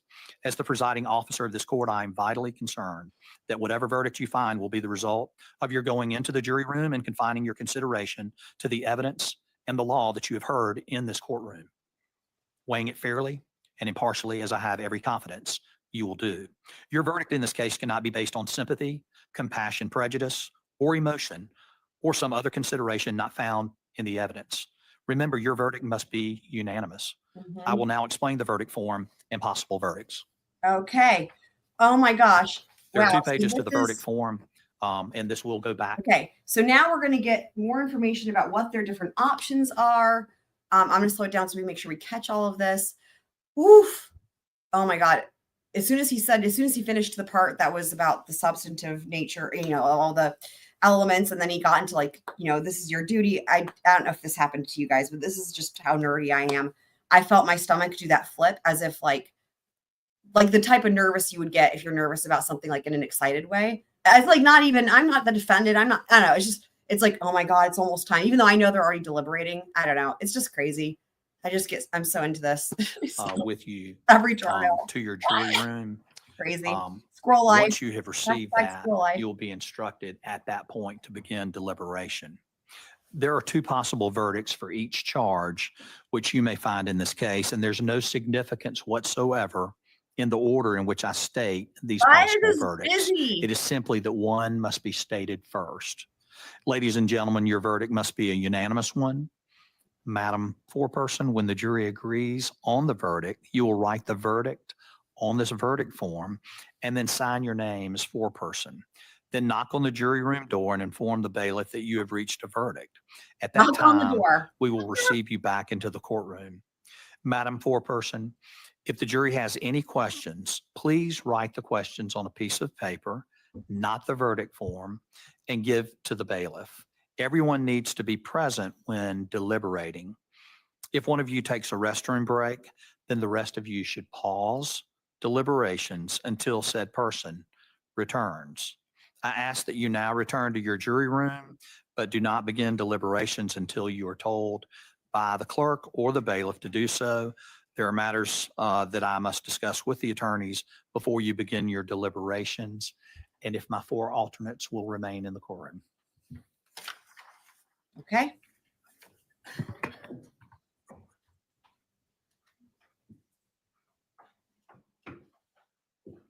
Not yet. Yeah, exactly, Denise. Yeah, like as if I was on the real jury. I'm gonna back this up a second here. So, hear what he said about the alternates. Okay, so right, yeah, it's as if I was on the real jury, or like, I don't know. I'm just a part of it. So yeah, I want to know the intel too, Twiz. So basically, we're going to get to the part we're going to be taking a look at the jury questions. I've got stuff ready and pulled up. Anybody that does Twitter or any of that type of thing, and like if you guys, in other words, if there's a notification on a verdict out and anybody beats me to it, just let me know. I'll be, of course, trying to monitor that. But like if anybody sees something, and actually what I'll do, I'm an idiot. What I'll do is I'll just once we're done with this, I'll bump the live feed so it'll be live, and then we'll hear it too. I'll just keep that running in the background and we'll hear it. So that way you don't have to worry about us missing it. Because we'll be doing other things while we're waiting and hopefully that they have a verdict today. We'll see. No, we have not, because we are just finishing jury instructions. We're going in chronological order. So the jury instructions are really important. And so we just are getting to the tail end of those. Paper, not the verdict form, and give to the bailiff. Everyone needs to be present when deliberating. If one of you takes a restroom break, then the rest of you should pause deliberations until said person returns. I ask that you now return to your jury room, but do not begin deliberations until you are told by the clerk or the bailiff to do so. There are matters that I must discuss with the attorneys before you begin your deliberations, and if my four alternates will remain in the courtroom.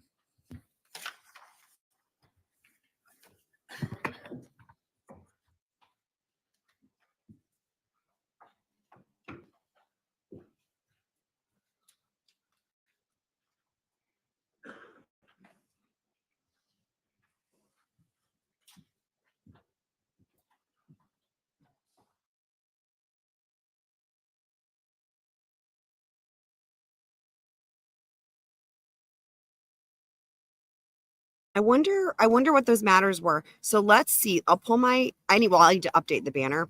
Let me just see if I don't think they come back in. Let me just see. Nope. Okay, so I want you all to see. I'm clicking A live. conspiracy may be shown by circumstantial Oh my God. He reads the jury questions out loud. Oh my God. For real, for real? Okay, well, I was going to read them to y'all, but instead, let's do it this way. Holy shit. There's another question. Oh my God. Oh my God. Okay, so now we have to find where the other. What? Okay, there's a question there. Hold on. I didn't know that this was what was happening. So let's just find. Okay. Question number 1. Holy shit. Oh my God. Madam Foreperson. Okay. I've received a question from you. The question, well, it is define malice, and then the question is malice required for murder charge? And the answer is yes. Please listen as I recharge you on murder. The defendant is charged with murder, and the state must prove beyond a reasonable doubt that the defendant killed another person with malice aforethought. Malice is hatred, ill will, or hostility towards another person. It is the intentional doing of a wrongful act and with an intent to inflict an injury or under circumstances that the law will infer an evil intent. Malice aforethought does not require that malice exists for any particular length of time before the act is committed, but malice must exist in the mind of the defendant just before and at the time the act is committed. Therefore, there must be a combination of the previous evil intent and the act. Malice aforethought may be either expressed or inferred. These terms express and inferred do not mean different kinds of malice, but merely the manner in which malice may be shown to exist. That is, either by direct. In South Carolina, so when he said I need to talk to the attorneys, I guarantee you what it was is they're like, in South Carolina, the jury can stay as late as they want. So like in Murdoch, they didn't finish with like all their shit for like closing arguments and jury instructions until I think 6 o'clock. And they returned with a verdict at like 8 o'clock or something, 8:30 maybe. So they can stay past 6 but yeah, I do think that they are probably hoping to get a verdict today because they're coming fast and furious with these questions. Direct evidence or by inference from the facts and circumstances which are proved. Express malice is shown when a person speaks words which express hatred or ill will for another, or when the person prepared beforehand to do the act which was later accomplished. For example, any acts of preparation going to show that the deed was within the defendant's mind would be express malice. Thank you. You can return to your jury room. Okay. You can put that back in there. So, oh my gosh. Okay. So now, speaking of malice, we're going to do, this is one of the things I had planned. Now what we're going to do real quick is we are going to take a look at what the defense said about malice in their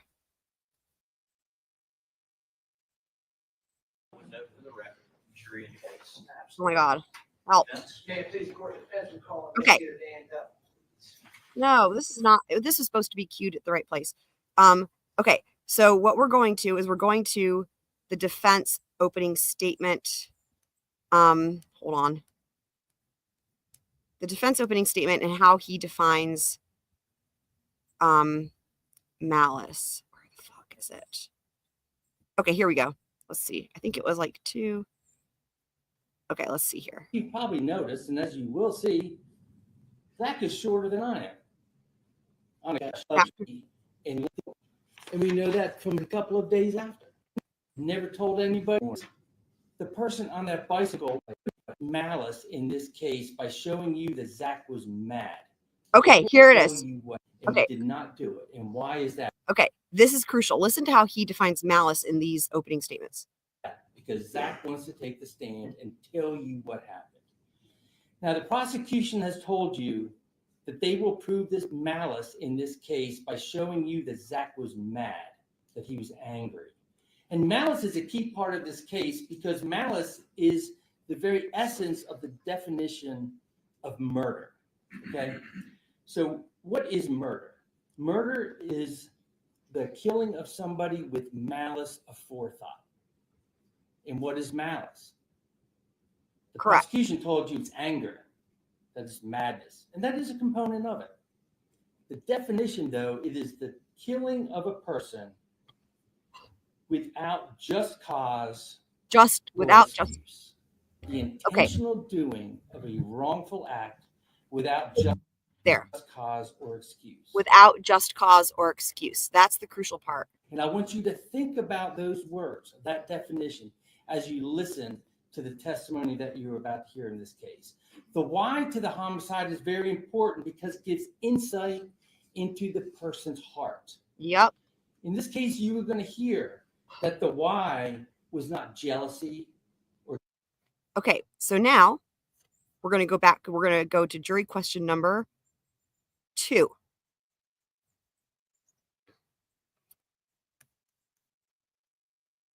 Okay.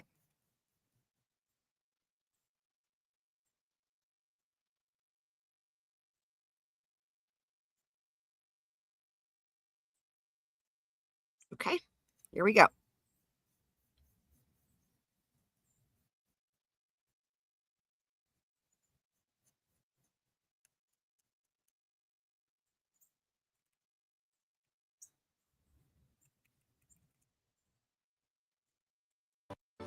Ladies, and would cause a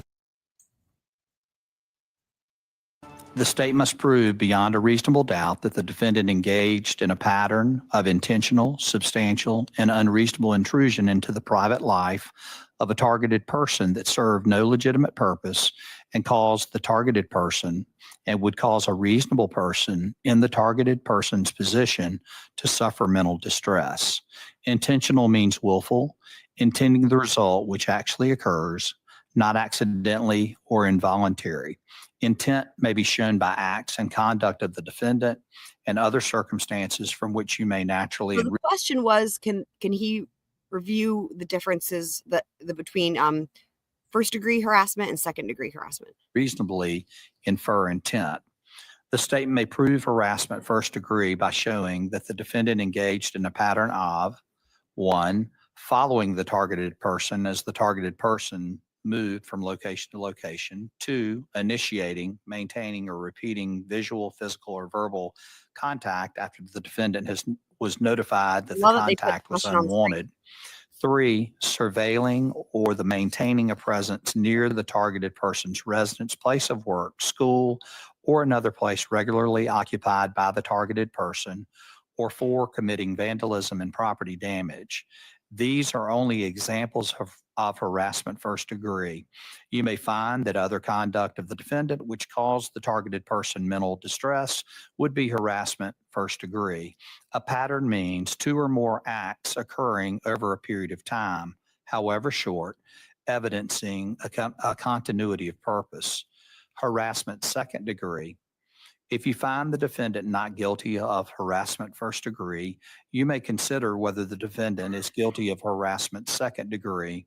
A defendant is guilty of harassment in the second degree if the state proves beyond a reasonable doubt that the defendant engaged in a pattern of intentional, substantial, and unreasonable intrusion into the private life of a targeted person that served no legitimate purpose and caused the targeted person and would cause a reasonable person in the targeted person's position to suffer mental distress. That serves no Intentional legitimate means purpose. willful, intending the result which actually occurs, Hang on, not let me play that again. That serves no legitimate purpose.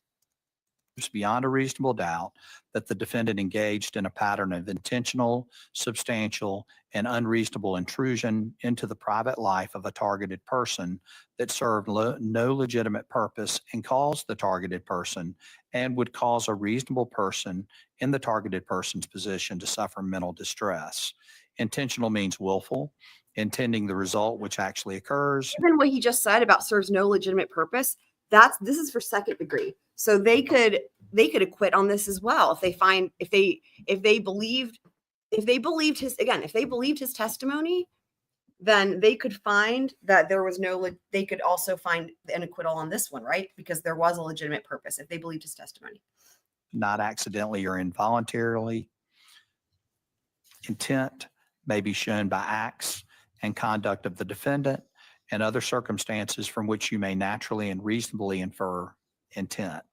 The state may prove harassment second degree by showing that the defendant engaged in a pattern of verbal, written, or electronic contact that is initiated, maintained, or repeated. These are only examples of harassment second degree. You may find that other conduct of the defendant which caused the targeted person mental distress would be harassment second degree. A pattern means two or more acts occurring over a period of time, however short, evidencing a continuity of purpose. Electronic contact means any transfer of signs, writings, images, sounds, data, intelligence, or information of any nature transmitted in whole or in part by any device, system, or mechanism, including but not limited to a wire, radio, computer, electromagnetic, photoelectric, or photo-optical system. Okay, you may return to your jury room. Okay, so now we'll go to the third question. Wow.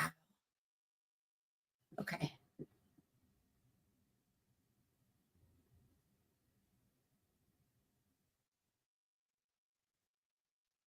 Jury has been deliberating at this point for a little over 2 hours, 15 minutes, something.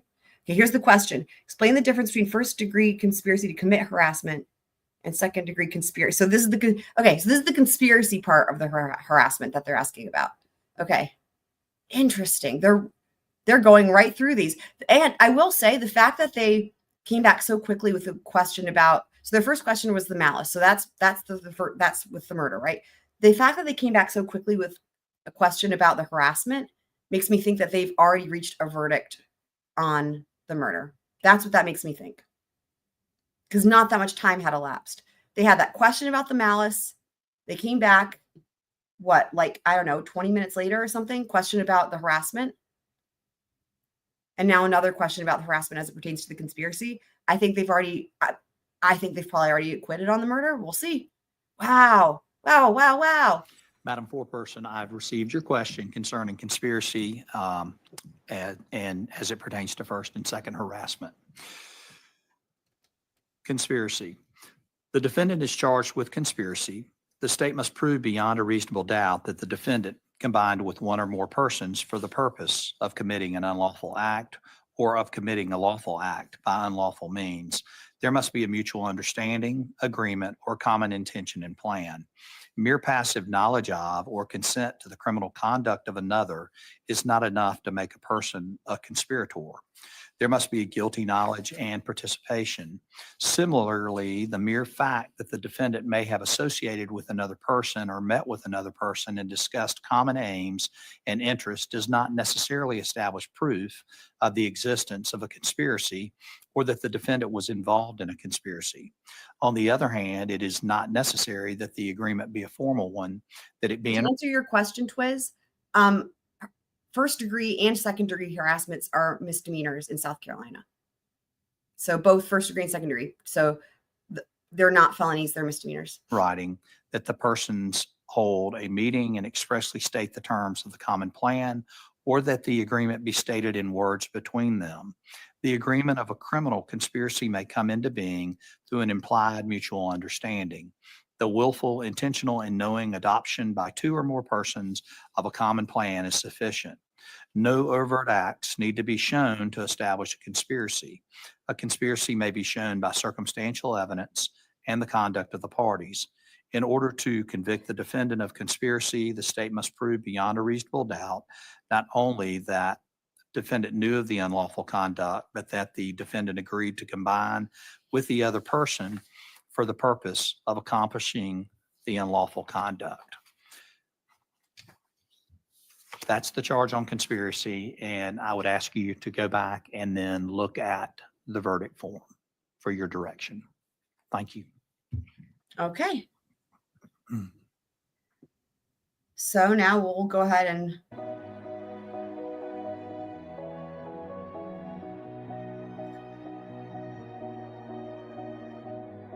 okay, that music we're gonna mute it, and I'll just keep it going live here in the background so we can see, or I'll be able to see, and then if something happens, and we will jump on in. Okay, so now Okay, let me update my banner.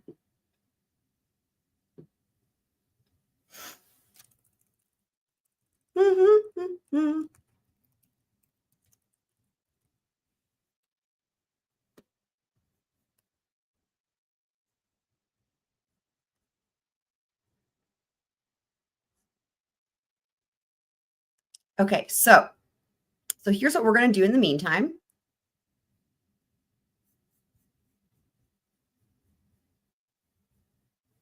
Okay.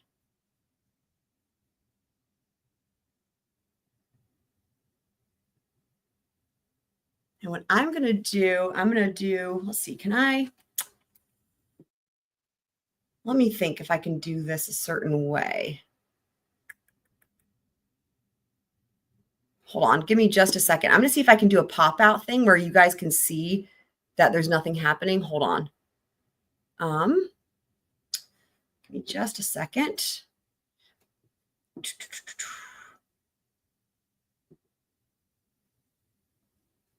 Exit full screen.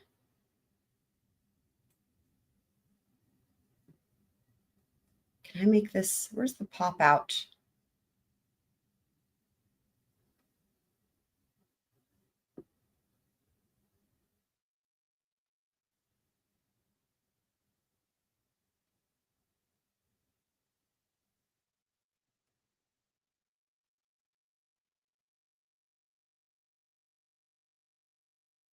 I don't know why it's not letting me.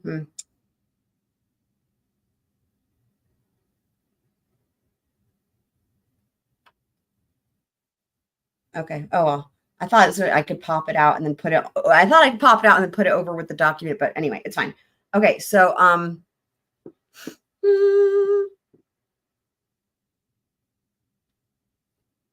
okay. So this, we have talked a whole lot about. This is the defense filing from day 5, all about the just cause, essentially, right?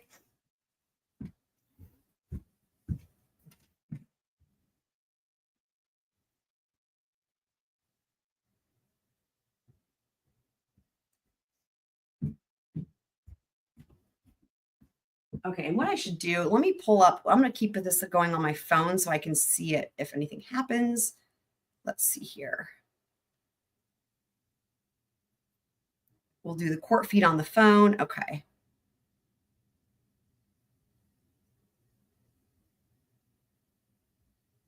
Okay, so I've got the court feed pulled up on my phone, so that way I can, if I see anything happen, I can pull it up on the screen, because I've got that open on my computer, but I've got this, as you guys can see. Okay, so we are not going to miss anything here.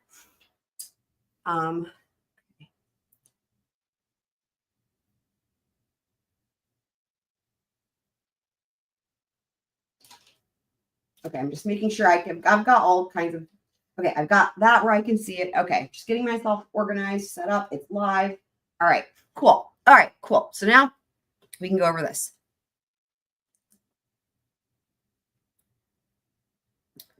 Okay, so the response to the state's motion to prevent the defendant from defending himself in this case. That's literally what this document is called. Amazing, right?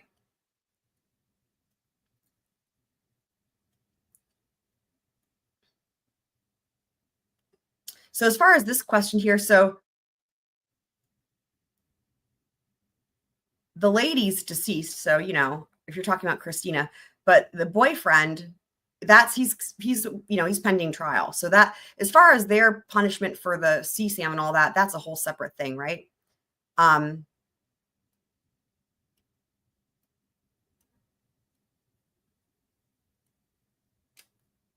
my God. Hang on. They're back. I'm so, okay. Hang on. They're back. Verdict is in. Oh my God. Holy fuck.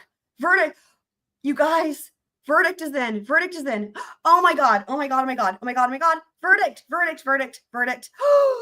Oh my God. We didn't even get to read the document. We will still read it at some point, but we got a verdict. Okay. Oh my God. Holy shit. That was fucking fast. That was faster than Murdoch. Oh my God, it's gonna be it's gonna be an acquittal. It's gonna be an acquittal. It's gonna be an acquittal. I would be shocked if it's not an acquittal at this point with everything that we've seen from the jury instructions and the questions. And wow. Like everything that we saw today is indicating that to me. Wow. Oh my God, let's get it. Wow. Oh my, right. It's hella guilty or hella not, right? Oh my God. Oh my God. Oh my God. Oh my God. He might get to play piano again after his 6-month sentence for contempt of court. Oh my God. Oh my God.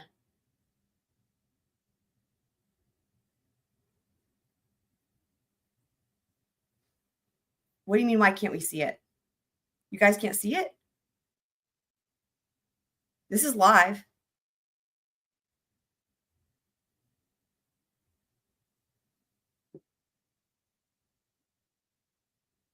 They're just waiting, you know, they're bringing the jury in. Oh my God. Right, yeah, see, because they got the word that the verdict is in, and now they're bringing the jury in, they're getting all the shit together. We're not missing anything. Like, in other words, the word that the verdict is in is going to happen because, you know, they knock on the door, they say, "Okay, we got a verdict," and then that's when this happens. And now they're just getting all the people in the room, and yeah, okay, cool. Oh my God. Oh my God. Oh my God. That's funny, Twiz.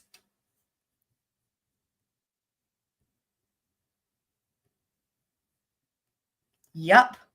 Oh my God, you guys.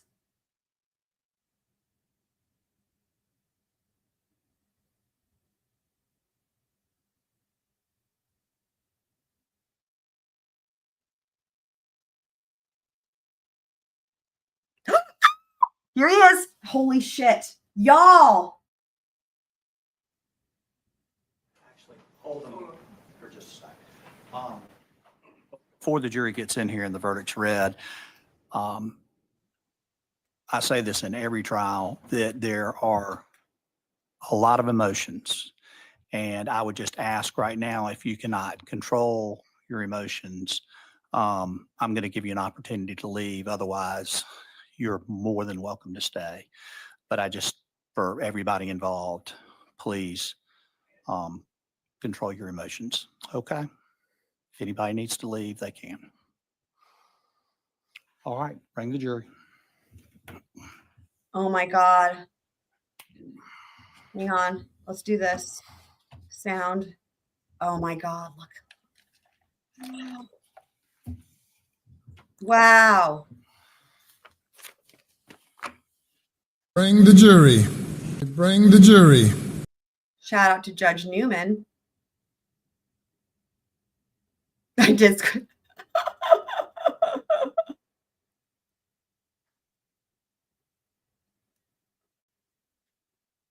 I mean, the thing is that if you believe his testimony, and you know, whether it's by you, I mean us or the jury, if anybody found his testimony to be genuine and they found just cause, right?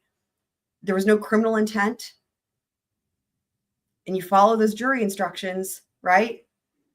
The definition of malice. And then even with the other charges as well, right? Essentially, it's like either everything was just and then therefore it's acquittal, or it wasn't just.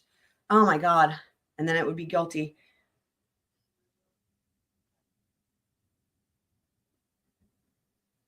The court fees glitching. Wow. Oh my God. Yeah. Oh my God. Moment of truth, guys. Moment of truth. Maybe.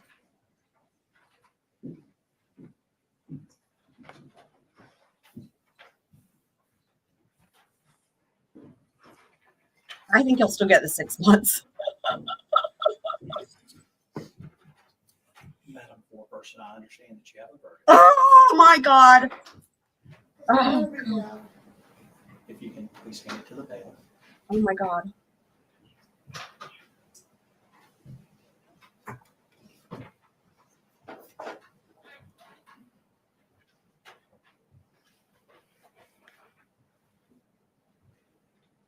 feel like I could throw up. Wow. And his family's been there the whole time, and apparently tons of support from the community's been there every day, not just for the trial, but for bond hearing and pretrial hearings. They've been there. Oh my God.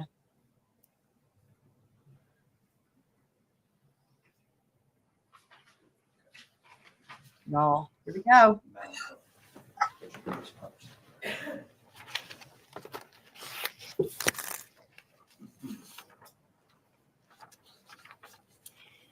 Your Honor, these are case numbers 2024 GS 23 2194, 5425A, 5413, 5412. As to Remember. the charge of murder, Okay, we, the come on. jury, find the defendant guilty. Oh my God.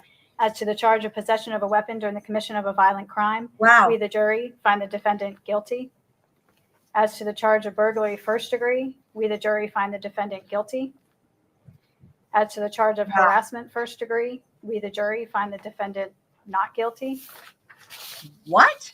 As to the charge of harassment second degree, we, the jury, find the defendant guilty. As to the charge of conspiracy to commit harassment first degree, we, the jury, find the defendant not guilty. Interesting. As to the charge of conspiracy to commit harassment second degree, we, the jury, find the defendant guilty. Signed by our foreperson. Ladies and gentlemen, if this is a verdict you reached in your deliberation room and this is still your verdict now, please raise your right hand. Thank you. Anything? Wow. Nothing to say. Nothing as relates to the jury. Okay. Ladies and gentlemen, I've told you this before, and on behalf of the state of South Carolina and Greenville County, I want to thank you for all of your service for the last 2 weeks. I know this has demanded a lot from you. You all have been extremely attentive. I know that this has not been easy. I'm going to ask you now if you will go back to the jury room, and I will be back there in just a moment to talk to you, okay? We're going to hear about what they're going to do in South Carolina, they can do sentencing immediately.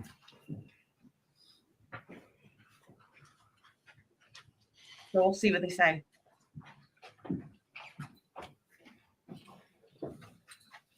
Like they could do it. We could go right into sentencing.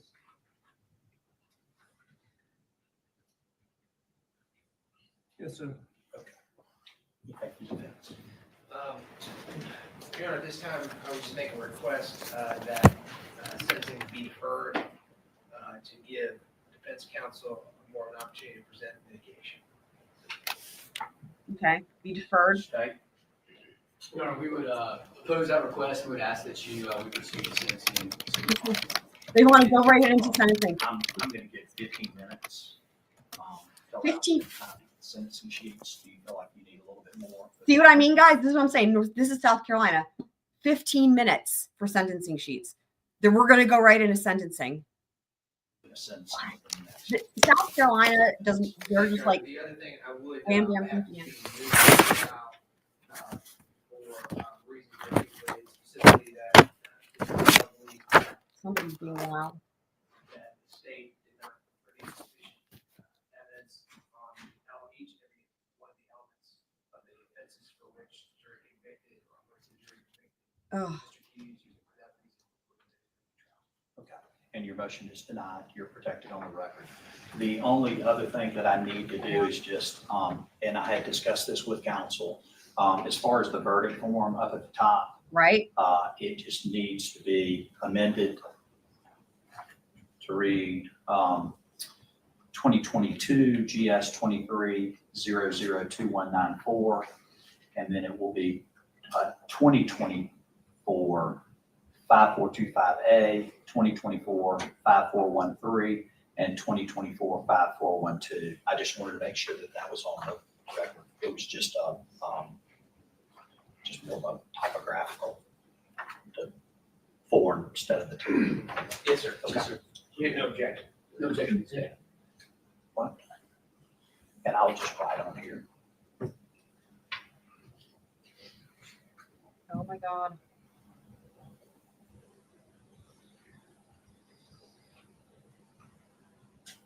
Right?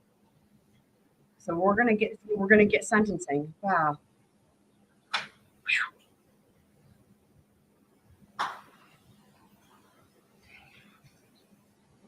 Right. And the thing is, the fact that they, Thank you. All right, we'll be back in 30 minutes, Okay. 15 minutes. 15 minutes. We got here. 15 minutes. All right. All right. Okay. Okay, so they're going to be back in 15 minutes for sentencing. Wow. Wow. The judge decides the sentencing. The jury only is involved in sentencing. Oh, that's just, they're crying. Oh, God. Oh, that's awful. There's this family. Oh, man. Oh, God. It's awful. Wow. Wow. Wow. Oh, God. So the jury only decides sentencing with only a handful of exceptions. There's a couple states that do this differently, but typically only when it's a death penalty case is the jury involved in sentencing. There was like 2 cases recently where they were not death penalty cases because they were states that don't have the death penalty. Can't remember what states they were, but there were a couple of trials recently where the jury was involved in sentencing, and it was like the options were like life or like, something less than that, like 30 years, for whatever the case was. But typically the jury's only involved in sentencing in a death penalty case. Yeah,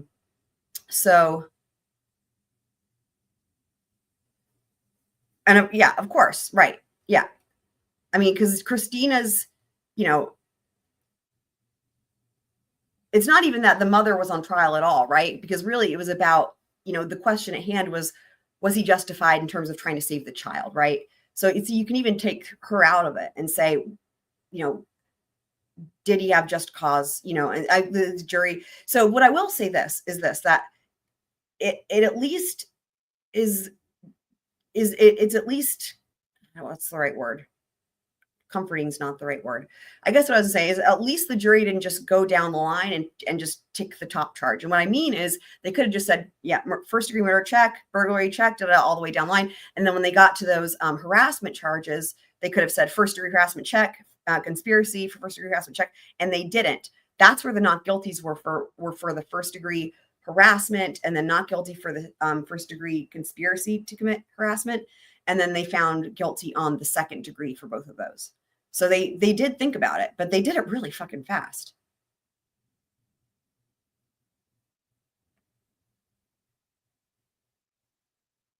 And that's true. However, that was not even a factor in this trial because it couldn't come in. Like that whole thing about the immediate threat to the child that's actually, well, we can take a look at that. It's in that motion that I was going to read. And then the verdict came in. That was discussed outside the presence of the jury when the defense was making their record. And to that end, I was going to say anyway, that they have a number of really good issues on appeal because of this motion in limine and everything that was kept out. And again, I'm going to keep this pulled up in the background, but to that end, right,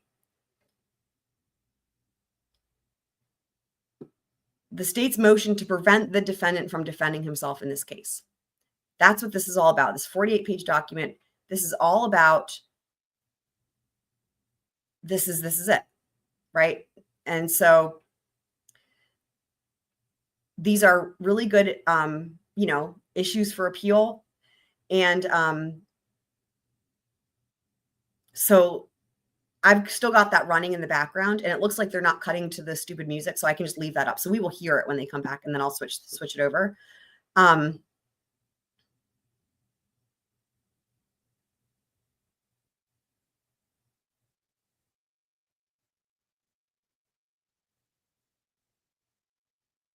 So I kind of want to, well, I don't want to rewind the stream. I was thinking I kind of want to hear the malice part again, but right. And the thing is, though, is that like a lot of that, you have to remember the context, right? I was explaining that when we were covering it live, that I have so much familiarity with this culture. And what I mean is not just the South, but again, homeschooled, big family, religious, and classical music, and especially pianists. Because like I've said before, pianists, which is a distinction from other classical instrumentalists, they spend so much of their time alone because pianos are not used in ensembles. Now, you know, they are used every now and again with orchestras, but it's not like when you're playing violin or other instruments where you join a youth orchestra when you're in 6th grade, and then, or you play in string orchestra even before that, and then you're in quartets, and so there's lots of ensembles, whereas like pianists are usually just by themselves practicing or performing by themselves. So like with all the experience I have in, you know, with this and in conservatory setting, the pianists were usually the ones that had even less social skills, no offense to anybody, than the other classical music nerds. And so when you combine, and it seems like he had kind of a strict upbringing, which again, normal when you consider the South and religious and homeschooled and small town and all of those things. And so I think that some of his demeanor is really a lot of that too.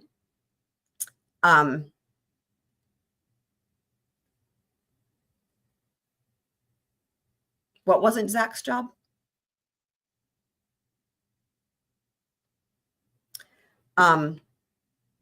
So, okay. In America, defendants in criminal cases have the right to defend themselves, and so does Zach. The evidence will show that Aida Mello was sexually abused by her own mother. Oh, let's go to the footnote. Investigator Bevel, oh, they're just referencing the initials. We already know who it is. They've said that a million times, so I'm not worried about that. Christina Parcell and Bradley Post, Parcell's fiance over many, many years. The sexual abuse placed Aida in imminent fear of sustaining serious bodily injury. And that was literally, I'm sure that's what that footnote is. That's from her lawsuit. Remember, Aida is suing her mother's estate and Bradley Post for this, okay, as well. John Mello, Aida's father, reported to the Greenville County Sheriff's Office, particularly investigator Dan Bevel, at the end of 2017, beginning of 2018, his concerns that Parcell and or Post were abusing AM, and Bevel failed to act. 2, Aida's guardian ad litem, Vanessa Cormelo, had concerns about Post, but unfortunately was unable to. Okay. So this explains this whole thing. Remember the whole thing of like, how would she not have found it out? And remember, I was so confused. I was like, how would she not know about it? And then we just discussed earlier today how her answer was that she would have given her custody based on what she knew at the time or whatever. So this clears it up. Was unable to uncover the sexual abuse until after Parcell died, which is apparently also when John Mello learned of the CP. A few weeks before October 13th, 2021, Zach submitted an affidavit in the family court proceeding wherein he shared he had concerns about Aida's well-being while she was with Parcell. That's the affidavit. They did present that in court, and nothing was done. And days before October 13th, Zach reported to the, there we go, the DSS, concerns he had about AM being abused, and DSS did nothing. With Aida's father stranded in Italy and subject to arrest on a pending warrant if he returned, the Greenville County Sheriff's Office failing to act on child abuse allegations about which they were made aware years earlier, with the guardian ad litem unfortunately being unable to uncover the abuse. So they're not blaming her. They're saying she couldn't uncover it because it, you know, a lot of that came out after the murder, right? And with DSS failing to act after Zach reported abuse, Zach knew he was the only one who could save Aida from continuing to be sexually abused by her own mother, Parcell, and her boyfriend, Post. He acted to save Aida Mello, and he did save Aida Mello. At no time has Zach ever denied killing Parcell in the more than 3 years this case has been pending. At no time in the last 3 years he hasn't denied killing her, but he pled not guilty, right? You can have both. At no time in the last 3 years have defense counsel ever represented the court or the public that Zach did not do it. Instead, in their pleadings and their representations to the court in hearings, defense counsel have repeatedly, consistently, passionately, and truthfully stated to the court that Zach is not guilty.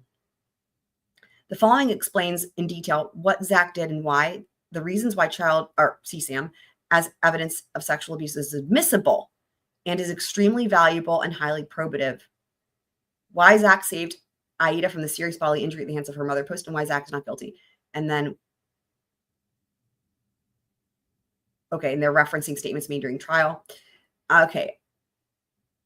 John Mello fancies himself as a music industry personality, musician, and music producer. Interesting, right? Because it's like no one really seems to know what the fuck he actually does or is. Aida's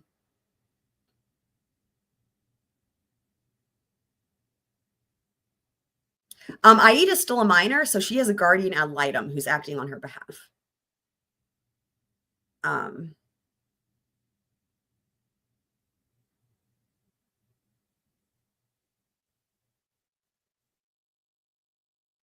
And I wonder if that would have made a difference. You know what I mean? Like, that's the thing. I hope these jurors speak out and say, like, what was it? Was it because they didn't see the evidence in court? Like that's what this is about. The evidence of this going on was not able to be presented. Would that have made a difference? Or would they have still felt like even if they had the evidence and they saw that there was evidence of this, is that still a thing of like, you can't take the law into your own hands, right? That could happen. Is that they could feel either way. They could be like, well, we don't know if it was true or not. So, therefore we can't really say. Or it could be like, well, no, we believed him. The evidence wouldn't have made a difference. We believed that it happened. It's just that you can't take the law into your own hands. I mean, we just don't know.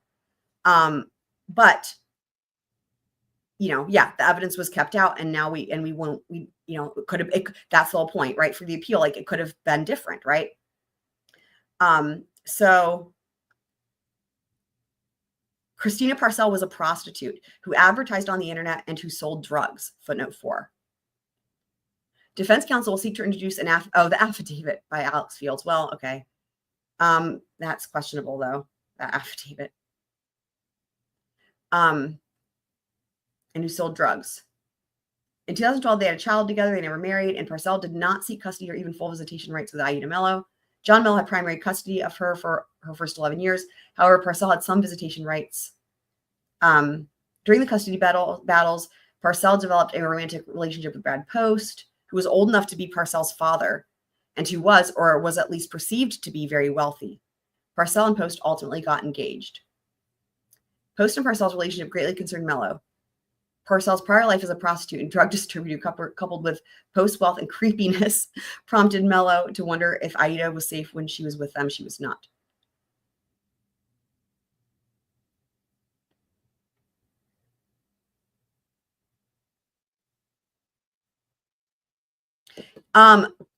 The documents have not come out yet on that. I look for them all the time, but that was discussed verbally and we watched it pre-trial. They discussed it pre-trial and then they discussed it the first day of trial. We watched that on I guess it was the first live stream of this case. And so again, while we don't have the documents yet, the reason is it's again that balancing test of more probative versus prejudicial.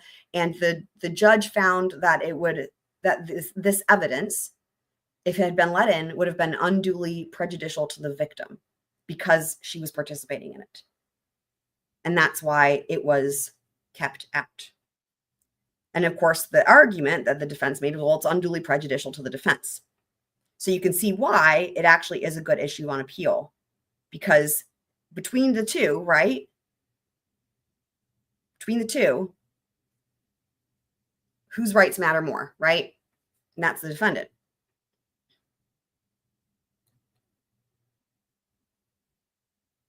Well, so here's the thing about that.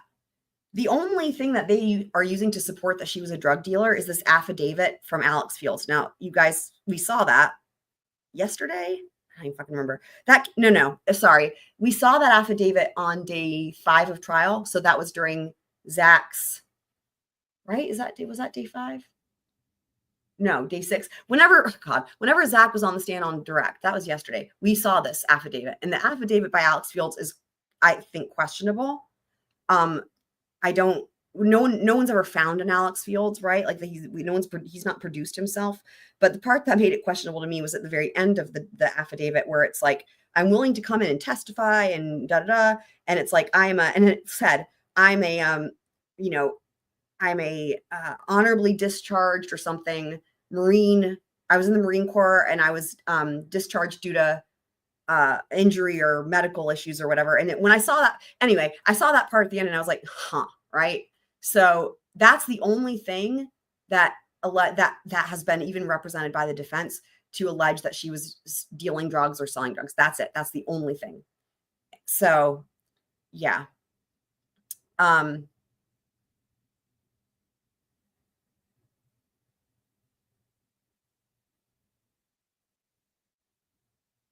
So, okay. Yeah, and there it is. That's the affidavit that I was just referencing there. That's the only place where it's mentioned that we know of. So, beginning in 2017 or 2018, when Aida was merely 6 or 7 years old, and continuing through 2021, Post and Parcell began to sexually abuse and victimize her. They took hundreds, if not thousands, of nude and sexually explicit photographs of her, some alone and some with Parcell also in the nude, along with other sexually explicit nude photos. Awfulness.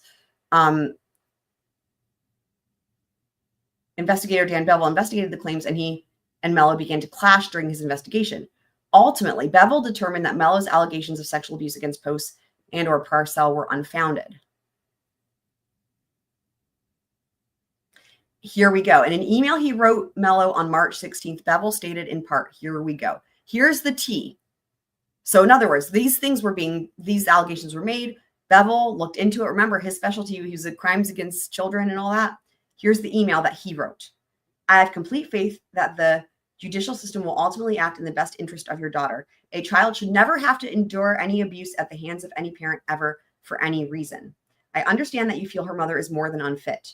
You have made that crystal clear. I'm an investigator and a fairly decent one. As of today, this case is officially closed. I presented all the evidence I uncovered to a judge, and a warrant was denied due to there being no probable cause.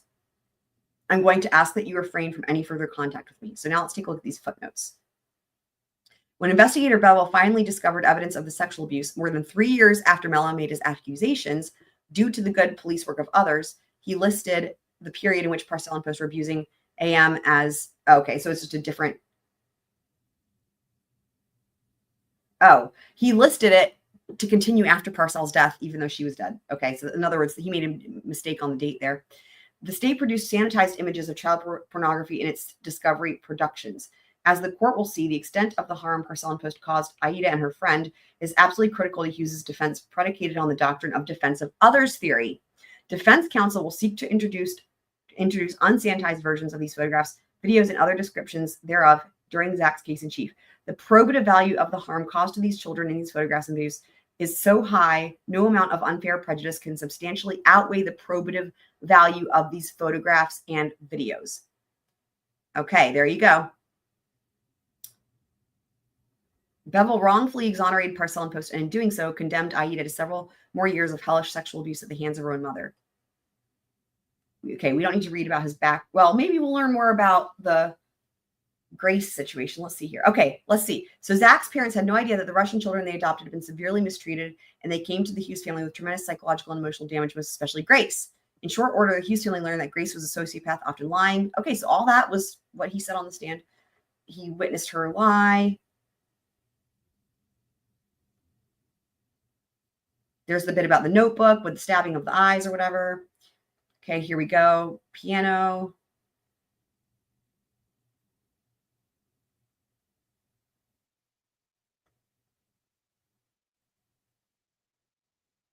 Marine Corps.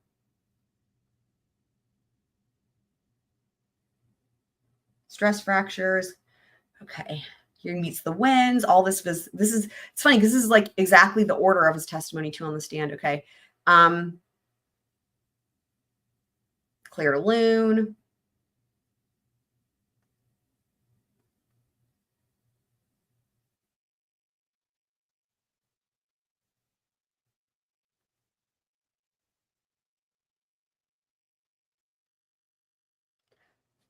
Wow. Look at that. Parcell, bankrolled by Post, traveled to Italy several times to retrieve Aida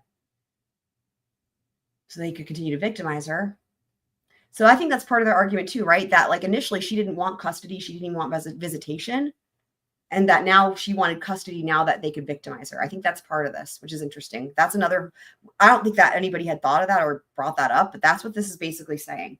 Like that, because of the fact that she didn't want custody and didn't want visitation initially, right? That came out even at trial, that the reason she changed her position is because she started dating Brad Post and they wanted to have their paws on her, as it were. Awful. Right. Yep. That's what they're saying.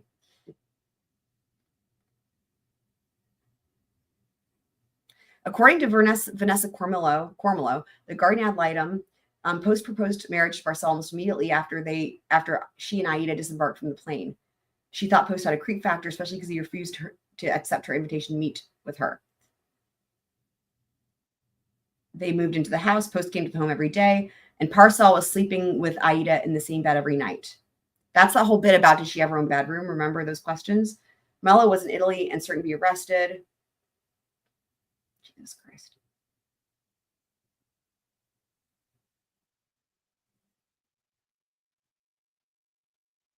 On cross-examination, Lieutenant Parcell provided defense counsel with a combative and inconsistent answer when asked if she told police that this is true. We watched it. That Post came to her house every day. On cross-examination of investigator Jared Sparkman, when reminded that Lieutenant Parcell in her recorded interview said that Post came to her house every day, acknowledged that the recorded interview accurately conveyed the statements that she gave.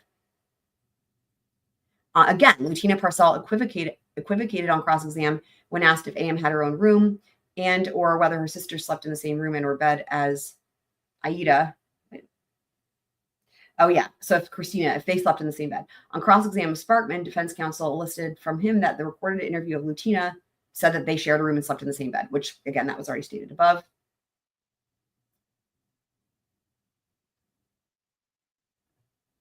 Oh my God. Okay. Mello told Zach that friends of Mello. Okay. Look at this hearsay. Mello told Zach that friends of Mello told Mello that Post had made comments about how attractive Aida was, but he preferred children who were younger and he was into child pornography. Finally, Mello shared with Zach an email from a common friend he and Post had, wherein the friend told Mello that Post and Parcell were trying to recruit bikers to kill Mello. Mello was no angel and Zach knew it. Zach did not accept at face value information Mello provided him. Interesting. However, the more he got to know Mello and heard and learned about Parcell and Post, the more Zach believed AM was most safe with Mello. Mello even told Zach at one point, AM is the only good thing I have in my life and I love her so. I want to know more about Mello being no angel. That's true. And that's one of those things. Maybe, we always hear from, it's like, oh, you can't unring the bell. Maybe this jury followed the instructions. That's a great point, Twiz. Maybe they actually did. I mean, that I think most people would say that would be really unusual because it's so hard to do and everyone just assumes that they can't do it. But maybe they did. Maybe they did. That's a really good point. And if that's the case, that's a great point. Because if that's the case, then having the actual evidence or where it's allowed and they're not told to disregard it, maybe that would make a big difference. Yeah. Yeah, they were making money off of that's come out in several different documents. There was financial gain involved. And remember, it's Aida's friend and Aida have those lawsuits. And they mention plural minors, so there's probably going to be more following. Like, it sounds like it wasn't just Aida and one friend, but like Aida and more than one friend also. Online sex ads were not the only proof that Mello had that Parcell and Post posed a danger to AM. And there's that deposition. Okay, so Parcell was in this deposition, right? She was at, so the deposition, for just to refresh everyone's memory, that is as good as being testifying on the stand, right? Like you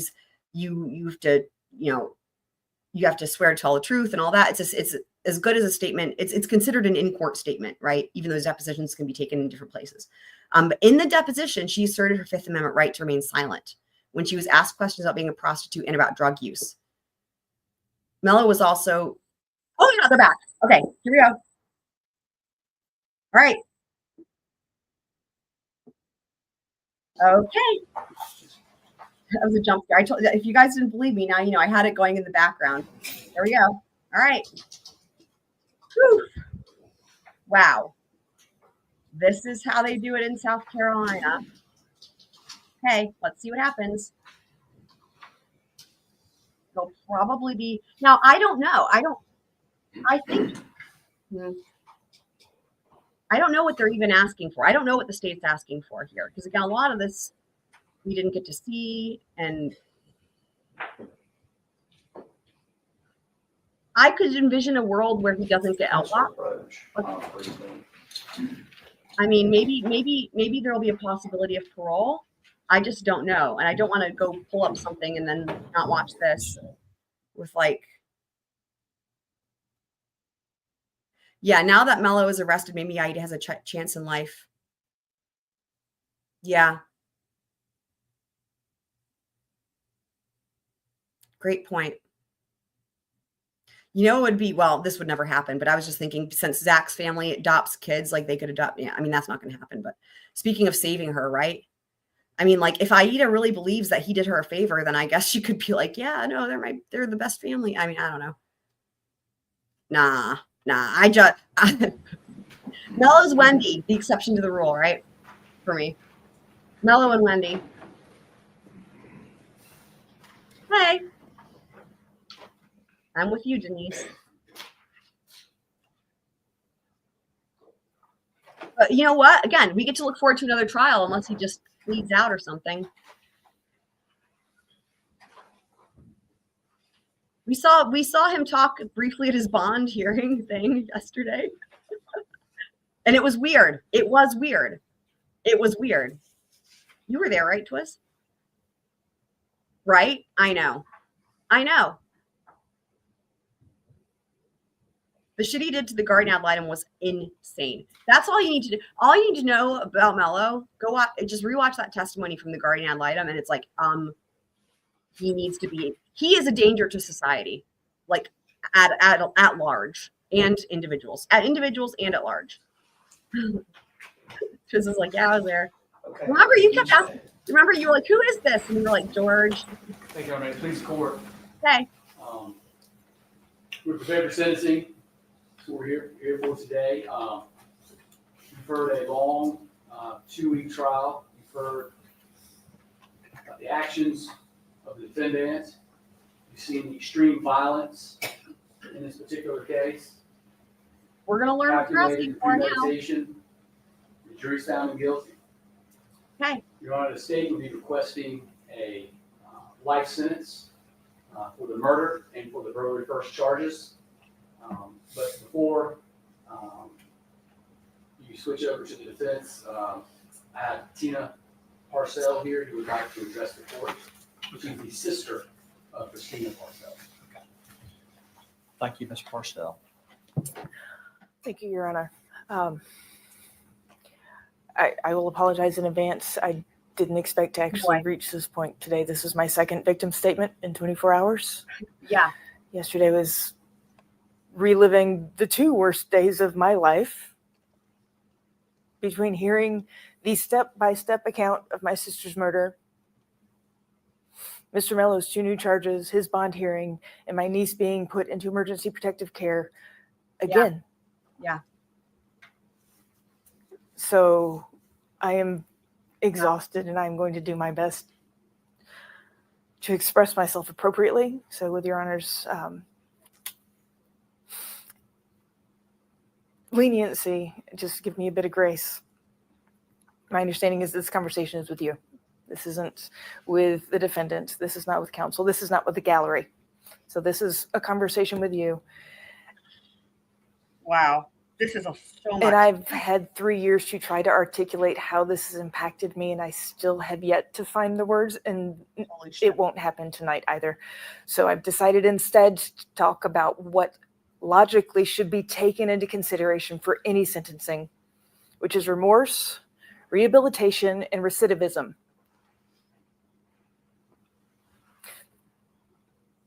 This defendant sat on that stand with full disregard for the authority of the law when it came to his actions outside of this courtroom in blatant disregard for the authority of law inside this courtroom. He recounted step by step in excruciating detail everything he did.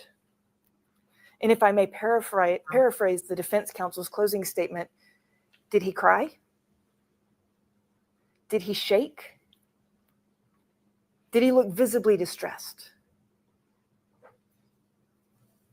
He said the word repulsed, but did he once look repulsed? He said the word vomited. Did he ever once look nauseated as he described dragging my sister through my living room?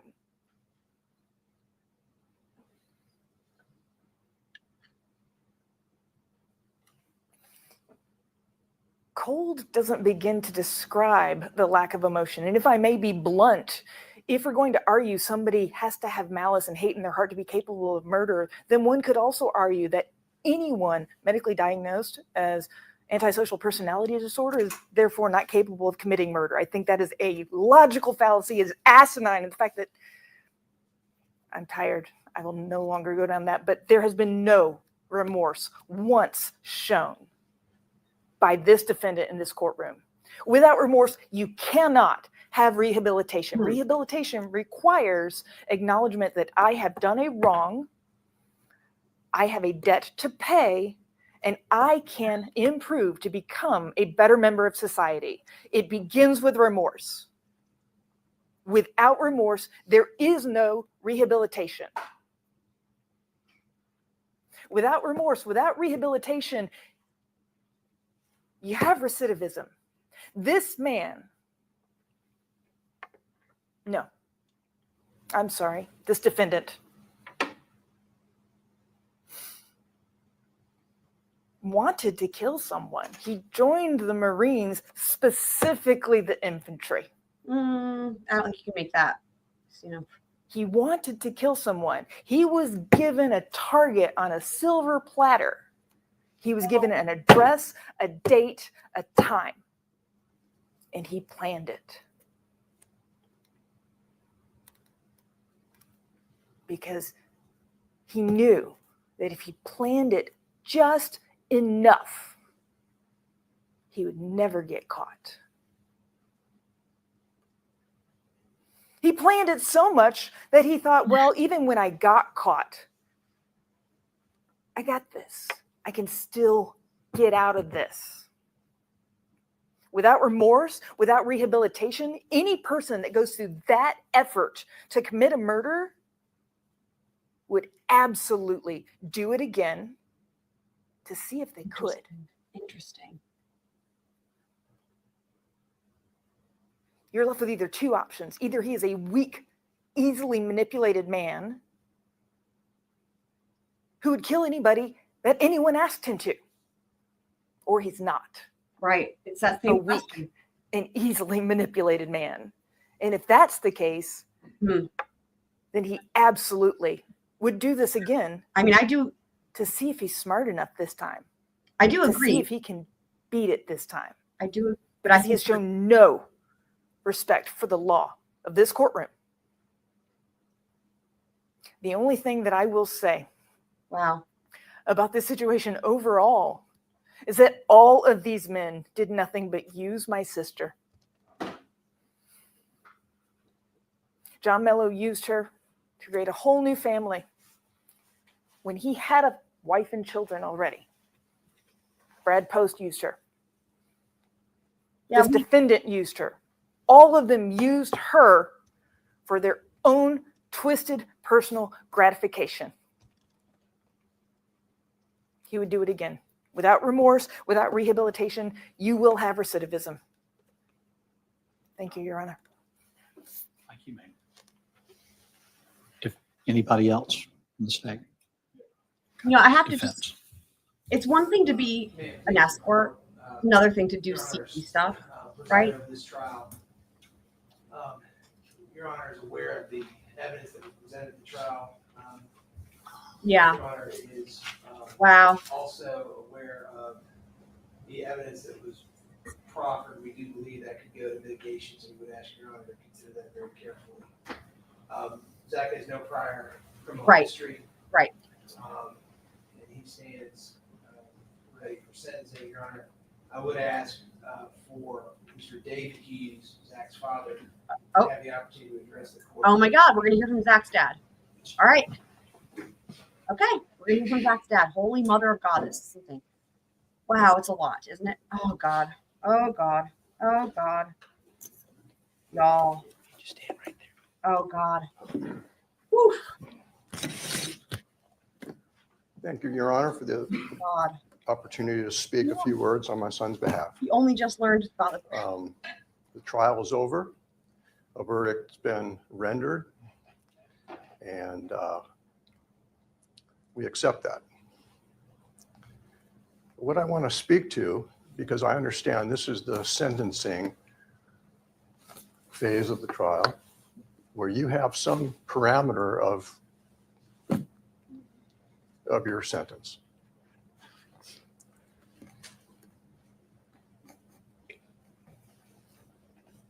My son is probably, in my lifetime, and I've run into some pretty amazing people, and this is going to be seen as a bias from the father, but he has got such a strong moral compass and fortitude and desire for the truth in his life than really anyone I've ever met. He actually eclipses a lot of those things that I aspire to myself. It's what makes his music so incredibly meaningful, because as a musician, and there are some world-class musicians sitting here today, Wow. colleagues of Zach's, what makes a musician's art come through is what's the essence of who they are. It's not something you can fake. When you hear it, you know it's a fake. When you hear music that causes people in a room to weep, you know it's coming from something inside that person that you cannot describe.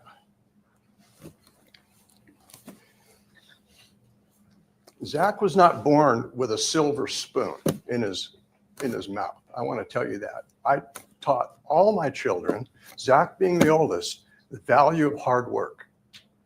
He might have been the only person at Juilliard to show up without manicured fingernails and calluses instead. No, everybody He there has worked hard. calluses. Everybody there has I calluses. pushed him Well, hard. if you're a violinist anyway. Fathers and parents tend to do that with their firstborn child. Maybe I pushed him, a little hard at times, but it made him the man he is today. I wonder if he I feels want to like address something, and Mr. Wilkins, Oh, okay. Okay. He wanted to address the state and he says he can't. that Zach is a cold-blooded killer. I am sorry. Zach wrote his mother and I a letter delivered to us through his attorneys approximately a month ago. In that letter, he described basically what he did in that chair over there, only in a little more detail. Why he did what he had to do, what he felt he had to do. You heard him say in that chair, he wasn't going to go on a cruise ship to Bora Bora, where he was headed, Oh, that sounds lovely. and look himself in the mirror at night after playing beautiful classical music for rich people. He couldn't do that. Zach has been brutally honest in his life. So much, sometimes to the detriment of his own career. Everybody in the piano world wants to be a soloist with an orchestra. But it's a very small amount of room on the head of that pin, and that's where he was headed. Facts. But he had people in his life, donors, The wins. rich benefactors, who made demands of him artistically in exchange for their financial benefit, and he walked away from it to the detriment of his own career. Why do I bring that up? He has such a strong moral compass and a desire for the truth that sometimes he actually hurts himself. His friends here, all these people in this courtroom for the last 2 weeks have been here day in, day out. Some as far as from Seattle, Washington. They're here because they grew up with Zach in the music world and they saw something in him they didn't see in anybody else. He has got a loyal circle of friends that I never had. I told my kids when they grew up, if you, at the end of your life, you end up with 2 or 3 people in your hand that are really there for you, that's the guy I want in the foxhole with me. Consider yourself lucky. Zach's got a dozen of those. Even after this. Why? That's what he's saying.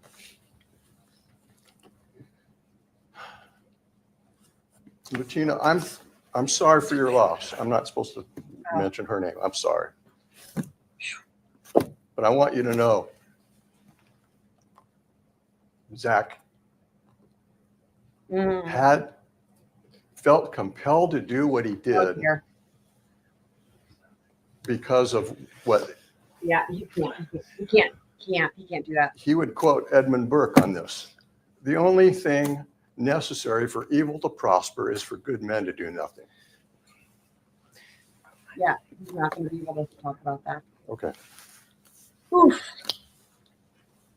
His desire for the truth and his truthful telling of what happened. I mean, he sat there and he didn't hold anything back that would benefit his portrayal to this court. He's just as brutally honest with himself as he is with other people. He has no criminal record whatsoever before this event. The only thing I know of is an outstanding traffic ticket in Italy. Somehow he rang up when he was there with Mello. Doesn't surprise me. Probably Mello's fucking fault. Several of the guards in the detention center, where he's been for 3 years, he's been an exemplary inmate. I believe that. Have told him that they were going to come to this trial to support him. Wow. When you gain the silent respect of law enforcement officers, holy shit. They see something in you. They see it all. And they see a guy that's respectful. That's big. I've never heard that before. Wow. For 3 years without a single incident. I think that counts for something. So I'm just here. I'll wrap it up. As you determine your sentencing, I would ask you to consider what type of man he is.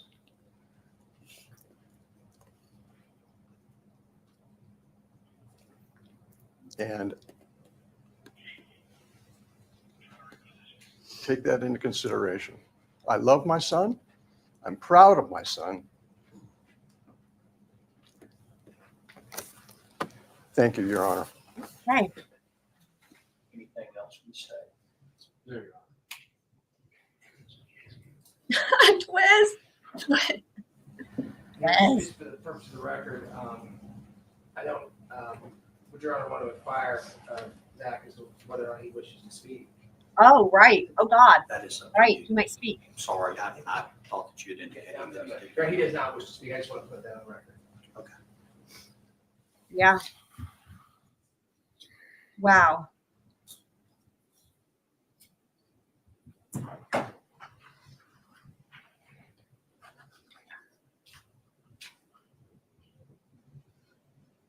You know, and the thing is like you can, I mean, I agree, but it's the taking action in terms of the legal element, right? It's the taking action, right?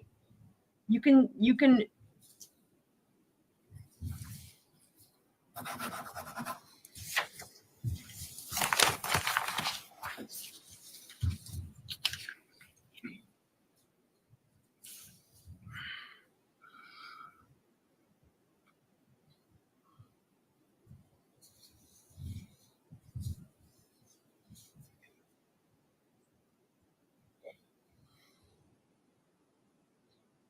and we're going to go back to that document here after the sentencing and take another look at that with who found out what when.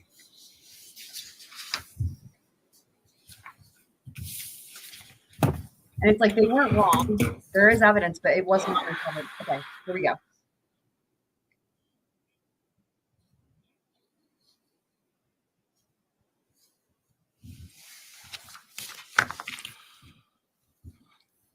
Zachary David Hughes, indictment 2022 GS 2302194, Oh, boy. indictment for murder. You're to be committed to the State Department of Corrections for life. There it is. Mother of God. Indictment 2022 GS 2302194. You're to be committed to the South Carolina Department of Corrections for 5 years. That is to run concurrent. Indictment 2024 GS 2305425A Yeah, there were for sentences. burglary first degree to run concurrent is for you to be committed to the South Carolina Department of Corrections for life. The other two indictments, 2024 GS 2305413 for conspiracy to commit harassment second degree is 30 days time served. Indictment 2024 GS 2305412, harassment second degree, 30 days time served.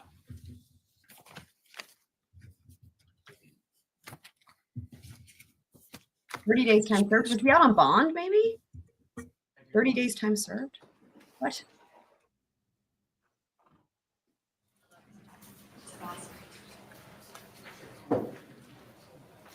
That's a good question.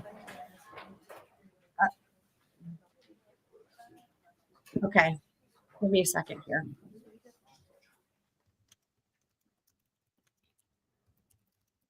Okay, give me a second. So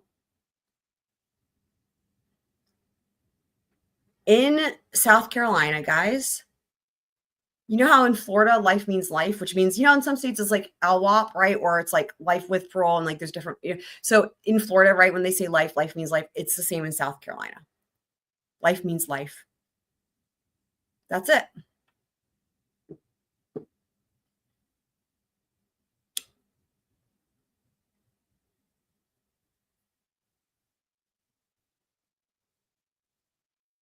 So I don't know who that older dude is.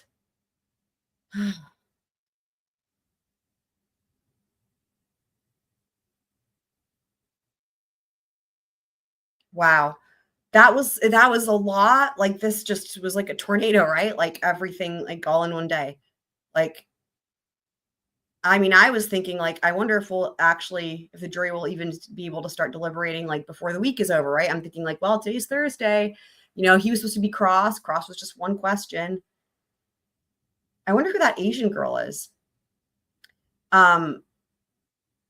You know, and then it was like, okay, let's, you know, it could have been a long, if it had been a long cross and then a long redirect, and then maybe think, you know, the defense could have called other witnesses. It's like, we could have still been on the defense case in chief today. And then the state could have had a rebuttal tomorrow. I mean, you know, it's all done. It's all done. Maybe. Yeah. It sounds like he was, I'm going to back it up to where he talks, it goes over those different charges, because it sounds like maybe he was out on bond and then he was brought into custody 30 days before. Let's back it up a second here. Absolutely. And they made a good record with that document. We were like, okay, let's just back this up a second here. I just want to hear this again about the,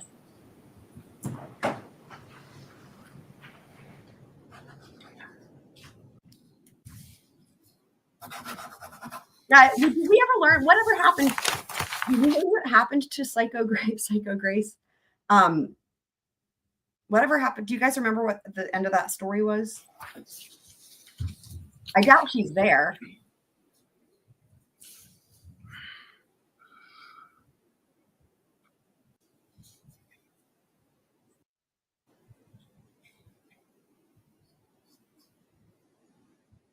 Yeah, it sounds like the kids from Russia were all siblings with each other.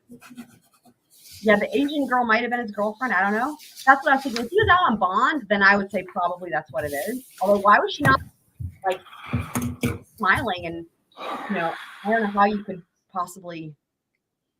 So I'm like thinking he didn't probably have a girlfriend while if he was in custody this whole time, right? 'Cause he was arrested in 2021. That's a lot. Zachary David Hughes, Okay.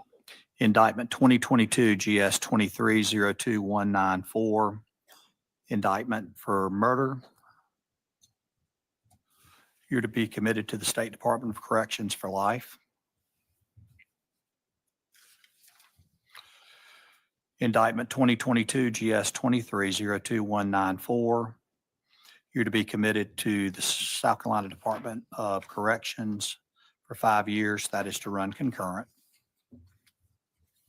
Indictment 2024 GS 2305425A for burglary first degree to run concurrent is for you to be committed to the South Carolina Department of Corrections for life. The other two indictments. It said, hold on. It said, hold on. Committed to the South Carolina Department of Corrections for life. To run concurrent is for you to be committed to the South Korea. The other two indictments, 2024 GS 2305413 for conspiracy to commit harassment second degree is 30 days time served. Indictment 2024 GS 2305412, harassment second degree, 30 days time served. Wait, why is it the time? So, okay, hold on. That's the only time he says time served, right? But why is it 30 days? Indictment 2024 GS 2305412, harassment second degree, 30 days time served. Yeah. So see, he reads all of those. That's all the charges. Then he says 30 days time served. But why is it not 4 years, or whatever, 3.5 years?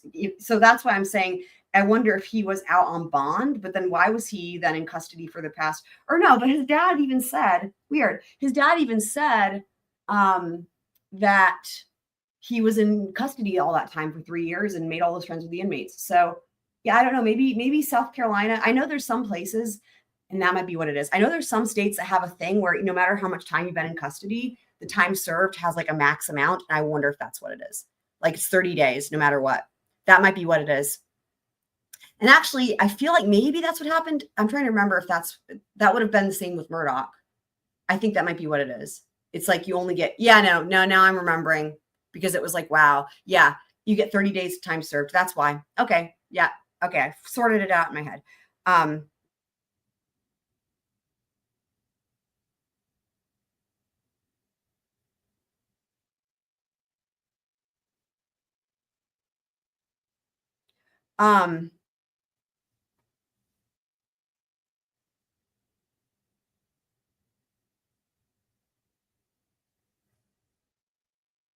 But see, he didn't say time served for the other charges. Like he didn't, like, for example, if the misdemeanor charge, I know the misdemeanor charges wouldn't carry that much jail time. So but for example, the life sentence, like, you know how it is when you get life, they still give you the time served. And the reason is because you never know, it could get overturned on appeal. So even if it's LWOP, which in this case it is, they still note your time served every case. So and he's been in custody for what, like 3.5 years. So, but I didn't hear him say time served ever, except for right there. And it was 30 days time served. Right, Denise. Yeah. So are you guys thinking that he said 30 days and then it's like period and then time served period? Maybe that's what it is. That would make more sense. Because the way he said it, it sounded like 30 days time served. But if it was like 30 days time served, that might be what that was. Punctuation thing. Right. So that's and that makes sense. It was just that there was a punctuation missing. And normally they specify how much time has been served. And that's what confused me. Because it was like 30 days time served. So it sounds like that was the time. Does that make sense why I was thinking that?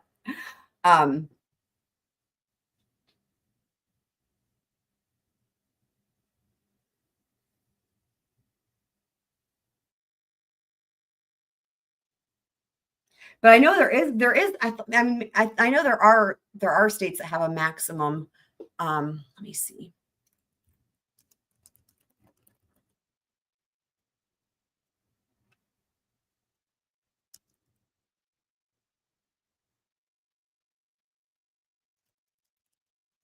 Let me see something here.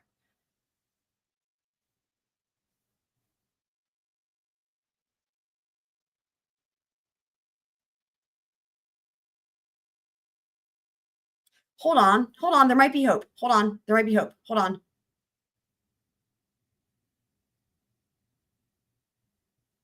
Okay, hang on. Let's take a look at something here, guys. There might be hope. Let me just see. Okay, let me. Okay.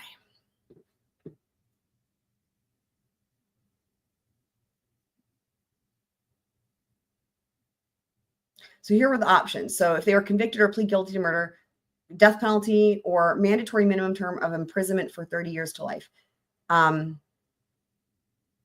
So 30 years to life were the options that he had before him.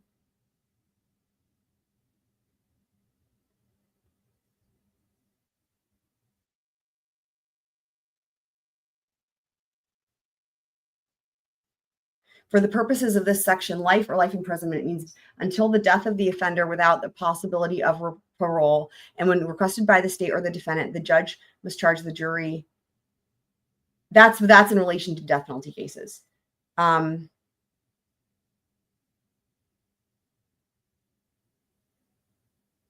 person. Hold on, I'm in the wrong section. This is when the death penalty is sought. So let me go. Hold on. Let me go to the next section. Hold on. Scratch that.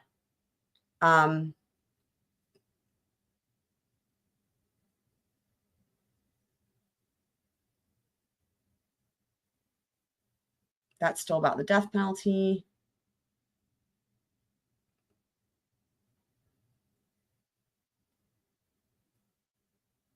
What the heck?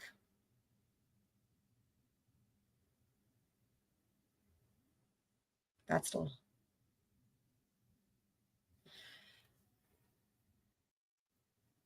What the heck? Okay, punishment for murder.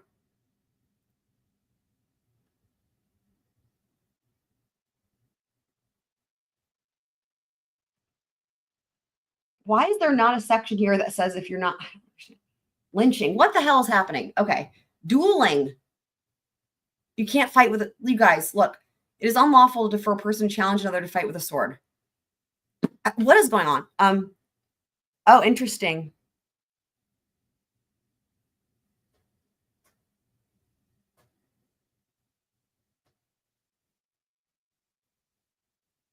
Oh, I see what you're saying. Okay. So the time, right, because the time served would apply for each charge. I see what you're saying, Denise. Yeah. Well, I saw something that made it look like there was a possibility that you could get parole, which anyway.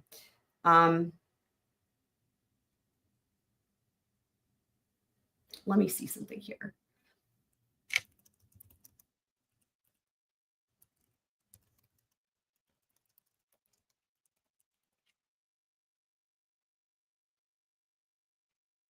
Like it says, there are some circumstances where a prisoner serving a life sentence may be considered for parole. Oh, that's if it's a juvenile, I guess. Jeez. Okay, here we go. A prisoner may be considered for parole if they have served at least 10 years of a life sentence and the board determines their physical condition is terminal. So if they have a terminal illness. A prisoner may also be considered for parole if they meet certain criteria related to age, health, or extraordinary circumstances. So that's what you got for options there for parole. Wow. Wow. Just wow. Wow.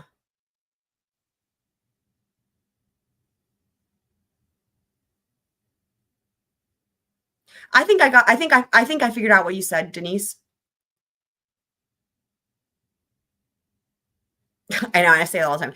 So here's what I was thinking. Yeah, you could always call in. Here's what I was thinking, Denise. What I was thinking that you meant, okay, so, it's because he has these there were numerous charges, right? And there were these misdemeanors, so that the time served is applied to each of them separately. So he has 3.5 years or whatever, somewhere around there, time served, and it is applied to each charge. I think what you were saying is that because some of those misdemeanors would be 30-day sentences, that's why the time served would be only 30 days, because you can't get bonus time. You know what I mean? Like, you can't get your time back. Is that what it is? And that makes sense. It's just funny that he didn't say it for all of them. He just said it for that. But is that accurate?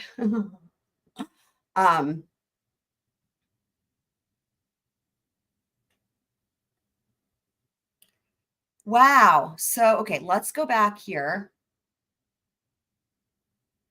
Yeah. Right.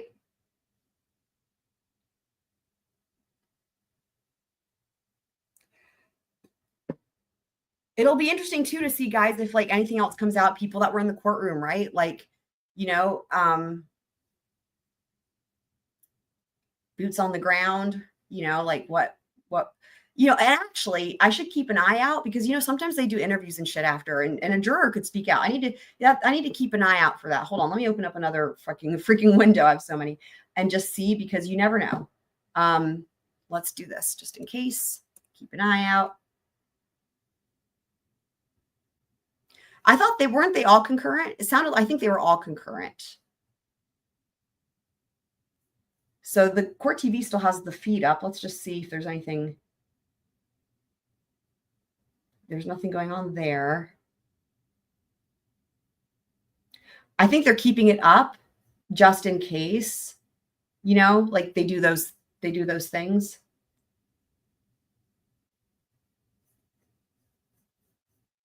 Like, for me, here's what I will say. For me, I just saw, as I clicked over, I'll show you guys. I clicked over to Court TV again just to see, they've still got this going. And it's like, did the jury get it right? And it's like, and I'm like, oh, how would I answer that? And it's like, here's what I think. I think that based on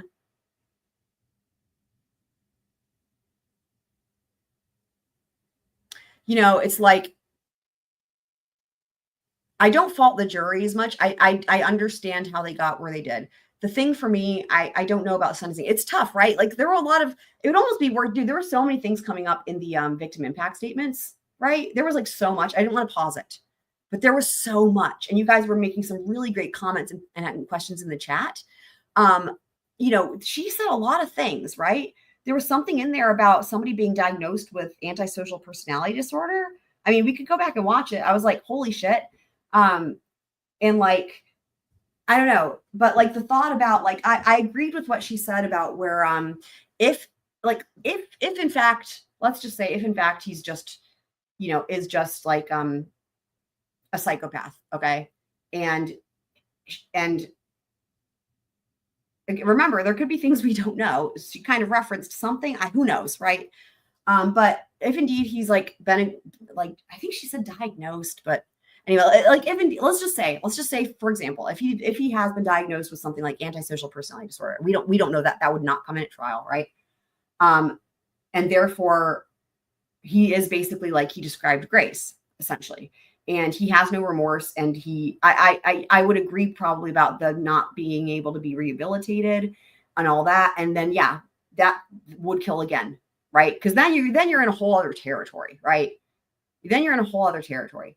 And so she made a distinction there. It's like, either, now she's put it as like, either he's basically a psychopath, I'm paraphrasing, right? Or he's like a weak man who's easily manipulated. Now, that's where I do take issue. I don't think that's the other option. I would go more with, it speaks to the depth and depravity of Mello. I don't think I think that's the thing. I think that's the, we saw Mello do this with so many people. And even Fitz News people, they were saying that, like, everybody that knows him says they've all been manipulated by him in different ways and gaslit. And so, right. All concurrent, because life is so long. Right. Yeah.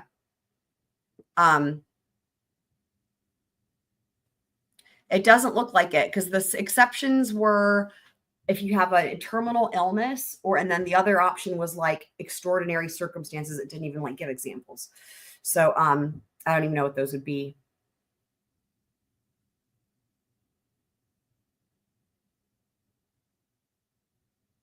So I will, I'll keep this,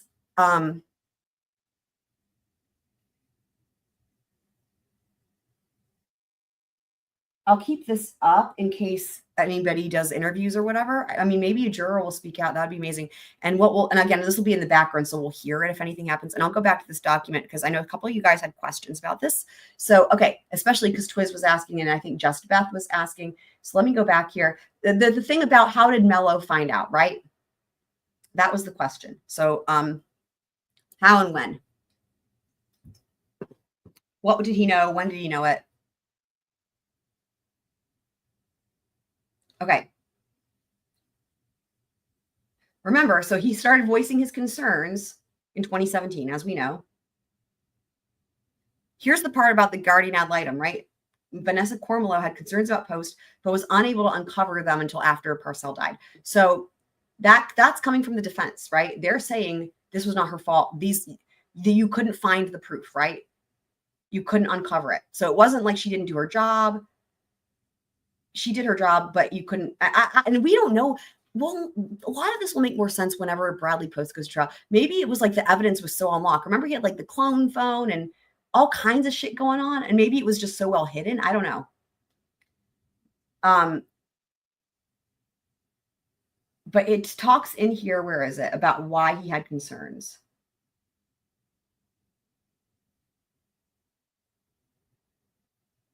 Okay, hold on. Let's see here. Okay. Post and Parcell's relationship greatly concerned Ms. Mello. Parcell's prior life as a prostitute and a drug distributor. And again, the only evidence we have of the drug part is that affidavit, which I don't know. I'm not going to put anything with that. Coupled with Post's wealth and creepiness. Here it is. He didn't actually have evidence. Here it is. I'm going to read it again. This is from the defense. Parcell's prior life as a prostitute and a drug distributor. So even if you say, fine, that's true. Coupled with Post's wealth and creepiness. Post's wealth and creepiness prompted Mello to wonder if Aida was safe when she was with them. And then, so it started happening, right? But we're looking for the part where he had knowledge. How did he have knowledge? And again, even, so no one could uncover it somehow, right? Let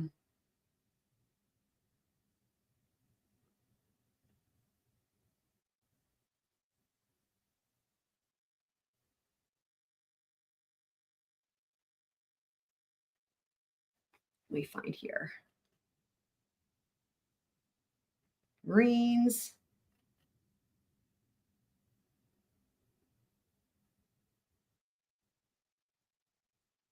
Okay. So basically, it's from what it's sounding like here. Okay. Like the conversation was Joel. Okay. Mello told Zach he was always worried about Aida when she was with her mother, alone with her mother. And again, from what we have so far, it's just based on the fact that he's like, she was a prostitute and dealt drugs, and Bradley Post is rich and creepy, basically. Mello was interesting and a good conversationist, but he could also be loud.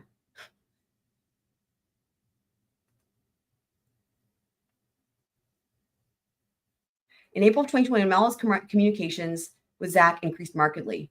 Parcell had come to Italy, and she took AM from Mello back to Greenville.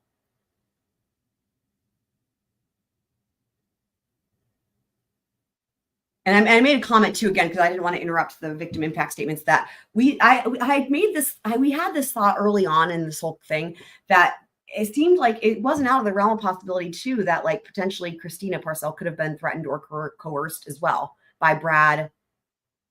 Well, I'm sure she was by Mello, maybe not with the CP or whatever, but like, in other words, to participate, we just don't know. And yeah, intuition, right. That's what, there was something. Yep. But this all makes sense, right? Because remember, it was like he just was so sure it was happening. But the thing is nobody had the evidence until after the murder. And I have to say, that's got to make a difference too, even as it pertains to Zach's defense, because it wasn't, no one had uncovered it. If someone had uncovered the evidence before the murder, anybody really, right? Mello, law enforcement, anybody, it would be, I feel like it would be different, because the problem you have here is this. Basically, Mello seemed to have, again, like an intuition, like a hunch, and he was correct, right? He had a squirrely crystal ball or something, right? Based on his intuition. And even the guardian ad litem, right? We heard her talk about Mello, creepy. She thought we heard that, right? Or she thought Post was creepy, actually, sorry. Well, she thought they were both creepy, I guess. And she really looked into it and stuff, right? And so, in other words, it's like everybody seemed to be kind of like, yeah, we think something's going on, but we can't find it, right? So the problem with that, though, is even if it ends up being right, what you've got somebody acting on essentially a hunch or an intuition, which again, you're already in this territory of vigilante justice, as it were, right? Or whatever, just cause, either way, right? But I feel like there would be, for a jury, there could be a difference in their mind between if you had seen evidence or if you hadn't seen it, right? You know what I mean, guys? Right. That's the thing.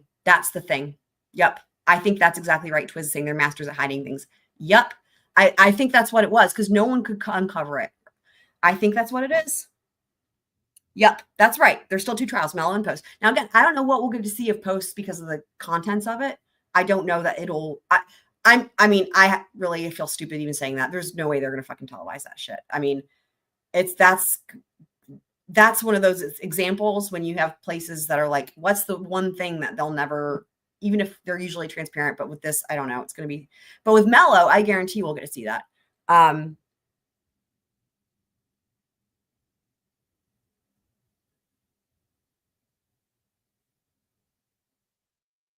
Oh my God.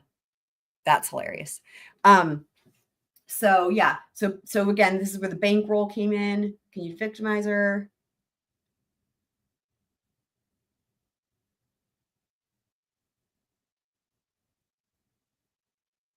Interesting. In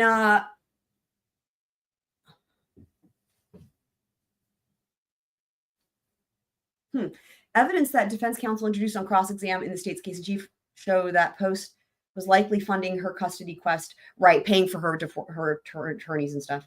In Christina's 2016 deposition, which defense counsel will not offer for its truth. I remember when that came up in trial. Parcell told opposing counsel that Post had ended their relationship the day before the deposition because he did not want drama with Mello. Now Post was willing to stay the course, likely because he knew that Mello had an active warrant in Greenville County, which would be served on him if he returned to the U.S., which effectively stranded him in Italy. Parcell also was now willing to stay the course, even though she had abandoned any attempt to gain custody of AM in 3 prior. I don't know what the staying the course means, but whatever. Okay. Okay, right. There it is, the creep factor, right? This is from the guardian ad litem. She thought he had a creep factor. Then they move in.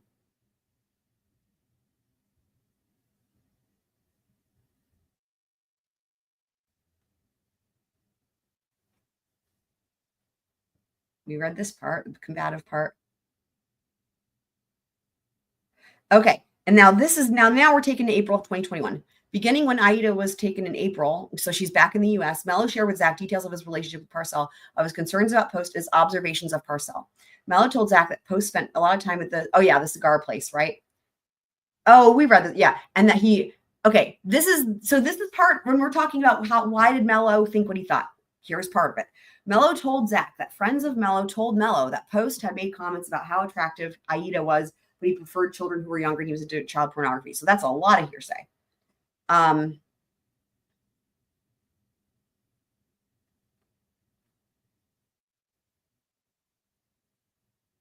So then there's the fact that just Parcell asserted her Fifth Amendment, right? That's not proof of the things, but whatever.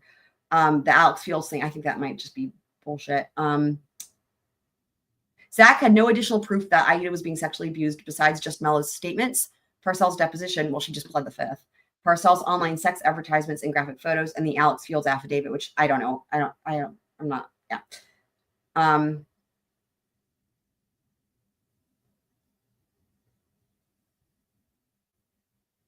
Oh, look at this. Zach realizes that Parcell is a sociopath, just like Grace. It's crazy.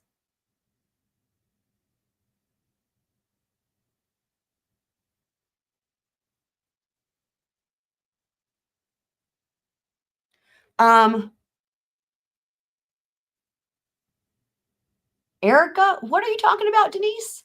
Hey, who's Erica? Shout out to Radiohead as always. Who's Erica? What?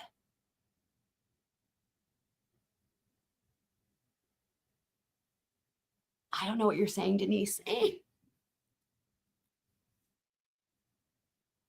Oh, your nails are, that's hilarious. So the details Mello shared about Parcells' ability. Okay, this is like exact. What's interesting is like, this is really so much like his testimony, right? The ability to lie on the spot. It's almost like he kind of memorized this. It's a bit odd. The details Mello shared about Parcells' ability to lie on the spot, her lack of remorse, and her complete ruthlessness dovetailed exactly with what Zach had lived through Grace's years earlier. Parcell, too, was a sociopath. Well, that's his thought. We can't say that for sure.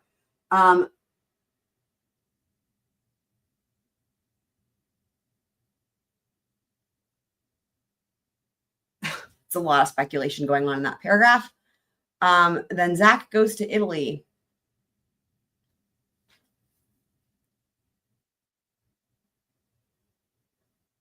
Look at this, guys. The burden of digesting the information Mello shared with him about AM's plight and the stress associated with his music project started. And this is what we heard, right? He was getting burnt out. His health was being affected. And it was because there was so much stress about what Mello was telling him. Mello could tell in their communications and suggested that Zach visit him in Italy for a break. Remember, we joked about this last night. At first, Zach rejected the idea, but then I think Mello convinced him is what this reads like to me. Soon he realized a break might do something good. Oh, come to Italy. So then he was in Italy. And what are they going to do? They're going to talk about Aida the whole time, I guarantee you. And she calls in. She's gained 20 pounds. Sparks dying in her eyes.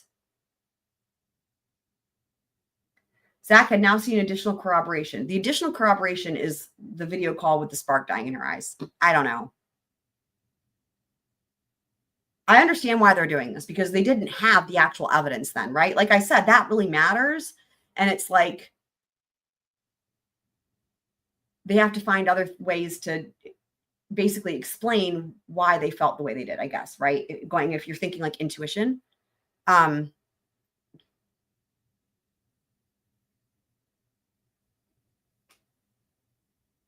What is DTS?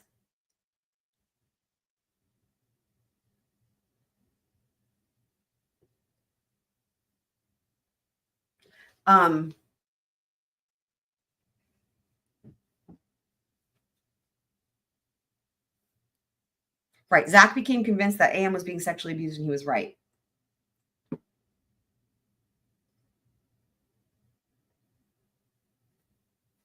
It's a really interesting situation. The being right after the fact thing, right?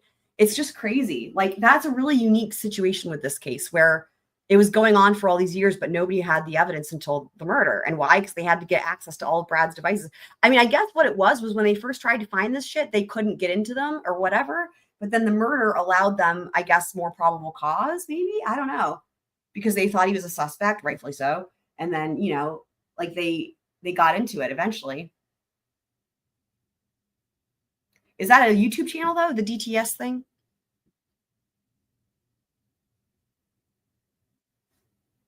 Cleaned Mello's house. And then, yeah. So I think that kind of answers our question, though.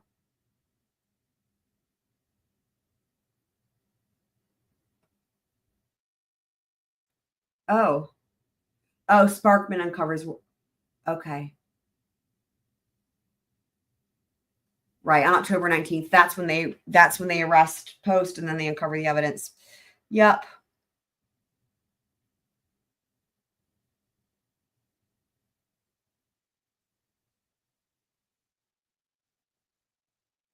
Wow. We should learn more about what they got, though. Let's see here. Other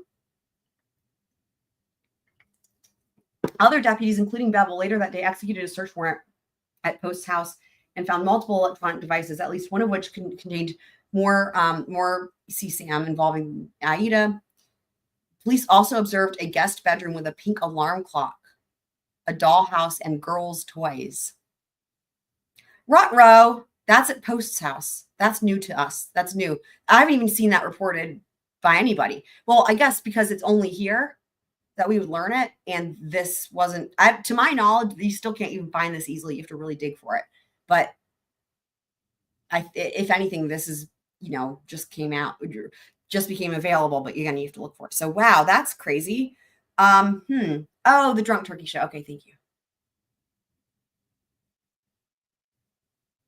Yeah, the smell was it had to be the paint thinner. That was what that was.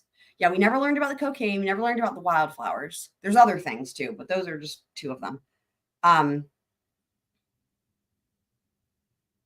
Don't you dare. I never. So they observed a guest bedroom with a pink alarm clock, a dollhouse, and girls' toys at Post's house.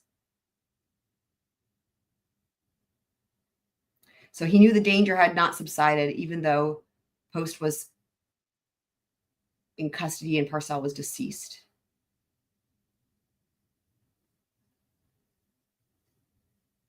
Why would the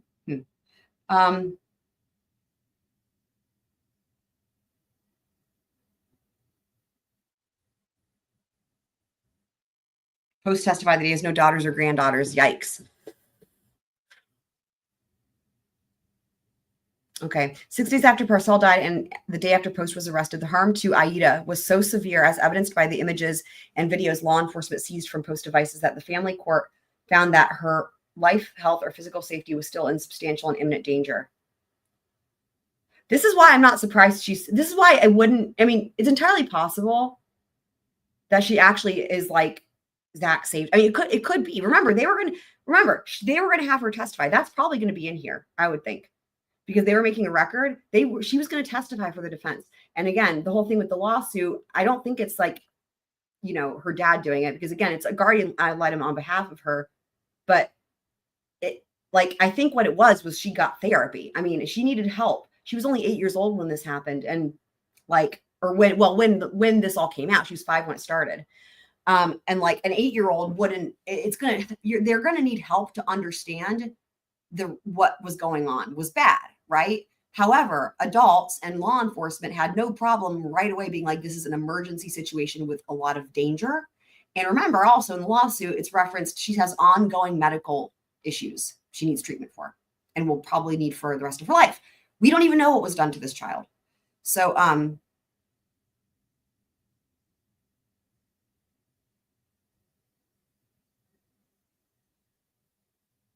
yeah, the writing on the page is wonky. It's because somebody scanned it with a cell phone. That's what that is. I know. I'm sorry. It's the only way that we can read it, though. So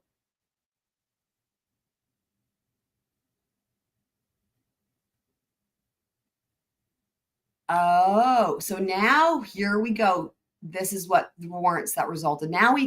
Okay, these are the warrants for Bradley Post. Okay. Oh, God.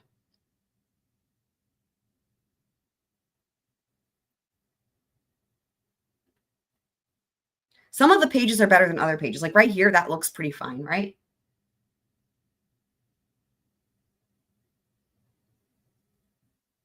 Oh, God. You guys? One image depicted Christina Parcell manipulating her daughter's vagina with her fingers. I should probably give a warning.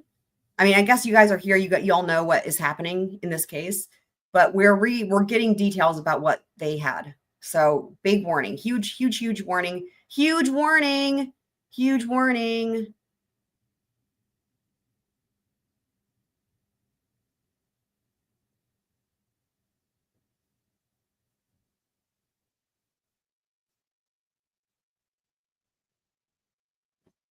Yeah, huge warning. Okay, that's horrifying. Due to both of her hands being captured in the image. Oh, God. That means that they believe Post was one taking the picture because both her hands were in the image. Oh, my God. Wow, that's horrifying. Yeah. More disturbing images. Warning, warning, warning.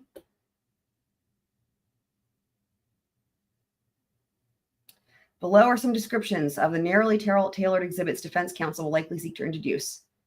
And of course, they're not going to show us, thank God.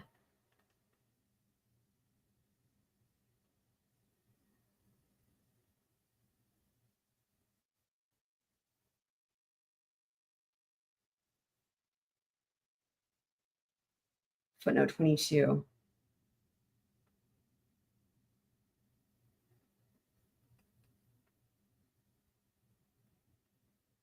Wait. I think you can't even see the footnote. That's how bad it is. Like here's footnote 21. Check it out, guys. And then here it says footnote 22. This full file name in particular is descriptive. We can't even see it. We can't even see the file name. I don't want to know anyway. Wow. Okay. An in-camera hearing for Brad Post. That's fine. During cross-examination, defense counsel asked Post, "Isn't it true that you worked with Ms. Parcell to create and distribute child pornography?" Rather than asserting his right to remain silent, he said, "No." Excellent. He can get a piano. Are you serious? Did you check for South Carolina? Because it could be different. Just saying.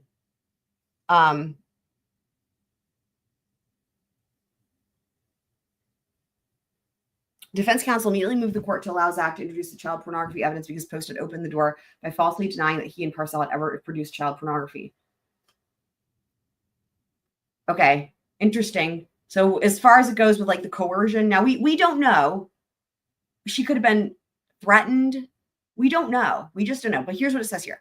These exhibits and other images and videos located on Post devices shows no indications that Parcell was an unwilling participant or forced to engage in this conduct. Jesus Christ.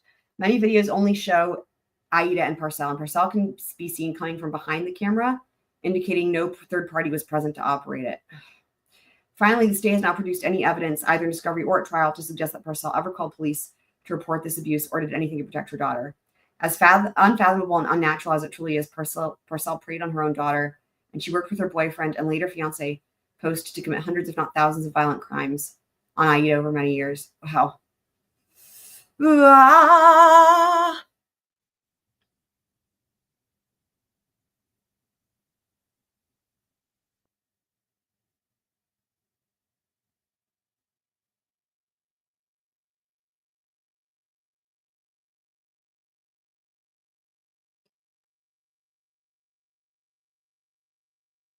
There's the part about the angry heart. Oh, how funny. Look at this. They put it in here. I think it's really funny that just from the get-go, I was making fun of this, right? And the defense is like, look, this is a huge deal in terms of the law. Amazing.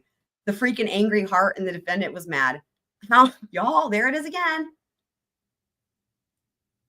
Here's this part. So had you been asked to make the recommendation, would you have recommended Aida to stay with Christina Parcell? Yes. So at the time, yes, that would have been my recommendation if we had gone to trial before the mother's murder, right? Because after the mother's murder, things were different. And then again, they tried to say they opened the door. These were all the times that this during the trial. And remember when they cut the camera and they go powwow, without our knowledge. So here is the proffer. So now this is where it's really interesting. Now we're getting to learn what was proffered because, normally they have cameras for other trials, but for this, but I guess understandably with the nature of what this was and all that. So,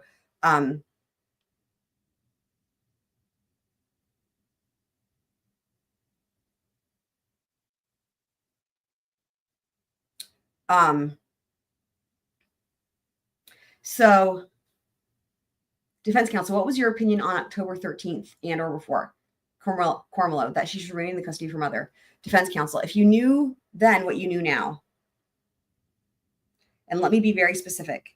If you knew then that Christina Parcell was produced and engaged in the production of CSAM with her daughter, what would you have had a different view? Yes. In fact, isn't it true that if you knew then what you knew now, you would have gotten her out of the house, out of her custody as soon as you could? Isn't that true? I have a question though. How can they play the piano with the cuffs on, or do they take the cuffs off? But that's awesome. I hope there's a piano in the rec room. That I really do. I think that's I think that without, I think he'd be a risk for self-harm. I mean, without a piano, there's nothing. Like, it's just, honestly, it's like, you may as well call it torture. I'm just speaking from classical music, right? It's like literally, and luckily for him, he plays piano. Like for me, it's like, they're not going to bring a violin in. Anyway, I'm not going to prison, so it's fine, guys. Don't worry.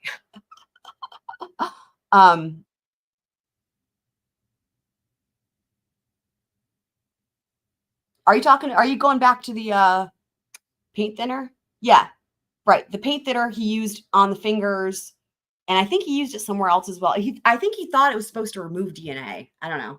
But that was, I think, that was the weird smell. Did I miss something else about that, though, that was noteworthy?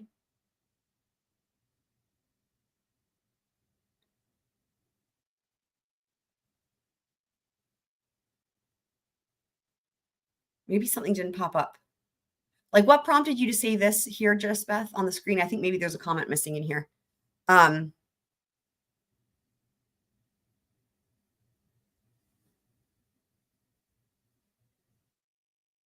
Okay. Might be that I didn't see it.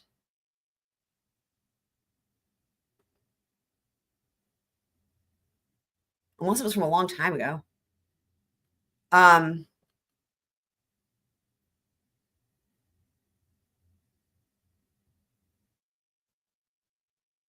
No, there was no cookie. No.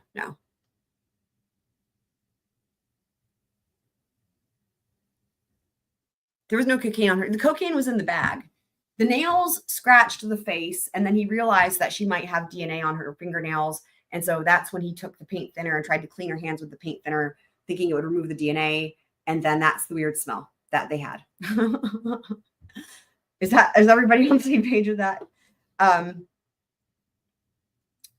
Okay. Isn't it true? In fact, isn't it true that if you knew then what you knew now, you'd gotten her out of the house? I probably would have gotten Christina out of the house since it was Tina's house, and I would have wanted her to have custody. Oh, she would try to put her in Tina's custody, it looks like. Okay. But you have separated her from her mother as soon as possible. Isn't that true? Yes. Okay. Argument. I don't know. Or the wildflowers, right?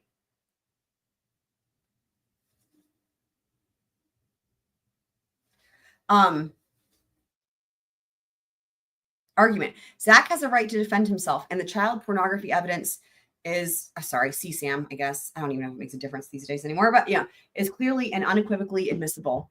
It is the best and most reliable evidence of the harm that was perpetrated, and that it was justified. Okay. So South Carolina Rules of Evidence 402 reads, all relevant evidence is admissible except as otherwise provided by the Constitution and other rules, See also State v. White, stating that evidence is relevant is admissible unless that's been marked through is excluded by the United States. Okay, right, same thing. So emphasis added. SCRA, South Carolina Rules of Evidence, defines what is relevant. Relevant evidence means any evidence having any tendency to make the existence of any fact that is of consequence to the determination of the action more probable or less probable than it would be without the evidence. Further, the test for relevancy is not stringent and its standard is not difficult to vault. Indeed, evidence that carries the probative weight of a feather tips a balanced scale and assists the jury in arriving at the truth of an issue. So what they're saying is when you're weighing prejudicial versus probative, think of it kind of like when you're thinking about preponderance of the evidence, right? 50% plus a grain of sand, same idea. If the weight of a feather can tip the scale to making it more probative, then it's in, right? Because probative is more important than it's probative versus prejudicial. If it's a grain of sand more probative, then, that's the point. Relevance, the element of malice. You guys don't hear me? Can you guys not hear me? Are you guys talking about, that's the other thing they never talked about, by the way, too. That hole, remember that hole that was above the doorknob? They marked it with evidence tape. You know what I think? You know what I think that is? I think that they thought that was related to the crime.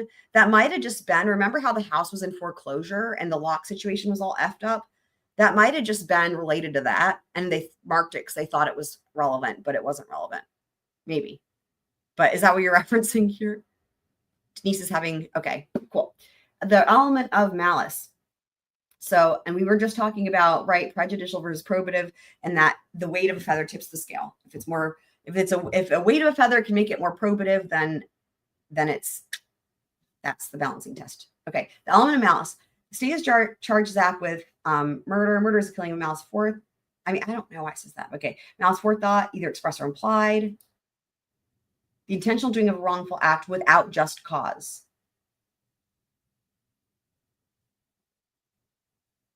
And where they got that from is specific case law here, right? So this is from South Carolina. This would be Federal Court of Appeals, actually, from 2024. Wow, recent. So this is from, so South Carolina. No, sorry. No. This would be South Carolina Supreme Court case law, but also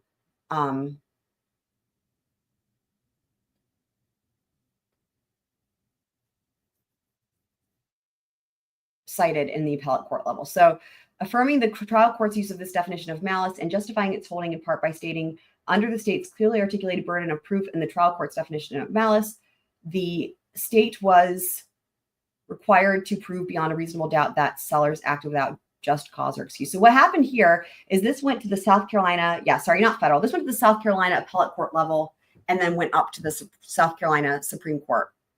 It's funny because SC, it's like South Carolina and then Supreme Court. It's like, I'm like, wait, am I saying everything twice? No.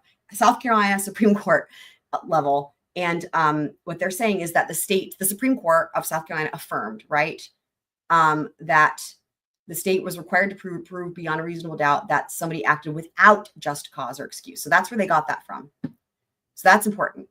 I don't think it was so tiny. There's just no fucking way. By the way, that's what she said. That's what she said. Woo! Got it. Nailed it.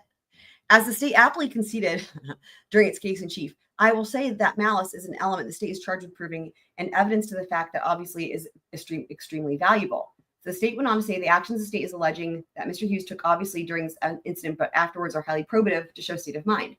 The court agreed with the state in overruling the defense counsel's objection to a graphic photograph the state sought to introduce. The court justified admitting the photograph. Clearly, the pictures are relevant. Oh, interesting. Okay, so it must have been something related to the crime scene, right? Clearly, these pictures are relevant to the issue of malice. They establish circumstances of the crime scene. So what he's saying is when it came to these pictures that they thought maybe were the defense objected, right? And the court let it in because the state said it went to the issue of malice.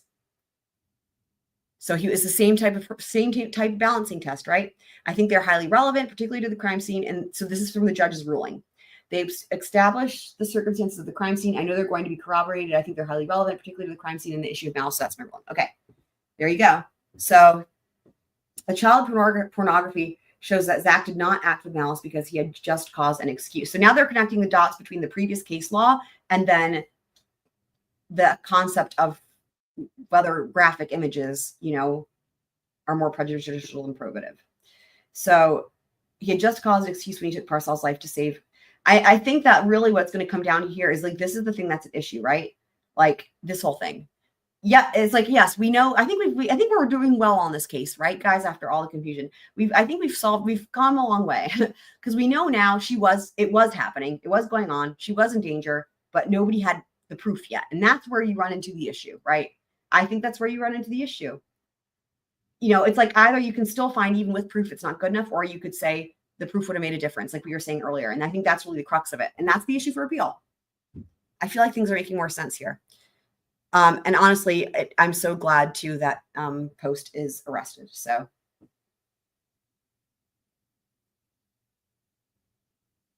Parcell and Post, okay,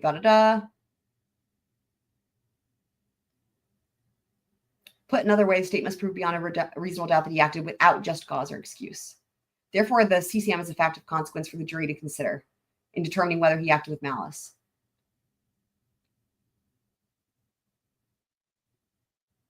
So here's the defense of others thing. Do you guys remember this? And a lot of you guys have referenced this with like the imminent danger. That's where this came up. This did not come up in trial. Anybody that was talking about the imminent danger, and y'all probably saw that on the court, because like the people who were texting or whatever they do, tweeting from the gallery during those proffers, and when we couldn't see anything, they were all talking about what was going on, and they were mentioning this imminent threat being a big deal. And it's easy to think maybe that came in at trial because like it was talked about, but that was when they were arguing outside of the presence of the jury, and they were arguing over what we're reading right here. So this is where the imminent threat thing came up, is from this part.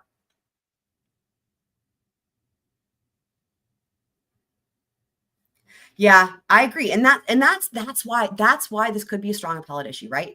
Because the thought of, well, if the jury could have had, well, actually, again, that's if it had been there. Yeah. Proof prior. It's tough, man. It's tough. Yeah. And that is shitty, right? Because the proof prior that it doesn't exist. Like, yeah, I don't know. That sucks.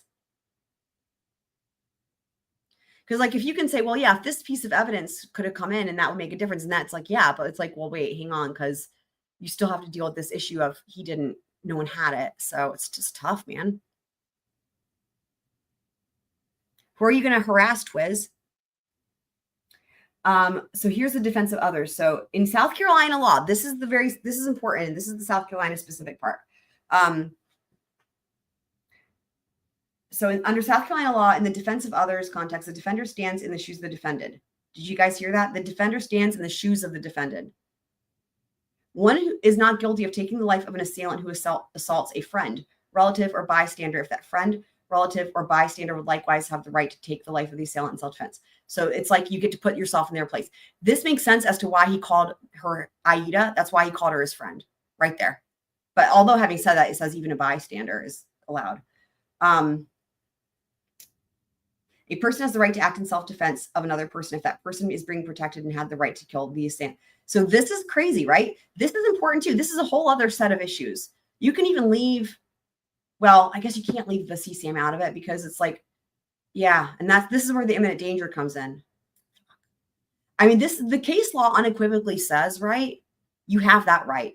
Like if somebody else should be acting in self-defense and you can do it as if it's for you for self-defense and kill the assailant, like literally, right? Person has the right to act in self-defense of another person if the person being protected would have had the right to kill the assailant in self-defense, which is insane, right? Because like that's a whole other thing. And like normal people that if they're in some sort of predicament where it's like, oh my God, I might die, they don't just think, wait, hang on, let me quick look up like what are the elements for self-defense and what defenses would I have and like da-da-da, right? You know what I mean? Because how many times do we, it's so hard with these self-defense cases.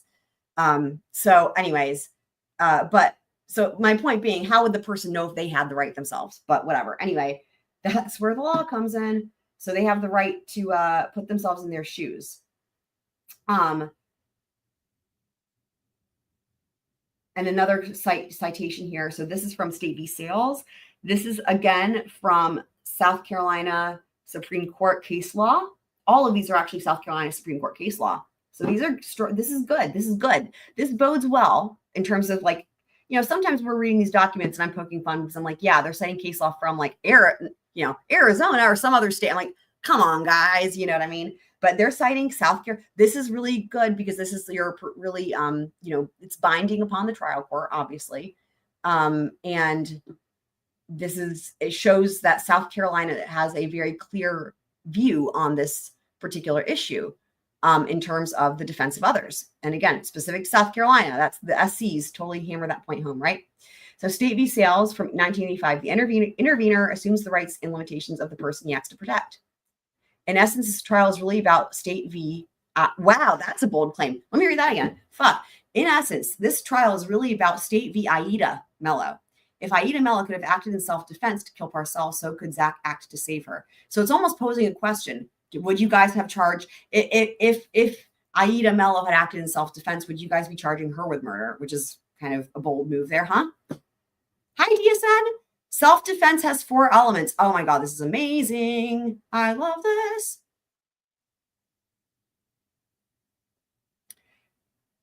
Remember, you guys can always do well. Let me put it in the chat.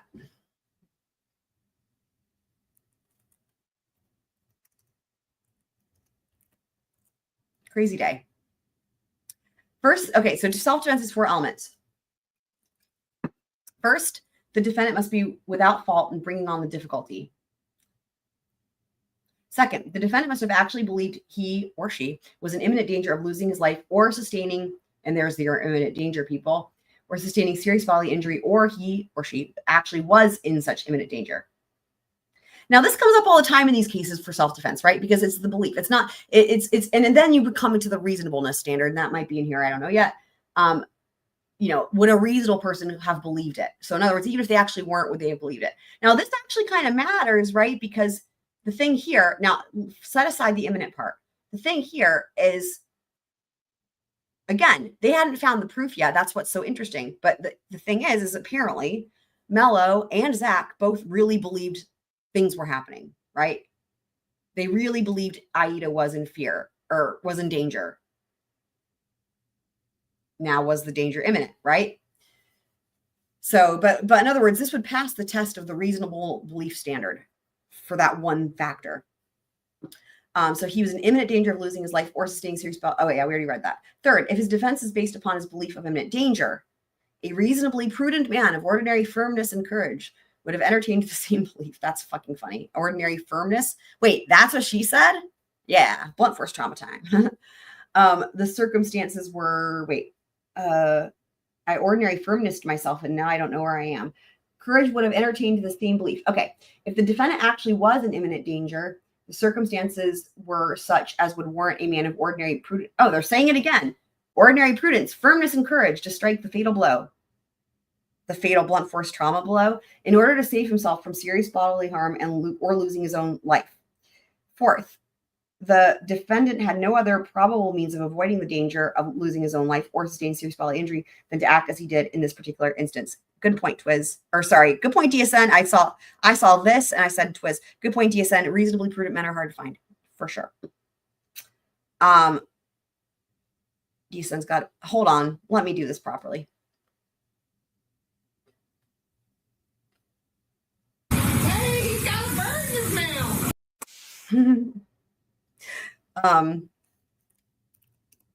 There you go. Okay, so do I have Khmer Baba on there? I don't think I have that one. Anyway, so fourth, the defendant had no other probable means of avoiding the danger of losing his own life or sustaining serious bodily injury than to act as he did in this particular instance.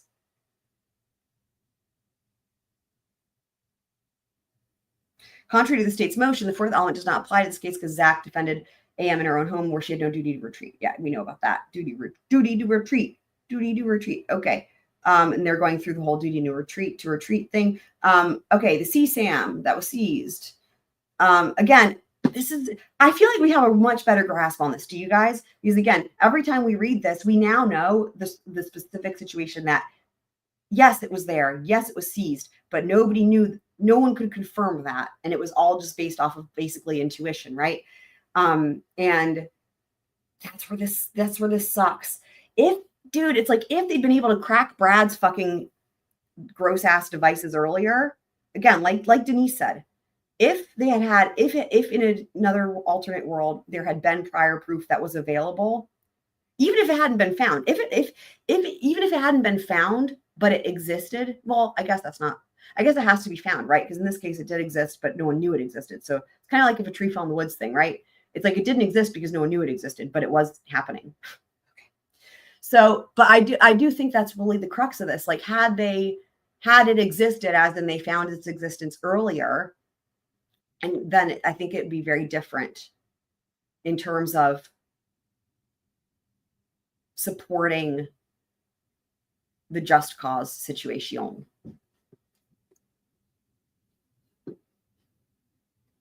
Who was telling who what?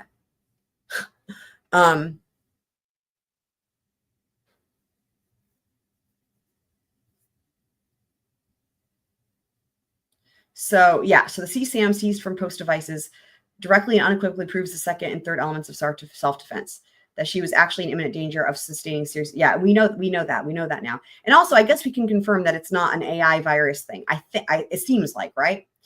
The circumstances were such as would warrant a woman of ordinary prudence, firmness, and courage. Oh, interesting. To strike the fatal blow. And again, they're saying what they're proving here is that it's clear when you see these images, which thank God we aren't seeing, that Aida, had she been, let's just pretend she was a person old enough, right, to even do it. But like, in other words, she was in a position where she would have been justified in using deadly force, essentially, so that Zach then, in her shoes, given the South Carolina case law, was also justified. That's what this is going to. I think all of that, it's a strong legal argument, but where it's going to be tough is because the evidence, they didn't have the evidence yet. That's what I'm coming back to. Parcell and Post abused AM hundreds, if not thousands of times. And here's one of the experts that they would have had testify. He wasn't allowed. Defining great bodily injury, talking about permanent disfigurement. Wow. So it looks like Aida has suffered this because they bolded it and underlined it. That Aida has suffered serious permanent disfigurement. Oh my God. Oh my God. Oh my God. Oh my God. Oh my God. Oh my God. The accept language in SCURA 402. When evidence is found relevant as it is here, the next question is whether any rule or of evidence or provision of law operates to exclude the evidence. Okay, they've already talked about this. State v. Jenkins. The burden is on the opponent of the evidence to establish its admissibility. And accept. Rarely, SCRA 403 can operate to exclude evidence that is otherwise relevant.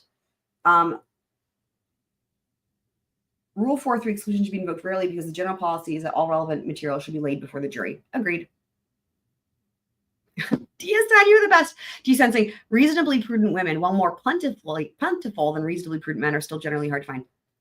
Yeah, I would say I probably agree. Oh, right. Yeah, Aida hadn't told anybody, right? And any of this. The first time that Aida in a way spoke out in a way was in the lawsuit filed via her guardian ad litem in 2022. But yeah, she was on their witness list. That's a great point, though. I hope Denise is still listening. That's a great point, because that's a great point. That's a great point. I think that's a great point. But never mind the CSAM and when they could find it. I think you're right. If she had testified for the defense and told the jury what was happening to her, I think you're right 100% that regardless of anything else, I guarantee, I would say I would have no doubt. Like if this child, and again, this is just hypothetically speaking, if she had testified and said what happened, I feel pretty confident it would have resulted in an acquittal. I just don't see, yeah, you know what I mean? Like if they saw her and like, yeah.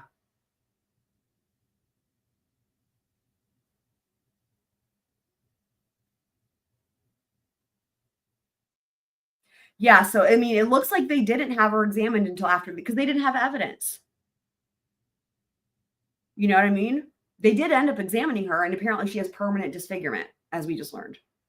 So again, for anyone who's just now joining us, there's a warning happening because we're reading this. So, but if you guys are all up on this case that are here, to my knowledge, and are, you know, this is not surprising to anybody.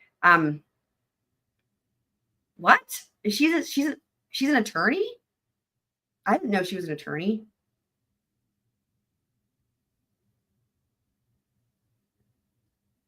How are we sure what? Wait, what are you referencing here, Just Beth? I want to make sure I can answer your question because I feel like we've clarified a lot. We got a lot clarified today. This document has helped a lot with a lot of the things that we had questions about. I don't think Just Beth was asking about Becca Barlow being an attorney because it was before. So I'm just wondering what your question was about, Just Beth. You got the sense she told them. You mean Aida told the defense team like prior to trial? Is that what you mean? If that's what you mean, yeah, they would have had to have met with her in order to know what she would testify to. If they're going to call her as a witness, 100%, they met with her. I mean, yeah.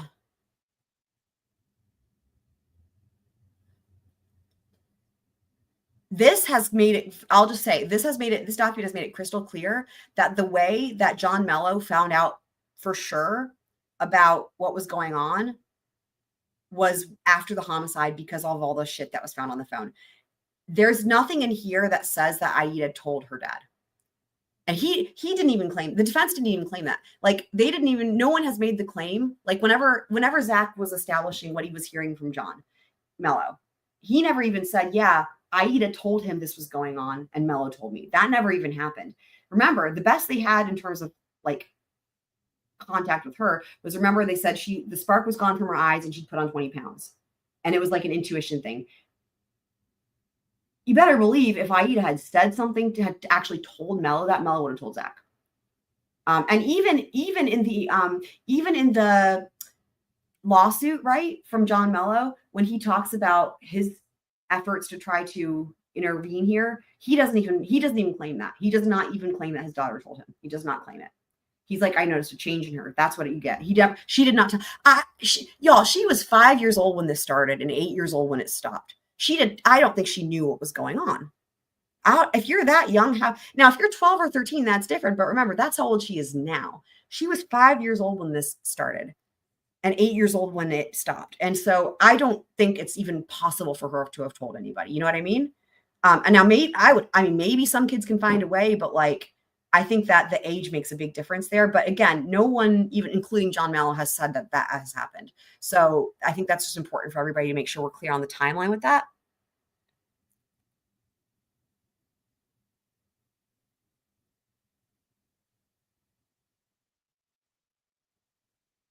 Right.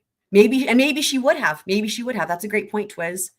That maybe she would have told and she couldn't because the mom was around. Maybe that's true. That's possible. But again, I think that'd be hard for an 8-year-old to really comprehend. You know what I mean? I don't know. Right. Right. Now, if there's something right, and I was just going to say that if in terms of like a physical injury, that's different. I think that, I was going to say a child could articulate that. But also, remember, we also know that there were her and her friend were being threatened with physical bodily harm if they didn't comply. And it might have been that they were being threatened if they spoke. I don't know. We don't know. Some of these things we won't get answers to with Christina being deceased. Maybe, I mean, if they were obtainable, I guess we will learn more as it goes along.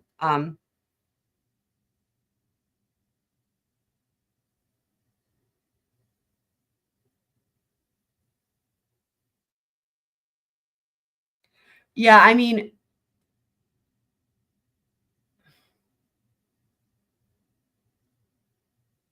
I think the detail was going to explain the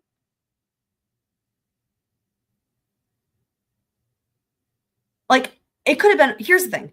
If somebody's just trying to explain detail just to be like a dick, right? It could have been a lot worse. There's a lot that he didn't explain, right? That he didn't describe.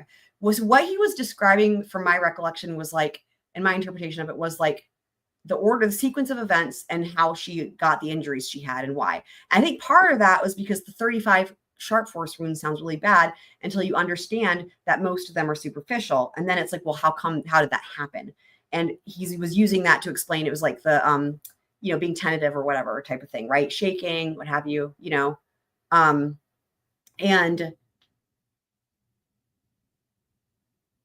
I mean, I will just say, it's horrible. I would hate to be a victim of a family member and hear that shit. But I will say, without a doubt, I've watched a lot of trials.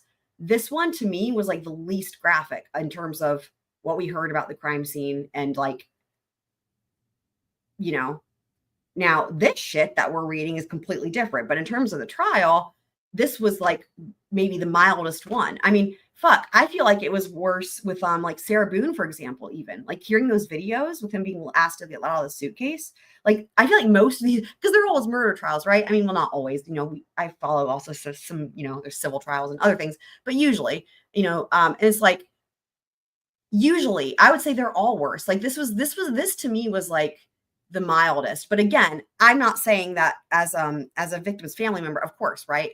But I guess I'm just saying that like I didn't think it was gratuitous. That's the word I'm looking for. Again, for someone who's actually has, if you've got exposure to this and you know what normally or what is the general, how much normally comes out and what is average, I guess, if that makes sense.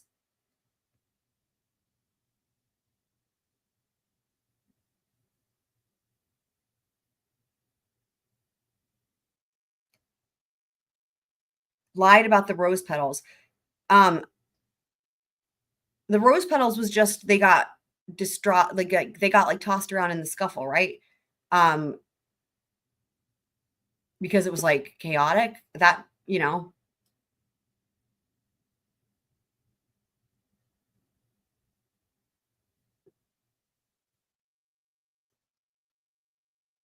I mean, the only reason that would have made a difference too for the defense is it was trying to, I guess, to support the idea that this was so difficult for him or whatever. Whereas like, cause like in the grand scheme of things, like whether he staged them or whether it was like in the scuffle, where does that really matter in terms of the defense? And the only thing I can think of would be trying to say that, you know, again, it's supporting this idea of being so tentative and being so whatever that, you know, it was a chaotic thing. And then that's how the flowers got the way they were. Is that what you're asking about, DSN?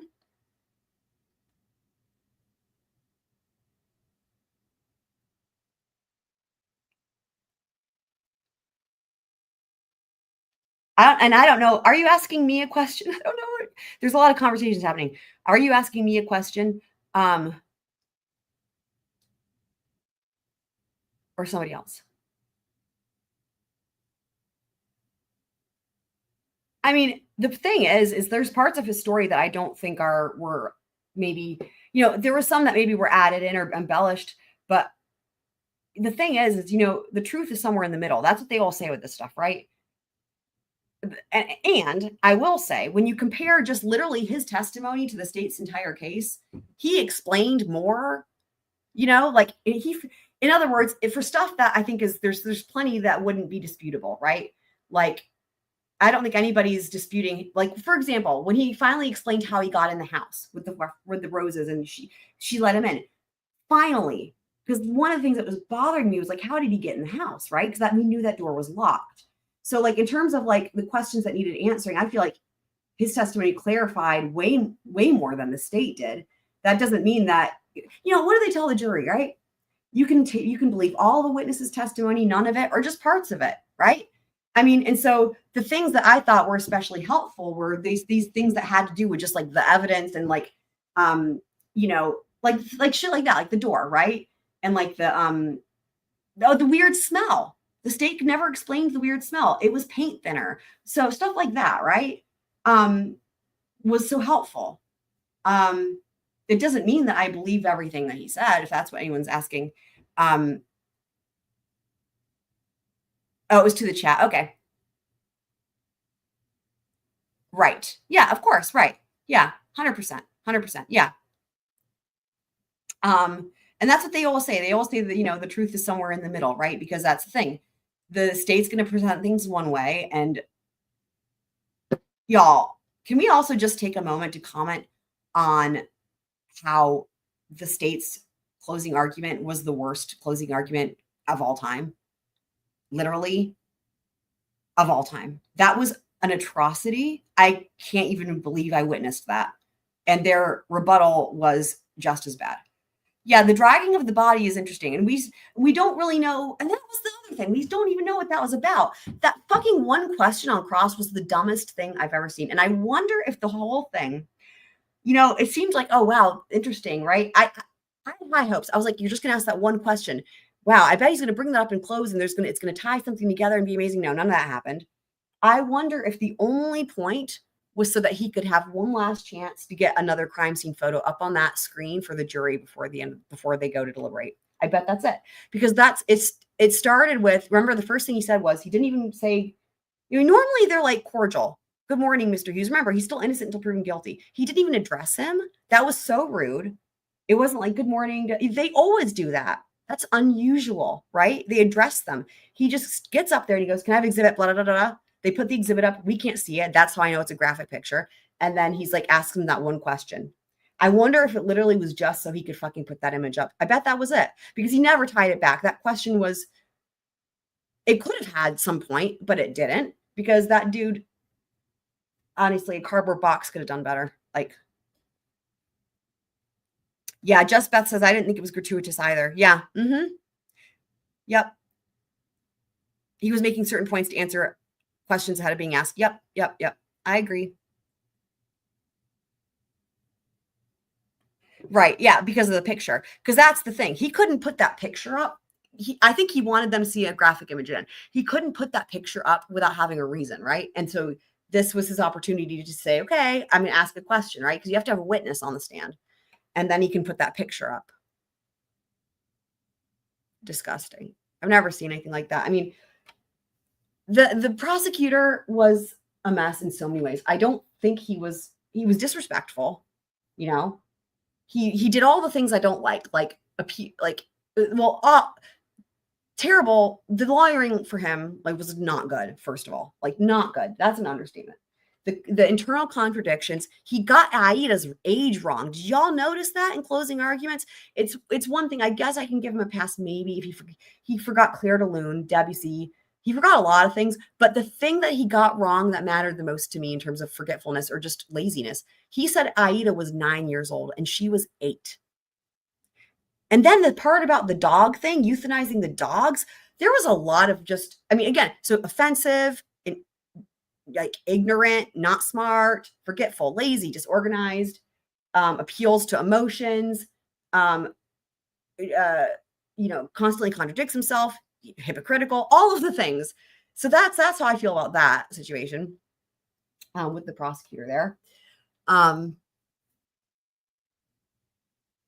the defense close was really good. It was really good.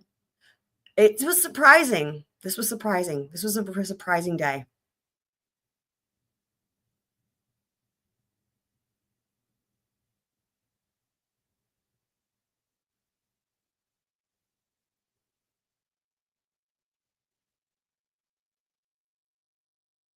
Did he say concerto instead of sonata? Also, he said wedding ring instead of engagement ring. That was another one we figured out. He said something about her hand and he said a wedding ring or wedding band, when that's incorrect because it was that she was never married to anybody. It would have been an engagement ring. However, even that's a mess because no one ever could somehow confirm that she had that ring on. That was a whole thing that came up and we still don't know. And that shouldn't be that hard. It would be in the pictures, right? But but he got that wrong and called it a wedding band. It's just.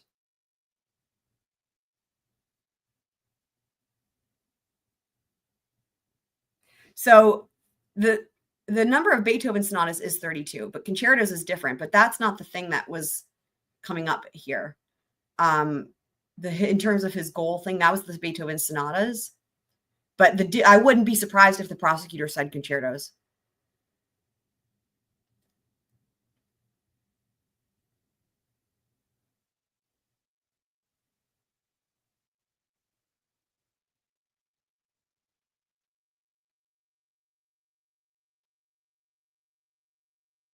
Right. I know. Me too. And speaking of which, Court TV ended their thing. God damn it. Let me see if there's anything else on another thing with, I'm just looking on YouTube here. Court TV, because I kept the Court TV feed up, but it ended. So it means that nobody came out to give any type of speeches or whatever. They sometimes do that. Let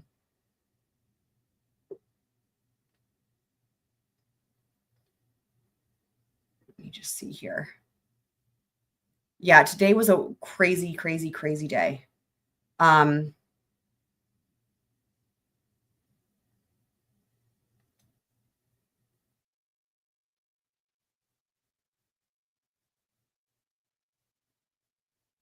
Yeah, I'm not seeing anything yet, guys, for somebody speaking out, which sucks. Let me see if Gigi has anything from Pretty Lies and Alibis because she was there.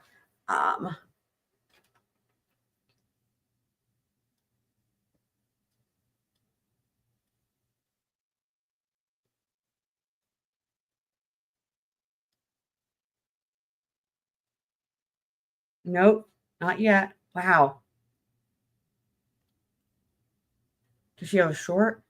She has a short here about the verdict, guilty verdict. Do you guys want to see what she said?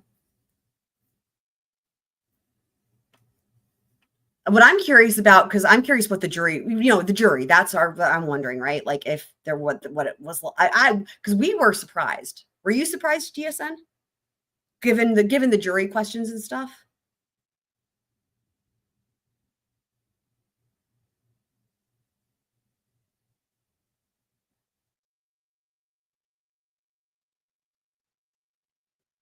Right? It was unfounded rumors. It was confirmed. Yeah. Yep. This is a really good summary of all the stuff that we confirmed today. thankfully I'm so glad that's why I was like, I know all the answers are in that document. We got to get that document. So,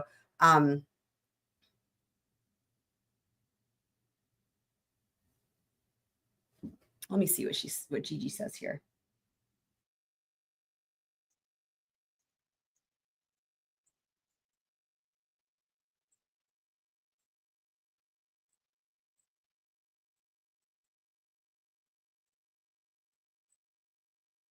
We're going to have sentencing in about 15 minutes.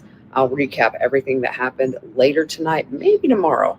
I might just go to bed early tonight. I think that's what she did because she doesn't have anything scheduled. That's what I was looking for. I was like, is she going to do a recap and talk about what the jury was doing? And I think she's going to do it tomorrow. Keep you posted. We will see soon. Yeah, I think that's what it is because I didn't see anything. Dang it. Wow. Let me do a search and see if Fitz News has anything. They might not though yet. Oh, I didn't mean to do that. Sorry, guys. Hang on.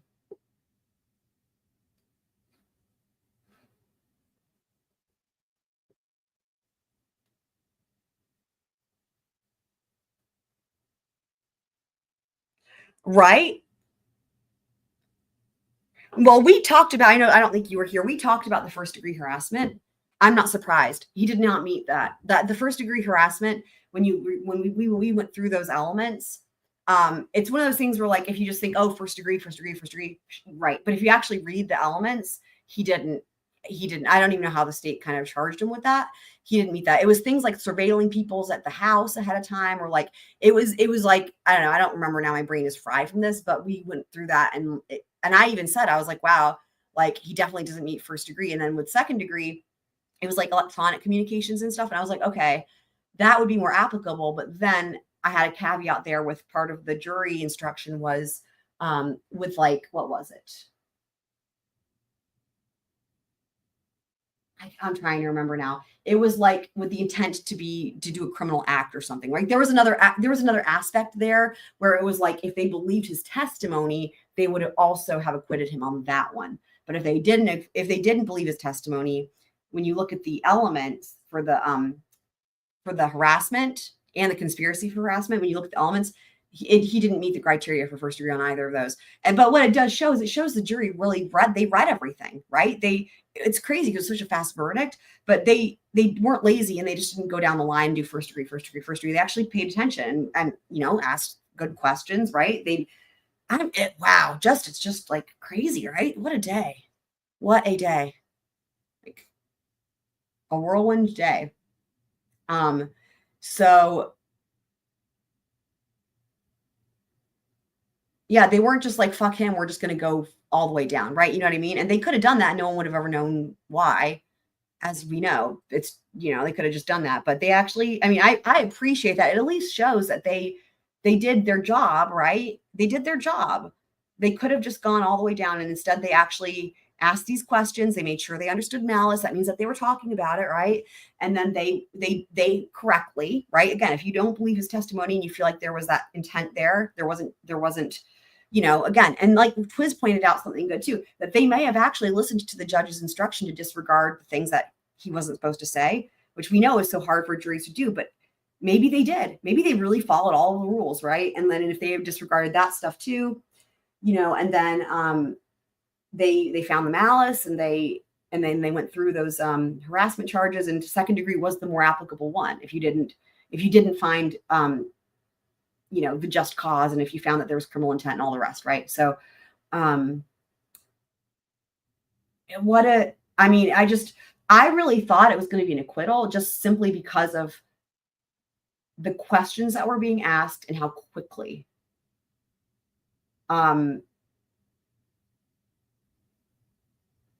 That's what it was like. That's what it was looking like. I think we were all very surprised. So,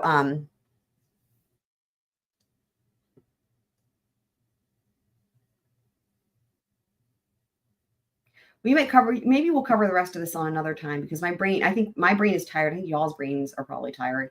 And I know there's also a lot of other stuff going on that I am really behind on, like with all the BK stuff. I feel like I need to play catch up on all I've neglected all my other cases.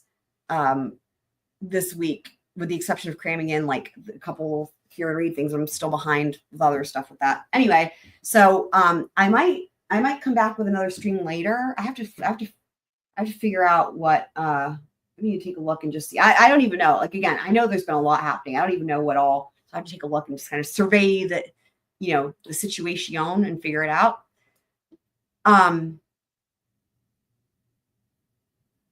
So yeah, what a weird day. But we will continue this discussion. It's an important one. It'll be interesting to see what happens. And we have 2 more trials. Again, we probably won't get to see post. I think that's definite actually. But we will. We should be able to see Watch Mello's trial. That will be fucking interesting. Hopefully, it's a different prosecutor. That's for one thing. But anyway, yeah, I might be back. Let me just take a look and see what all I've missed. But I love you guys. Thanks for watching this with me and for sorting through it with me. This was a lot. This was a really fucking interesting case, right? And I think we all learned a lot. And I appreciate that everybody was able to have intelligent and respectful discussion about it. These are really important issues. And it's got to be one of the again, just craziest and all that too. But even just from the legal, beyond the facts of the case, which we have sorted a bit better now, right? Just the I didn't really, from the outset, I didn't know the legal questions that were going to be here would be so interesting, which makes it even better for me, right? I love that. This is all very interesting legal discussion, as well as the facts of the case being nuts, and then just the trial being nuts. It's it has all of the things, right?